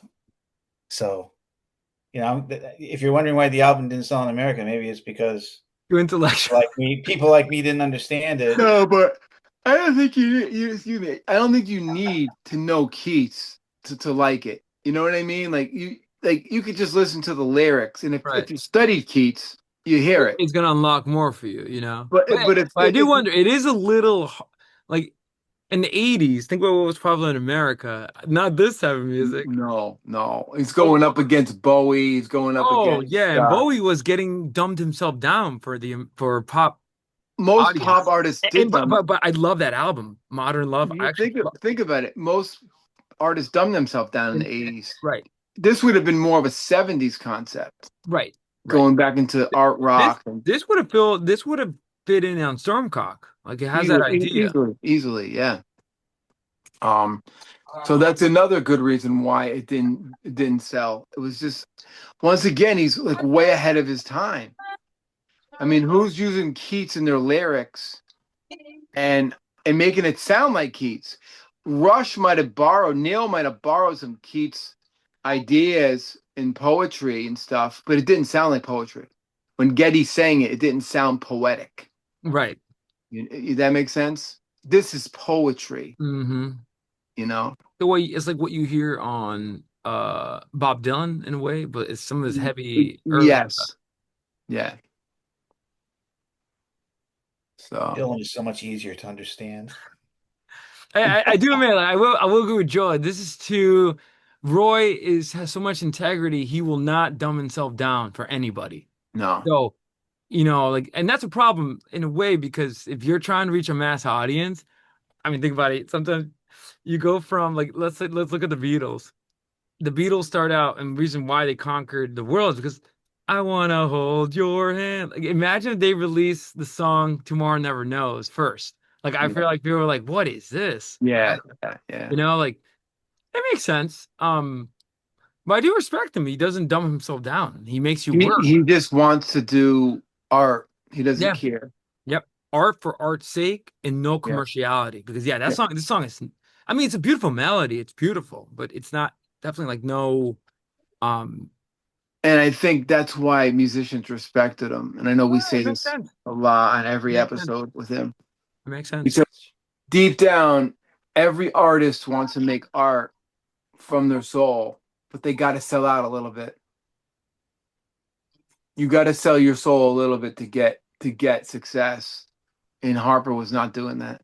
Get glitter and prizes and endless compromises shatter the Exactly. illusion of integrity, as Rush sang on um Yeah. The Sound of Music. Wait, Yeah. Permanent wave. Permanent Waves. Yeah. Uh, uh, The spirit of which the radio. yeah. And I love that song because it's the spirit of the radio because they predicted the video coming. It's crazy, yeah. And then a sequel, apocalyptic sequel, The Buggles, Video Killed the Radio Star. Right. And then It's so finally Queen in 1980s, Radio Gaga. but that was a doom, like even though the song's amazing, Yeah. at that point the radio was still there, but it was not. Oh no, radio was always like I don't think MTV destroyed radio because like radio was No, still it's still big. popular. But in order to make it big, video. Like that was the big. Oh yeah. If you had it, oh yeah, oh no. If you okay, there was always classic rock. No, in the 80s, like NEW, APP, which was out in Long Island, help me Joe, NEW. So you had in New York we had W PLJ, which was like rock. They had a release. What was it every Tuesday night? Get the Let Out. They just played Zeppelin, you know.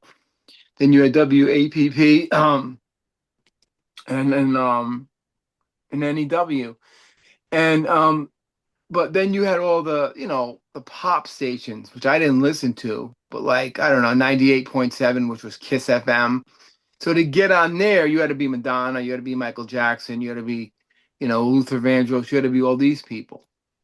Um, so MTV, you would transfer from video to the radio. Um, Rush was played on classic rock radio. Even when they weren't, even a new Rush song was not played on. See, radio was weird because most radio stations in the 80s and the 90s and the millennial were classic rock radio. And then in the 90s they started to play 90s music.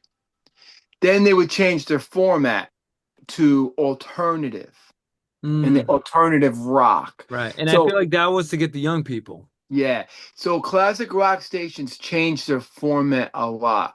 WPLJ And don't forget, became, college radio, famously yeah, immortalized in the replacement song "Left of the Dial," yeah, yeah. where you You had had to go college left radio. instead And of going and right. Joe, what's the Fordham station that always played all the hip songs? WFUV Yeah, 90.7, I think, is the number. yeah. Yeah, So they do multiple different kinds of genres. yeah, they were different. But most rock radio was classic rock that incorporated older bands on MTV, and then they changed the format in the 90s for alternative rock. Mm. PLJ became the Fox. And So it's that's funny, radio was still popular. Even when I was in, I don't know, Joe, Chichi 93.1, Z100. I remember that was, everyone turned well, down that. well, Z100 would have been the pop rock. Well, but it's funny, I remember that. Like, Yeah, that was still a thing. yeah. Now, it's totally dead. Like, if we go out there, and it'd be funny if we could, like, imagine you and I go on the streets to the kids and say, guys, what radio station do you listen to? Yeah, Radio station. They'd be like, what? yeah. Yeah, what radio station? Huh? No, listen to my music on Spotify. And do you pay for Spotify? No, I free, and I just listen to what Spotify tells me to listen to. So in a sense, like that's kind of like their radio now, but It's funny because when I was researching our Tao of music, the water concept, I was trying to find what year they put radio in cars because that was a big deal. that's a big deal, yeah. I think it was the 50s, Right. Yeah, late, probably post-war. Yeah. late 40s. Because once the car radio, now I remember as a kid having a car radio, and Joe remembers this. You had a little switch that went AM or FM. And if you went AM, all you heard was friggin' static or the Mets. or I say, I'm not gonna lie, I still listen to AM radio. I listen to 1010 Wins. It's a news station. Or I used to Coast Live on AM radio. But FM was like everything was like rock or Latin. You'd get static and you'd hear a Latin station. There's classical stations. There's so much music on FM radio. If you got a radio now I have a radio right here, my alarm clock. And if I put that radio on and I just went through the dial, you'd hear static, but you would hear Bach, then you'd hear Latino music. You'd probably hear Sunshine of Your Love. It's all over. You'd probably hear like, Madonna song. So there's so much shit on FM radio still out there, but who's paying the bills for these stations to stay alive? Yeah. Do It's you remember the King Biscuit Flower Hour? Oh man, I had albums that came from that. I had a Robin Trower album that was recorded from that. Yeah. That was a big deal. I will admit, I do not listen to radio. I do not have, I don't think I have a radio station in my car. Maybe I do. Yeah, Uh, you do. I think we all have radio I stations. use Apple Music. I actually pay for it because I listen to a lot of music, obviously. And I use podcasts for any talk shows. Yeah. No, I Um, think in every car there's a radio, even in the I newer don't think, cars. imagine if I'm not using it. Imagine You got to search for it. Isn't that sad? You got to search for the old school radio. it's in there. It's in there. And I think on your iPhone, they have a free radio thing, but no one. And it's funny, yeah, you're right. it's I guess it's the same people that are keeping the My news. dad, my dad No. doesn't drive And think about the anymore. newspaper. I mean, somebody's keeping them alive. I Well, mean, my you just described my dad. My dad gets the newspaper, and my dad doesn't drive. But when he was driving a few years ago, went right to the old. Oh, forget the oldies. The oldies for the like I'm talking 50s and 60s. Those are big stations for people, you know. So, but I guess people in their 60s, 70s, my age, are keeping radio alive. I know I am because recently we've been driving upstate quite a bit, and I've discovered two stations. One has the classic rock format, and that's WPDH out of Poughkeepsie, New York. It's mm, 101.5, and they do classic rock. And it was actually quite enjoyable to listen to them. I had heard songs I hadn't heard in a long And time. that's the cool thing about travel. I remember driving cross country and you'd hear different radio stations playing. Like, I remember hearing like friggin', Slayer on the radio somewhere along the lines, driving up the line towards Florida. You know what I mean? Like, you'd hear all these different WXLZ and here's Slayer, Rain in Blood, and you're like, holy shit, this is play. They listen to this on the radio over here. So it depends on your demographic where you live, what you hear on the radio. Yeah, yeah. Well, the other station was WHUD out of Peekskill, New York, 100.7, and they consider themselves adult contemporary. Yeah, So there's a classic rock station I listen to when we're going up there, and then the adult contemporary. that's pretty and cool. that So someone is keeping that alive, right? Yeah, Obviously. it's a demographic and age. It's my age, people in their mid 50s, all the way up to people in their 80s that are still driving. Makes sense. But who needs all that shit when you have Ozzy's Boneyard? Honestly, on digital radio. was that I serious? Ozzy's Boneyard is the greatest station ever for metal. Oh my God.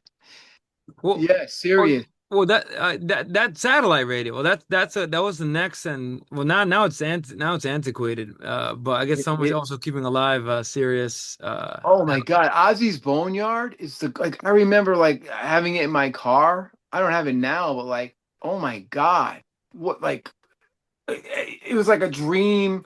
It was like, now you have your playlists and stuff. This is before playlists and stuff. But Ozzy's Boneyard, I'm sure it's still out there. Is satellite radio a thing anymore? Is it still big? No, no. Only with you guys, maybe. Like I don't use it. I remember I kept getting letters to sign up, but for me, it's well, I don't know. I like how Apple Music, I have and I can make my own playlists, share them, Yeah. and on long drives, I'll just do a playlist, or I'll put on I listen to albums, right? So I actually make the effort. So I'll put on Jethro Tull, Stick as a Brick for a long drive or whatever. But But yeah, that's the ultimate way to do it your way. That's a well, dream. That's a and no, dream. and dude, I am few. No, now no one does what I do anymore. Only millennials. They're the last ones that probably curate stuff still. Really? Young people don't do that anymore. Now young people, Spotify's number one. And now they're listening to playlists automated by Spotify, and they're just listening to trending albums that drop. So, for example, every young person just listened to the new Drake album that dropped, and that's all they're listening to right now because they drop it on Spotify. They make it like a big event. Uh, so you So know, kids today aren't making their playlists like they want to hear. they maybe, but the thing is, now they're so lazy, they let Spotify AI algorithms do it for them. Yeah. And they'll give them what they want. So if they listen to Drake, they'll listen to more some forget but rock is not top anymore. Forget about that. Albums, yeah, forget about that. Singles don't really matter anymore. What matters now is album drops, but using social media, especially being cryptic, being mysterious, like F and Yeah. Drake does that. Like he pisses me off, but Yeah. and what he releases total shite, but it's what's popular. It's like what so a Yeah. lot of kids don't even bother. Like they'll just put on some random like Spotify playlist and like call it a It's day. stupid. It's like dumb. And based on obviously moods not really curating, right? So Yeah. I mean, I remember forgetting my CD um, packet, that I had at one day, and I had to listen to the radio, and I'd be like, I'm driving from Mamaroneck to Greenwich, and I'm like, ah, fuck, I didn't bring my CDs. Put the radio on. Please, God, play a Rush song. You're saying, please play, play like like Simple Man or something different by no, it's Skinner. crazy because now with this, you just connect it and you can get access. Like you don't have to Yeah, wait for the radio anymore. yeah, yeah. Or you could go to YouTube too, Oh yeah, you like, just got to keep it on or pay for YouTube to yeah, turn it yeah, on. yeah, yeah. But yeah, yeah, 20 goodbye 20th century man. That goodbye 20th century man to radio, That's it. And this is and technically the Rush. last track in the album because the next one that we're gonna talk about it after you Oh talk about the music. I mean, we'll have a God. blast with that one. Well, But Joe, apart from the lyrics, when you first listened to 20th Century's Man, what'd you think of the song? Did you like it? Well, I like the guitar interplay between Roy Harper and Jimmy. I always go back to the music. Does it sound pleasing to the ear? You know, and lyrically, I'm lost. It's horrible. I don't know what it is. I must have been traumatized by poetry in elementary school. Everybody is. I mean, And, I'd already jumped ahead. I'm already looking at advertisement. I can't wait to hear what you guys have to say about God, advertisement. I this know. song, and I feel like this is the last song in the album before Yeah. that. But actually, speaking of the music, Cheech, the music now. Yeah, 20th century. Oh, first of all, that was a great talk about radio, guys. I Like know. that should be a reel. When you cut this up, that alone, because like where radio has changed so much, and you put it in Oh, dude. the way you do it is the dream way. If you Yeah. went back 30 years ago and you're like, you mean I can program what I want to listen Yeah. Well, to? that's the way I view it as a positive, but sadly, I'm the one of the few that do that where you get Yeah. access. Like Apple Music and YouTube. I mean, you can access. My dad told me that, like you, Cheech, that you said in Guatemala to listen to a Beatles, he would hope on the radio, please, I want to hear a Beatles track. And when then he said that he heard "Don't Let Me Down" on the radio, Yeah.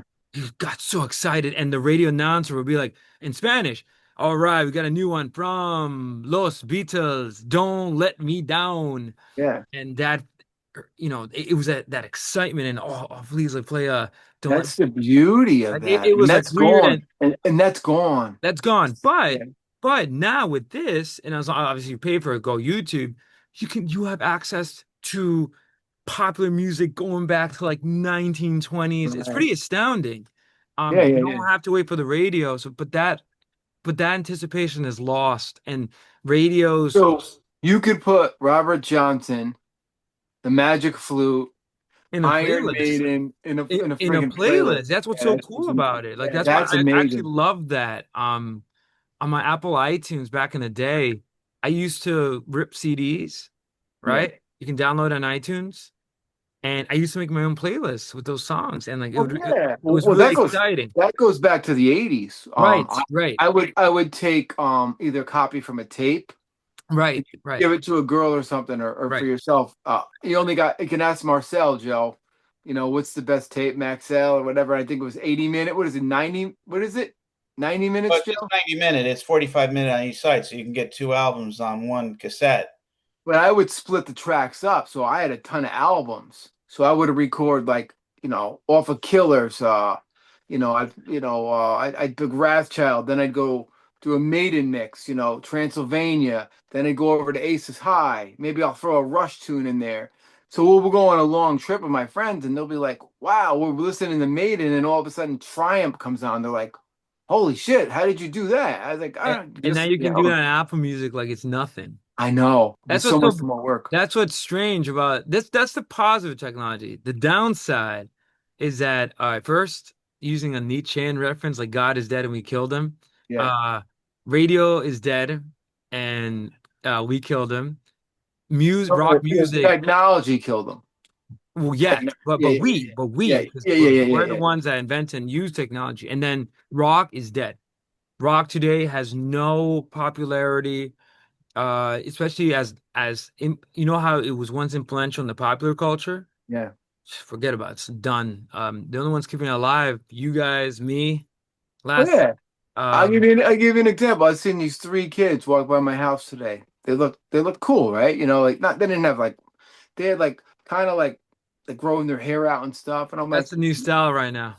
you know, like Yeah, the guy like long hair, right? you know Coheed and Cambrio, the singer.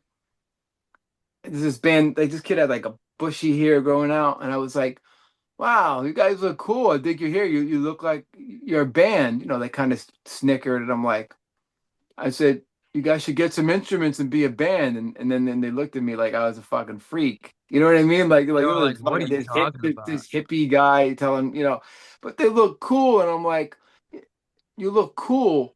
Play a fucking instrument or something. You know what I mean? Like, Yeah. No, but today it's just they're following the trends. That's the style right now. yeah.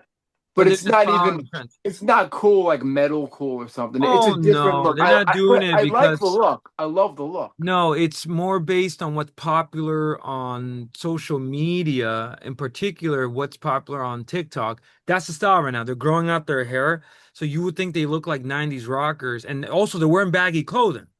Yeah. But no, But no, they're no, growing their hair like not straight, but they're no, no, growing no. it like puffy. Yeah, yeah, Like yeah, yeah. yeah, No, but that's only because they found that they're not doing it because of the aesthetic musical part. yeah. No, like I grew up my hair because of rock, like Of because I, course. like Yeah, you yeah. do, and I love facial hair because I love like the '70s beard, Right, like right, right. that's what I do. People are There's like, "What?" so much influence on more than music. There's a Right. cultural why you want to look, why you want to grow your Yeah, hair, why I you want always to grow a say like beard. Yeah. rock and roll, like devil horns, like Oh rock and yeah, roll yeah, live yeah. forever. But Or sadly, even guys, some guys have shaved heads and they're tatted. You know, they're rockers. You know yeah, what I well, you mean? would assume so, right? Either that or Yeah. they drive Harleys, but Or they're uh, prisoners. or they're prisoners just out of prison, Yeah. But going back to our joke, Crystal Dealers. Look at that poor kid waiting for his rush tickets Poor in the kid, trailer. man. He's looking like he's like that kid from Fast, the innocent kid Oh, from Fast. Spicoli. No, no, Jeff not Spicoli. Coley, but the innocent kid that keeps like fumbling the What was girl. his name? My sister That's him would trying know. to get his rush tickets. I'm like, Mark Ratner. Mark, yeah. I was a little bit of Spicoli and a little bit of Mark Ratner. The girls always screwed me over, but I was Spicoli with the bong, you know. I know. It's so funny in that movie. I'm just like, for example, like he didn't want to do anything with that girl. I'm like, what are you doing? Like, dude, Did Jennifer Jason Leigh make the first move on him? yes. Fuck is wrong with And he him? was like, oh, I gotta go. I gotta go. I'm like, dude, Panicked.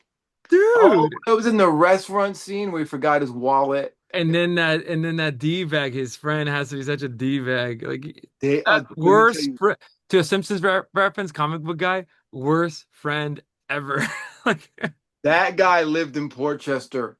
There was st- about 20 of them. Let me tell you that I knew. so he's based on real I people, knew that guy. I knew many of those guys that were like that, and they all drove IROCs, and they were all like that. You and they're know? all doing like weird scalping businesses, right? Like doing Yeah. something sketchy. Oh, that was great. Oh my God! Or the football, the what's his name? The famous actor who played the football guy.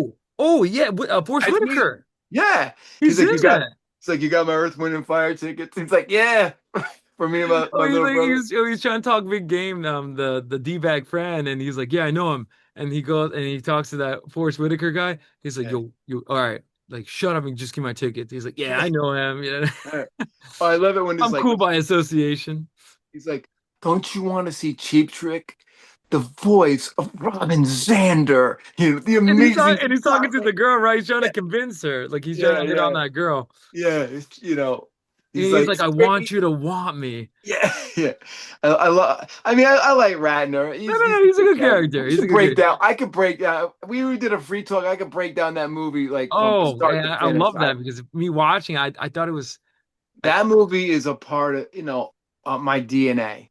It was like right. It hit me right when I peaked. Let's put it that way. You know, your puberty years, and I was so lucky to grow up in the '80s, man. Like movies like that, and and all the great albums that came out and stuff, and the soundtrack, heavy metal, all that stuff. Anyway, we're getting off topic, but anyway, Fast Times at Ridgemont High, best movie of the '80s. My dad's yelling at Alexa. So even like my dad, Okay, he uses technology, but he'll use Alexa, and he'll be like, watching, whatever, be like a show, or how many home runs did Willie Mays hit? Alexa, and Alexa, So yeah, even the old folks are using Alexa, man. It's crazy how technology is like. My dad's always yelling at that friggin' thing. It's crazy. 20th century man, music, nice guitar work intro. Love the chord progression. Love the little solos by Page. Great vocals and lyrics. Great chorus. Amazing finger picking guitar work. Very repetitive.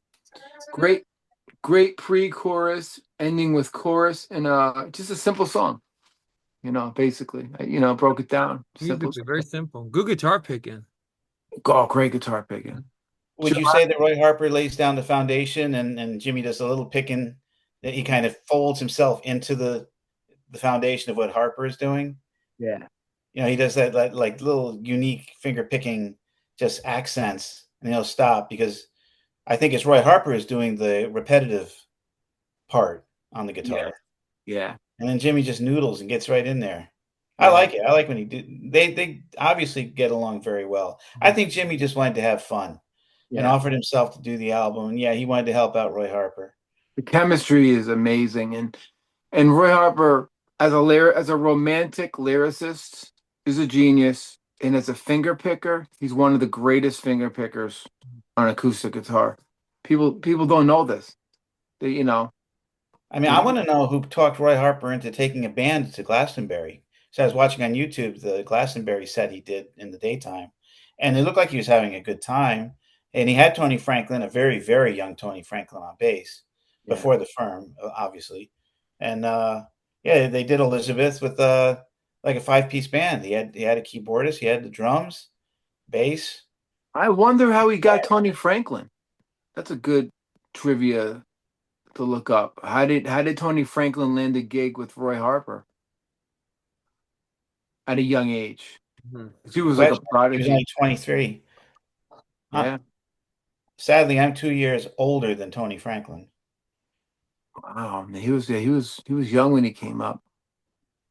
And Yeah, I love the and that, story where when he was with Jimmy Page to see Jocko, and he asked to play Jocko's bass. He didn't know what he was doing. I Jocko was kind to him and said, "No, no, no, no, not you can't have my bass." I got to touch Jocko's bass through glass. There was a little hole. It was in 20 48th Street Guitars. Now Jocko's bass had gotten stolen for many years because Jocko was living on the streets, and somebody stole this bass, the famous bass, and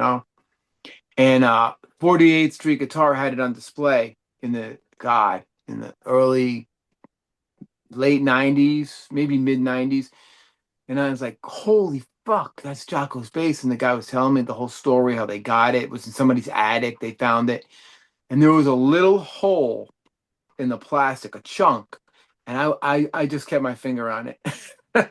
Like enough to feel the wood. I just stood there, And my friend was like, what do you do? And I said, dude, I'm not moving for like 20 minutes. I'm just getting this energy into my body. This is Jocko's fucking magic bass right here. I'm Did he have a name downloading it. for it? Did he He have a name? he did, and my brain is just the temple's destroying my brain cells, not old age. You know, I should be cannoned, not shot, cannoned It's for a not. cannon. Now you got to be a firing squad now. But yeah, yeah, like Trump, bring back the firing squad, shoot me, not the Yeah, drug dealers, Trump, and Trump's gonna have you on top of the list. yeah, what was it called? Fuck. I named my bass after Billy Sheehan's bass, the wife bass. Billy Sheehan's bass was called the wife, and that was beat to hell. Oh my god, mine's pretty beat to hell now Yeah. after many years. I know a lot of the lead guitarists name their guitars. Oh, I think the most Lucille, famous in the world might be Trigger with Willie Nelson. oh Lucille, Lucille, but yeah, with BB King. yeah, Um, Oh God, what did Neil Young call his black guitar? Old Mm. Black. No one was allowed to touch that guitar Yeah, yeah, except the tech. yeah, Eric Clapton named his guitar too, one of his Strats. Forgot the name, but yeah. Yeah. But anyway, all right. Now let's get to the worst song on the album. the most strangest conclusion. I have no idea. I'm lost. But ly lyrically, it does have an interest to me. Um, Joe, I always mess this one up. Like Manny's hors d'oeuvres. I mess up this title. You want to say? Advertisement. I don't know why I can't say it. Advertisement. You know the whole thing. Advertisement. No, Cheech, I, it's not advertisement. I can't say the whole thing. The whole Probably in England you say advertisement. advertisement, another Advertisement. intentional irrelevant suicide. Hey, That hey, I said it. Yeah. hey, you look, it's advertisement. Advertisement, another intentional. Hors d'oeuvres. See, Well, I I have think a hard time saying that one too. Hors I think d'oeuvres. he's portraying a blackout, a drinking blackout in the Yeah, studio. Because where else in the world are you going to find a song that at the beginning you have urination and at the end you have retching and vomiting? yeah. What is going? Yeah, it really. And now, Cheech, you mentioned stream of consciousness lyrics. They're on here. They're on here, Yeah. but to a weird, like really stream of consciousness, but Oh, really strange. and Um, I mean, there's a lot of it's interesting topics going on. Um, a cynical and heavy-hitting piece of social commentary. He critiques how modern life is sold to us through propaganda and consumerism. He views society as a series of stage performances or ads that makes a grimmer reality. A relevant suicide metaphor. The subtitle suggests that the individual's tragedies in the world dominated by mass media and global systems. Any comments so far on that? no. Yeah. Just lyrics. Standing there watching my member, hanging there squirting the loo. The loo is the urinal, the toilet. I didn't even know that. This just sounds weird. And This, then he says, "I'm this is really how stoned." bad things are with this. I can't interpret any of the songs Is on the this loo in English? except this one. Is that English? Yeah, the Yeah, loo the is loo is an English, English right? term for toilet. Yeah. Kind of sounds weird in America. Squirting the loo. I mean, that That sounds sounds. like something else. That sounds like me watching the Phoebe Cates scene. Jeez, watching my member, they're squirting. Boom, boom, boom, boom, boom, boom, boom, boom, boom, boom, boom, I boom. mean, strange song. I mean, if I could make like the art, it is stream of consciousness. It's It very really like, is. he just literally just like started. It's like the mind, like, and I'm assuming he was stoned. Oh yeah, I'm they were. really stoned is the Right, I'm chorus. assuming like it's kind of like Bob Dylan. Everybody must get It's stoned. that Like it's kind of equivalent. like that weird stream of consciousness vibe. I think maybe this is his like rainy day woman version.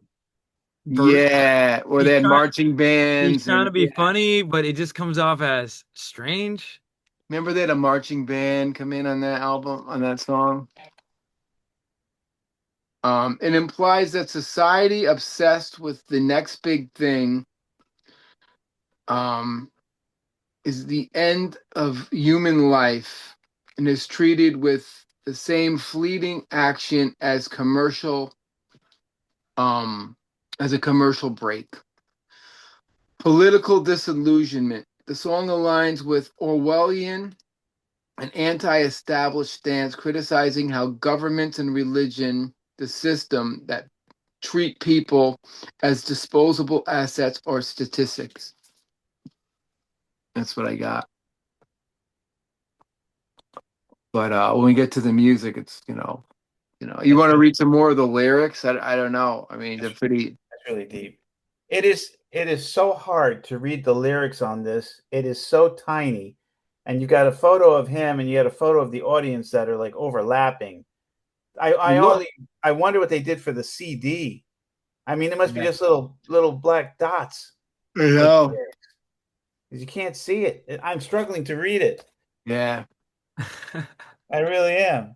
But Uh, yeah, I'm really stoned. Okay, well, you have a very deep meaning. I literally took it to mean that they were in the studio and they were partying in the studio and everybody's having a great time. You hear a lot of laughter, you hear girls laughing, and then he gets sick at the end. Yeah. Oh yeah, it was a good night for them, Um, it opens with laughter and talking and people talking strange, very long talks. Um, uh, and then the guitar comes in for a little bit with hi-hat. Then a nice acoustic comes in with effects. Um, and it sounds like someone is taking a piss. The whole band comes in, then the vocals and the guitars has a strange effect going on it. Hope the fourth is still with me. I love that. The Star Star Wars Wars. reference. That's pretty Yeah. interesting. Yeah, very very topical. They You do know, it. They do a Star Wars sound effect, that's right. They do that. They They do that. do. like shooting off some sort of They Yeah, Martian do. gizmo gun. yeah. Nice groove when the band comes in. Great rhythm changes over the guitar solo. Long solo for Page. Mhm. Nice bass groove with the drums have an odd meter to it. I love the. I'm really starting to like the drummer on this album. Um, I think there was more than one though, Chief. yeah, that's true. Then comes back in with the small guitar solo. Nice drum fills. Then those cheesy Casio keyboards come in. Uh, and it almost does sound like that Dylan song where Maybe everybody. it's his version. I mean, at one point, it kind of sounds like it. Not the beginning part, but first of all, the chorus, "I'm really stoned." I'm Yeah. really like it. It is kind of catchy. It sounds Beatlesque. I feel like this Yes. was his version of "Everybody Must Get," because that song is so weird on that double album. It doesn't Yeah. belong. Sure. Yeah. Maybe that Yeah. was he was trying to do, but then adds Yeah. a little Harpian comedy with Hmm. the belching and he kind of Bro Harper being funny calls it advertisement. So this is the advertise. So Taiwan's so anti-commercial where he just is taking a piss on the album and a middle finger to And he's pretty much vomiting on the album. to the At the end, capitalism. that's a great, you just nailed it. He's basically saying, fuck you to That commercialism in the music I mean, in industry. that case, that would make sense. This is a classic Harper. I mean, I'll be honest with you. If he's shortened this, it's actually catchy. Yeah. It would have been good if But he shortened you it. just figured it out. That's what he's doing. Well, I was trying to give charity to the song because it is weird for me, Yeah. but I mean, it's fitting. It's for Harper being funny and saying "f you" to the record company, Hmm. and even not being afraid of saying, "I'm really stoned. I don't care. F you." Like And this is going to be on the song. this is gonna be the album, and then Paige is just doing a weird solo. I mean. Yeah. It's like, it sounds like shit we used to do when we would get drunk and stoned and to play and record and just play with acoustic and bass and, remind me of that kind of thing when I was very young. Um, the album cover, anything on that song? You just figured it out. You figured the ending out, Manny. That's it. It's like F you to the record label. Pretty much, You yeah. know. Yeah, and that's why he said Yeah. it's career suicide. That's why he has that parentheses. F, I Yeah. don't care. Yeah. And that's why it's now, I don't know what, 40 years later almost, and it's a cult classic. Yeah, But when it came out, it wasn't a cult classic. right. It Uh, was just like a good album that people looked over because he's going up against, I mean, Thriller, and he's going up against Springsteen, and yeah, Dire Straits. I mean, Tears for Fears. I mean, but Joe, when you first listened to the song, what did you think? The It's so sound. different from anything else on there. I think it's just like tongue in cheek. I think it's English, very tongue-in-cheek English. oh, it's really English. I wonder if they threw that together because they were told they needed another like 4 or 5 minutes. to finish out the It album. could be. It could be. That's what Uh, I'm assuming. And then Roy Harper says, you know what? Just give me one middle finger to the record companies. And all you that buy records just for pop, sure, I'll make a catchy song, but it's gonna contain belching, urination, and lyrics where I'm just getting stoned. Yeah. yeah. And he used three drummers on the album: Ronnie Brambles, Steve Broughton, and Preston Heyman.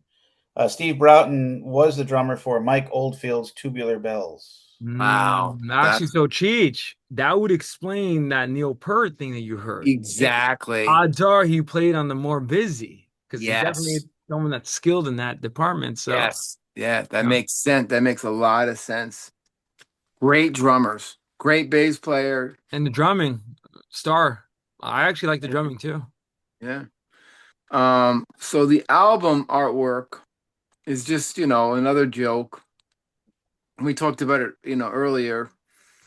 The artwork is meant to look like unraveled pack of Rizzo rolling papers, orange brand, medium weight Rizzo papers. They're a French rolling paper, and there's some kind of code that they used to use: green, blue, um, and orange.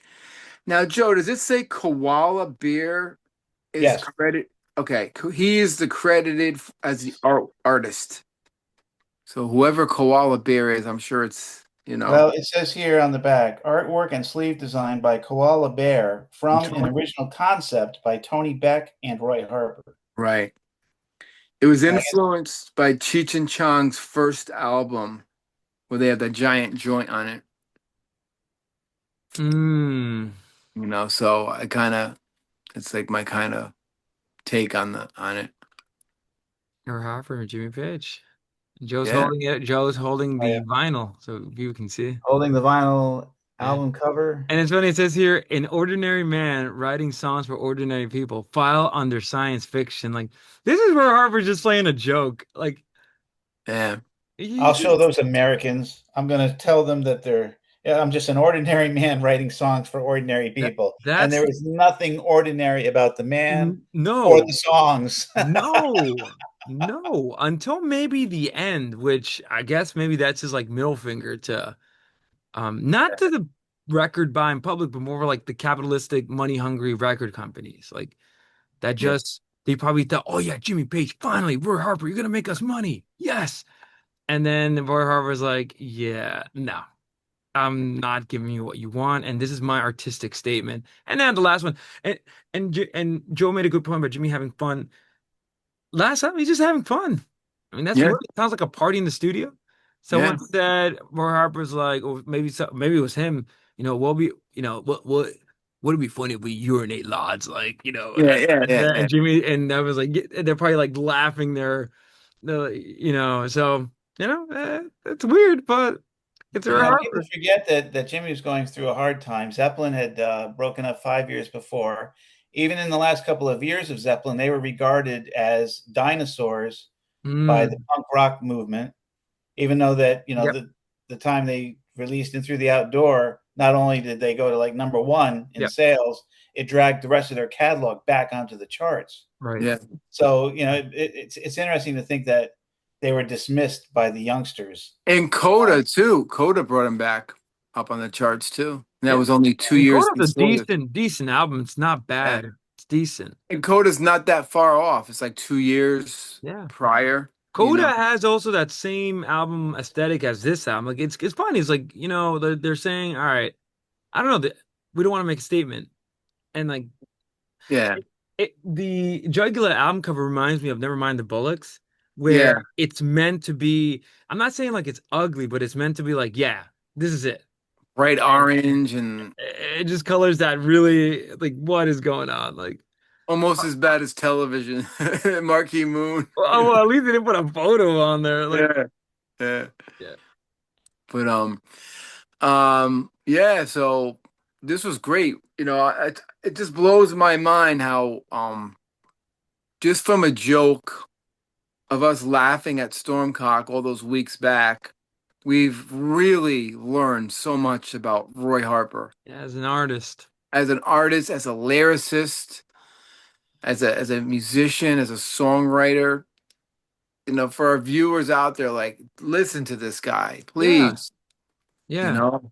I'd say I agree with you, Cheech. I mean, let me do a beginner's level. Ready? Yeah. If you're a beginner, Roy Harper, okay, put on Pink Floyd's "Wish You Were Here" and listen to "Have a Cigar" first. Right, right. Next, go back to his '60s stuff. So, the album that he's on the front cover, the one that says "I Hate the White Man," Flat, Baroque, that one. and yeah. That album actually is decent. And then Yeah. Stormcock, which is his magnus opus, is the album that Yeah. he wanted to make. And then before you continue, he has the other great albums. Yeah. But if you're following after you listen to Stormcock, you like what he has, then now listen to Jugula and see his Yeah. collaboration with Jimmy Page, which already he was doing. So if you're a Led Zeppelin fan, listen to Roy Harper because both kind of go hand in hand. And for fans, this album is a setup for The Firm because Oh yeah. it's Yeah. gonna be like the setup because Jimmy Page is back, right? Yeah. And he's always been back, but he's gonna come full swinging with The Firm. So yeah, I agree with you, Cheech. Listen to Roy Harper, amazing. He's an artist for an artist, musician who does not chase endless promises or doesn't compromise. He's uncompromising. Yeah. It's amazing. And it's amazing where Page would go after this to Mhm. like major, major success with the firm. Oh, not that he needed more success, but like surprising major success with that one album for about a year and a half. And Joe knows he's seen it live. I couldn't put it down. I could not stop from 1985 to about 87, stop listening to the firm. And then I It's just so stopped. hard. It's hard because Paul Rogers is Bad Company. He is the voice of Bad Company. I can't get over that. So it Yeah. just sounds like Jimmy Page has joined Bad Company. Just hard driving rock and roll. Yeah. You Yeah. know, Manny said that I too. said that, Joe. I literally said that to Cheech. This is bad company. yeah, yeah, yeah. But I but mean, but I, Bad Company, you gotta remember, Bad Company was around in the 80s. And And also, who signed Bad Company? and they were really lame in a good way. They got like real like oh God, like Survivor. Remember Survivor? Like not Eye of the Tiger, but like their other songs, or they were like that. And it was called Bad Company. And it had like three members of the band, like Mick Ralphs and the drummer. What's his name? I Oz can't. Pharrell. Boz was on one album, and fuck God, who's the drummer? The drummer, Simon Kirk. He was in the Oh, band. yeah.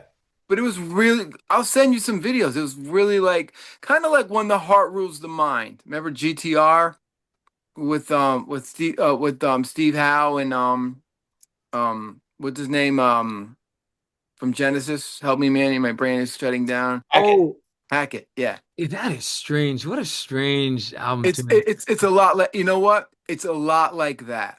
All right. Well, I was gonna say also who signed Bad Company? What label? One Probably song. Swan Song, Led no, Zeppelin. but not in the 80s. In the No, 80s no, it no, was no. But before that, I'm saying like oh, that of Bad course. Yeah, Company yeah, influence and like because the firm it makes sense. I hear it as Bad Companies in the yeah. It 80s. all fits together. All fits Yeah. together. It's Yeah, I beautiful. still remember buying the Burnin' Sky album by Bad Company and reading the review in Cream magazine. It was so classic. What did they say? I'm always getting on Cream for their negative reviews because apparently, unless you were television and Tom Verlaine, they hated everything else that came Yeah, out. that sounds right. So, yeah, in the review for Burnin' Sky by Bad Company, which I bought the album and I enjoyed it, they said Paul Rogers hasn't had an original idea in 15 years. Oh my God. That And was it's in the great. review. I never bought cream. I would buy cream occasionally. That was one of the few Yeah. magazines that I bought. There were some great magazines during that era. Um, like Hit Circus, Parader, Hit Par Parader. Circus, Yep. Kerrang, which was out of Europe, which is more metal, but they had a lot of European things. Um, then there was Metal Edge magazine, but then there was Guitar World, Yeah, guitar yeah. I still guitar have the player. Guitar World copy with Jimmy Page on the cover, and the big headline was, the caption was, "Does Jimmy Page still have it?" Yeah. And he was about Guitar. to go on tour with the firm. It was like, can he still play Right, right. And like that's crazy, Jimmy Page Joe. we know? And that's Burning Sky in 1977, and they were already hating on it. Well, they were over. Bad Company was done. They got Boz Burrell punched Paul Rogers in the face, I think, Oh, in the wow. studio, or vice versa, So making would that it album. so would it be correct to say, Joe? I guess their classic run ended with Run with the Pack in 1976. I'm assuming like their Yeah, classic run. they didn't have a long run. Bad No, Company. no, and Three actually, albums. and Straight Shooter's a perfect album. Like, His best album. that's That's a the you know, perfect 70s album. they probably had maybe three solid albums, but I think Rock and Roll Fantasies on that album you're talking about. That was a huge hit. Yeah, it was great car music. Yeah. Oh yeah, yeah.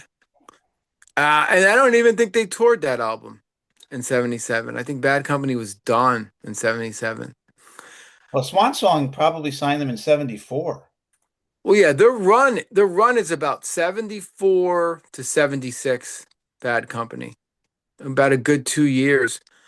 And unfortunately for like Paul Rogers, before that, Free had a very short run with Andy Frazier and Paul Kossoff. They had major hits though. All Right Now was one of the biggest songs of like 1970.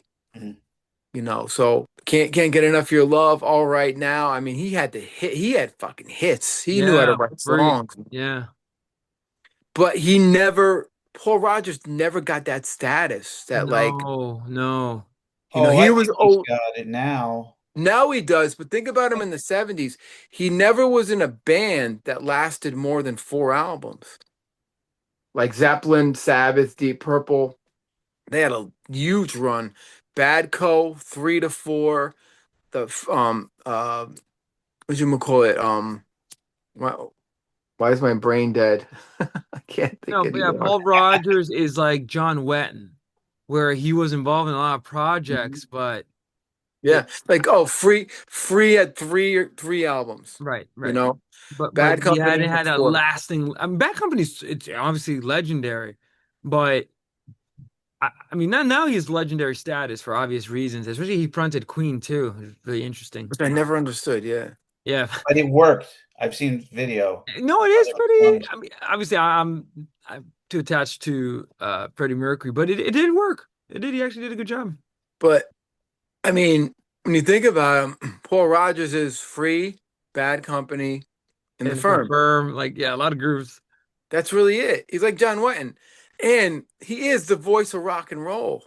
The One of them. guy, the guy has so much soul in that voice. Him and Hmm. Glenn Hughes from Deep Purple Hmm. are two of the greatest soul singers in Hmm. rock and roll. No disrespect to Plant, because Plant's a total different beast.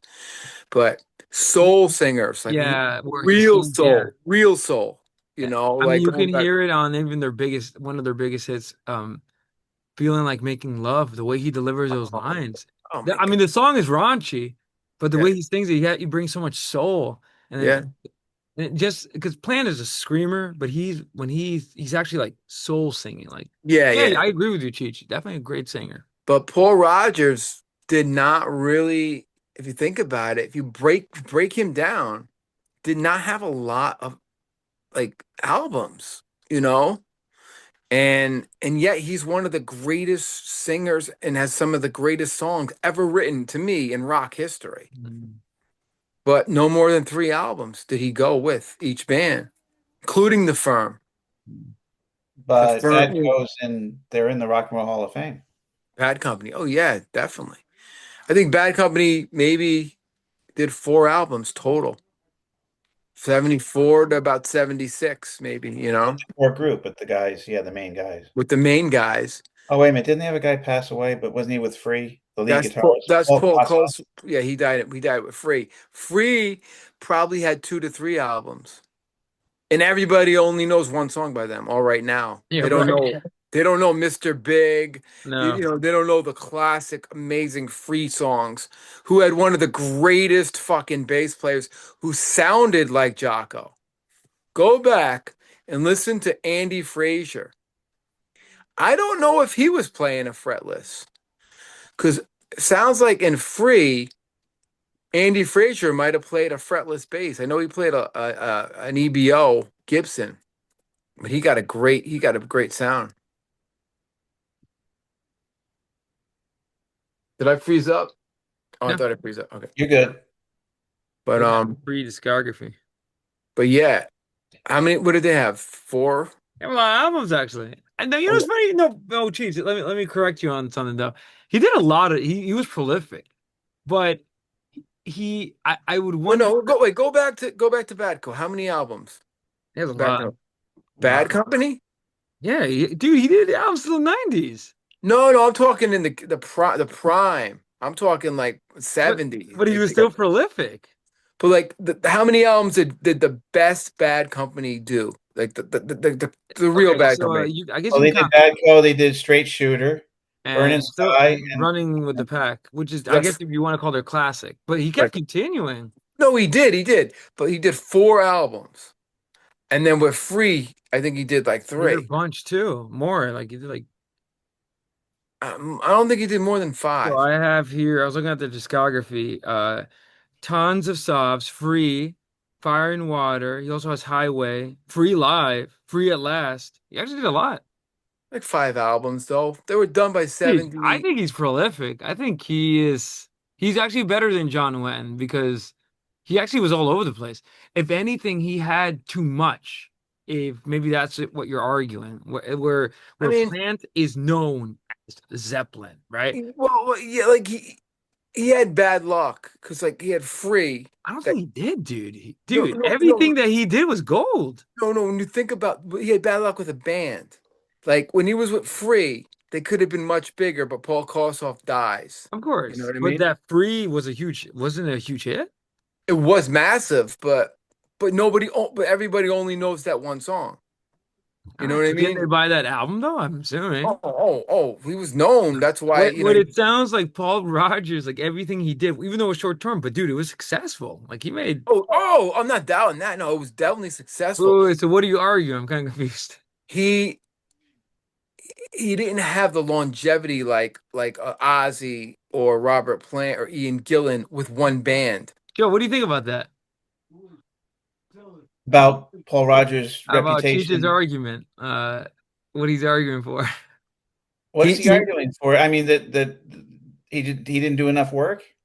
he didn't like okay. Led Zeppelin did 10 albums, right? 8 albums. Yeah. Sabbath did 8 to 10 albums. Purple did about like a good 6 7 albums.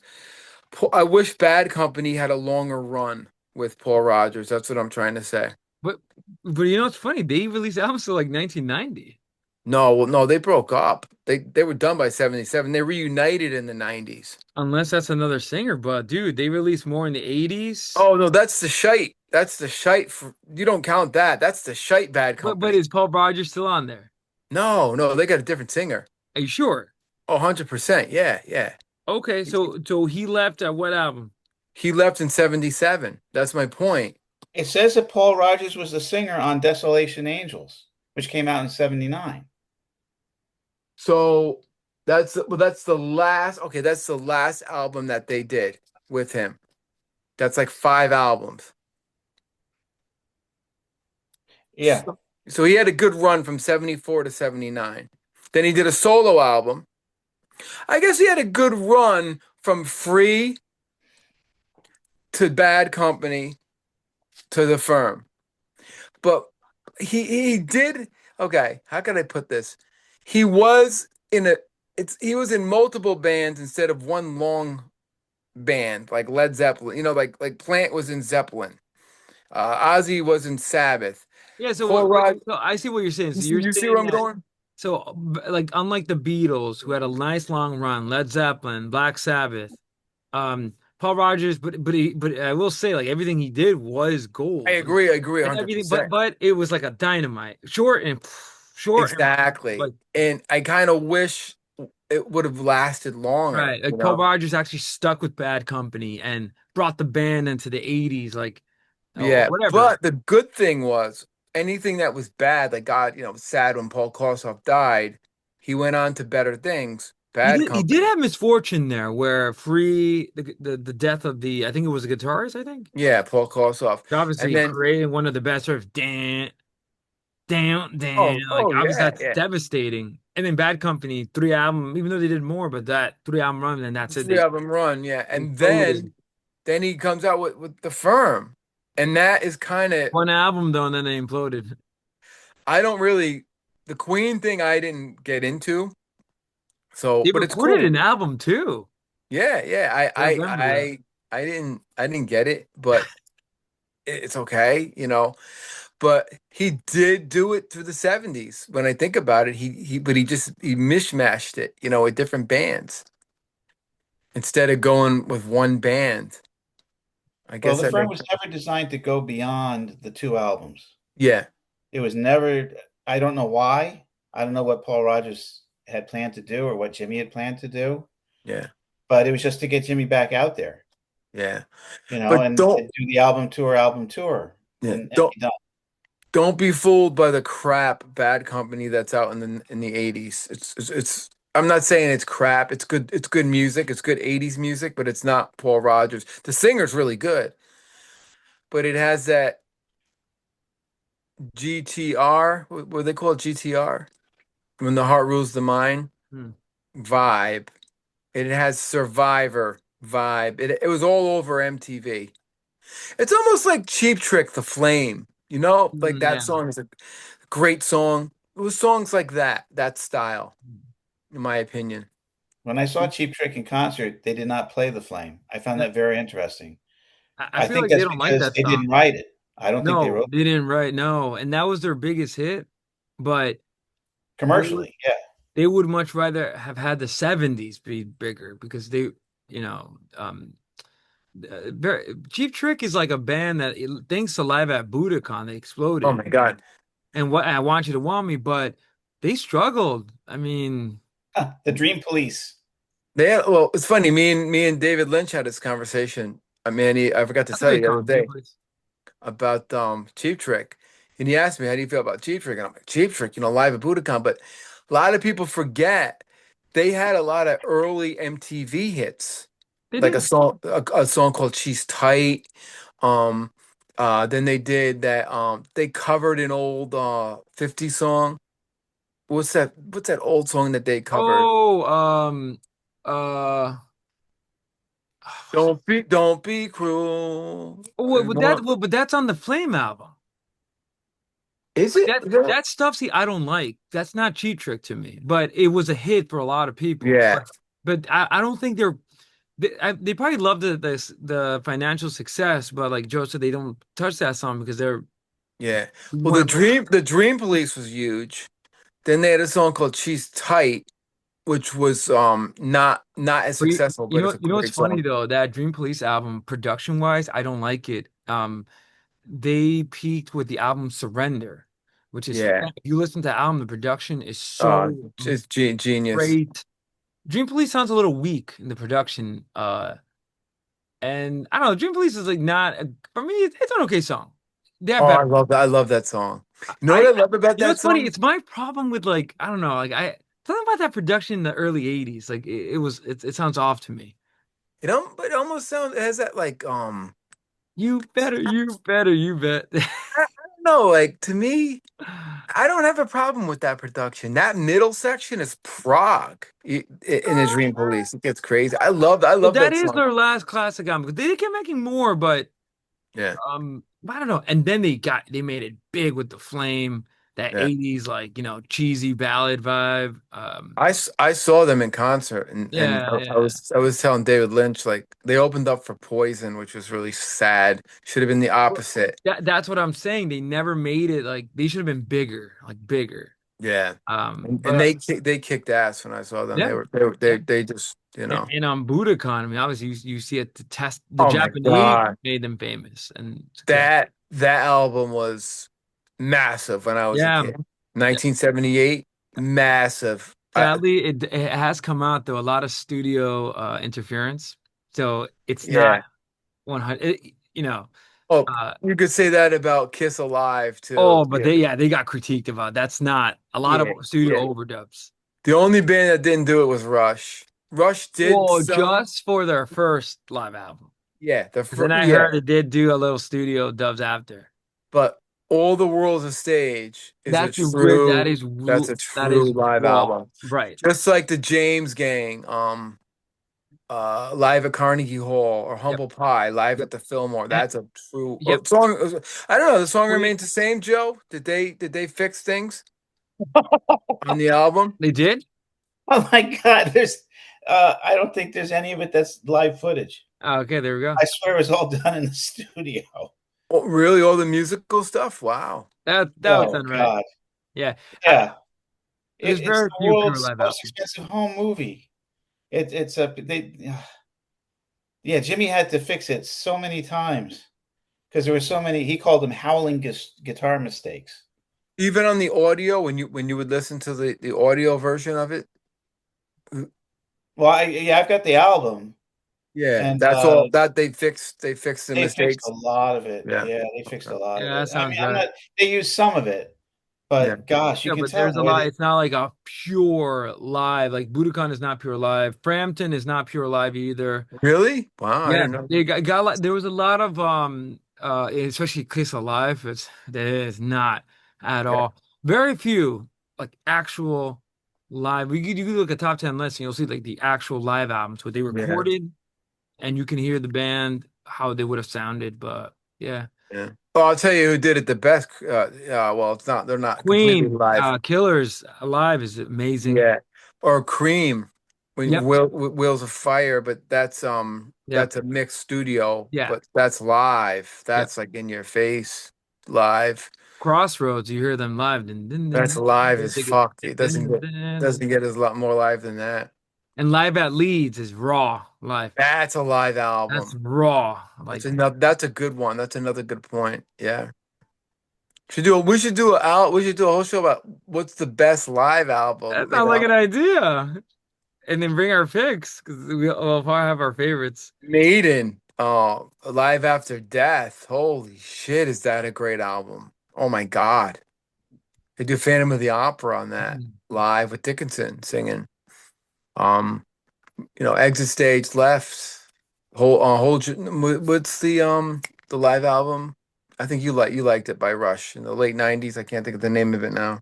Oh, something showing of hands. Show of Hands. That's Yeah, a yeah, good one. Yeah, that's a good one because I like what they do with their yeah. uh 80s and 90s stuff. But yeah. Yeah, and then the live album kind of got either really bad in the Oh, 90s. today you do not want a live album. I mean, these artists, dude, they're not even singing. No, no, They are it's so singing, but bad. it's like I don't know. I mean, would you listen to a Drake live album, double album? I, only thing I like about Drake is he's from Canada and he was on Degrassi High. That's about it. Because I love Degrassi Dude, High the when I live was a kid. album sadly is not even a thing any like today. And if they do, it's money. Taylor Swift live. I mean, it makes sense. They'll probably do like a song remains the same. If Geese did a live album, it Yeah, would be pretty good. yeah. Um, yeah, you don't see, you know why? Because they suck. Like most of these artists suck live.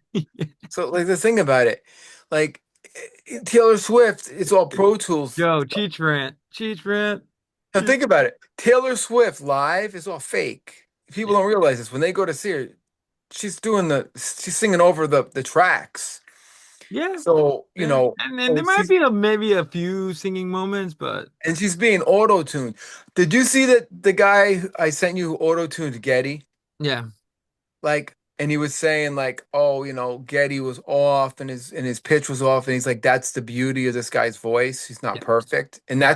that's the point here. Like Taylor Swift is so perfect that she couldn't do a live album because it wouldn't be live. It would be auto-tuned to And, death. and I guess the argument would be like, but I guess that could be for a live album episode. But what is the purpose of listening to a live album or CD or record or what is the point? Oh, it sounds different, Free Will sounds different on Exit Stage Left than it does in the studio. You can hear the clicks and the punches on the bass, the way he's attacking it. Um, It has a the band sound that sometimes the Now, songs are and can you Maiden. argue it's the way maybe rock music is supposed to sound, right? Yeah. Rather than the clinical studio, it actually is meant to Right. be.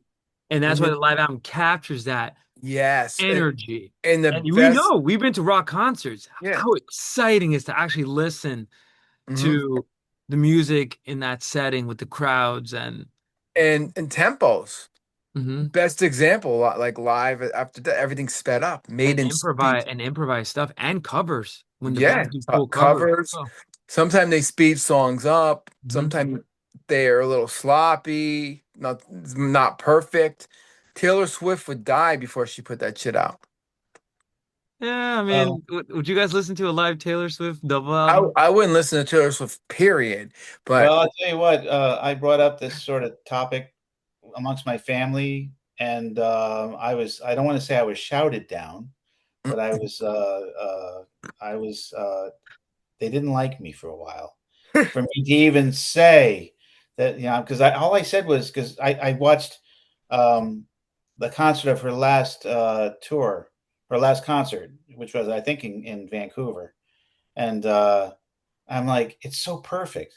And she's so choreographed. Hmm. She's got to be out of breath. Is she really? Is she really singing? And oh boy, I got you like know side what? glances. I got the hairy eyeballs. I I got hate to break it. derision. She's not singing because if you hear breath, now I've seen Madonna in concert many times. Mm. Madonna will breathe through that. Who invented the microphone?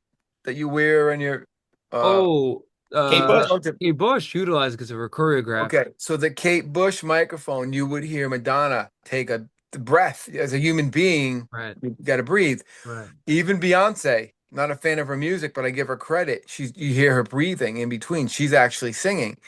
If you don't hear breath, something's wrong. But then how come at the end of the song Taylor Swift would talk to the audience and it seemed pretty natural? It didn't it seemed like I don't know. It Cheech sounded is a good right. point. Cheech, answer that. I don't know Because what to say. they've worked it out in the Yeah, show with yeah, the soundboard yeah. to Um, to a freaking okay, science. I'm not a sound engineer, but what I do understand, just like looking at the behind this, it's sort of similar when you see a movie, but you don't see behind the screen, right? So Joe, dude, the audio, it's so advanced. They have someone like literally they'll be like, all right, Taylor, you're singing too low. We're gonna lower, and then she'll be and then she'll get the dancers out to distract. That's why they all wear monitors. That's exactly That's it's why Steve Harris will you'll never see an ear no, monitor. because essentially, I mean, the monitor has its place, Yeah, especially in noisy settings. But you're right, Cheech. True live music. you don't need it. You don't need it, You and don't need it. just play off Geese is Let a it. wonderful example. It's called bleeding. Let Well, everything bleed together. right, Geese, when they came up on the SNL performance, no one was ready for that Yeah. because they are not used to that level of rawness. They're used to more clinical, more like, Hmm. more a mix of. And by the way, with AI and computers, you can be singing, and what you'll hear will be modified. Yeah. Autotune is a famous example where you can sing an autotune. You just sing. Yeah. Rappers do it all the time. They're not singing. That's They're why not.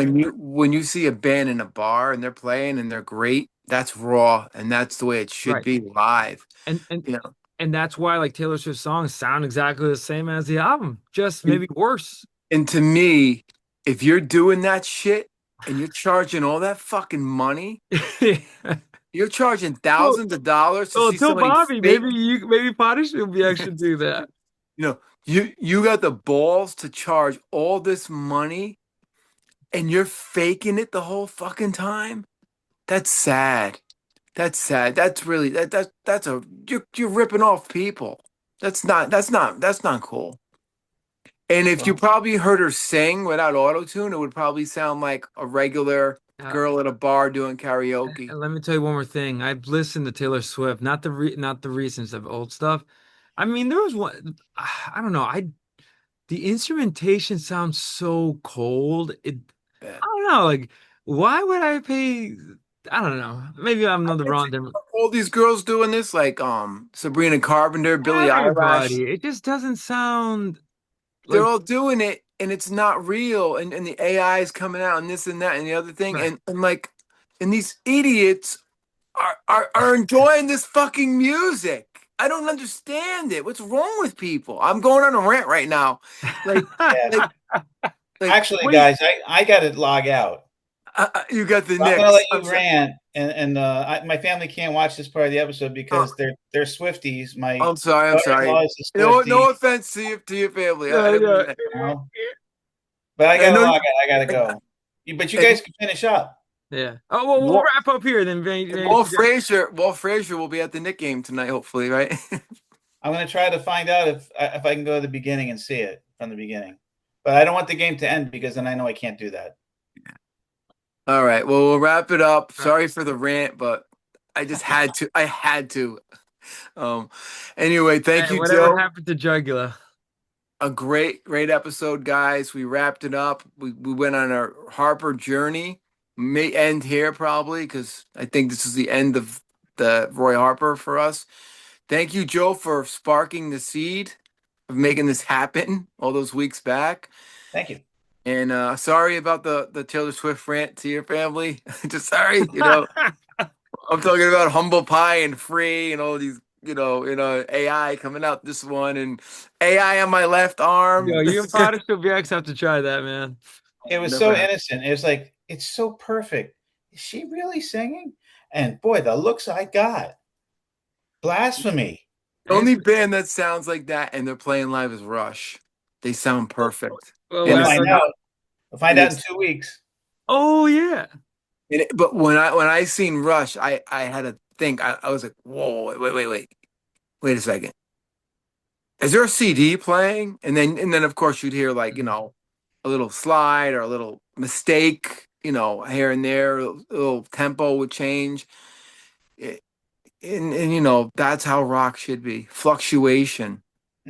That's the key word, kids. Fluctuation in tempo and singing is slightly out of tune. All right. And And with that that, note, nanu nanu. Nanu, Nanu, nanu. Go nanu. Nick, go Knicks. Yeah. Go All New right. York. I'm going to say goodnight. All Take it right. back to Joe, thank 19 you so much for being on the 1970. show. It's fun. Chief, thank you. We All will right, guys. catch you all in the next one. Joe, thanks again. Sure. Thank you. Bye-bye.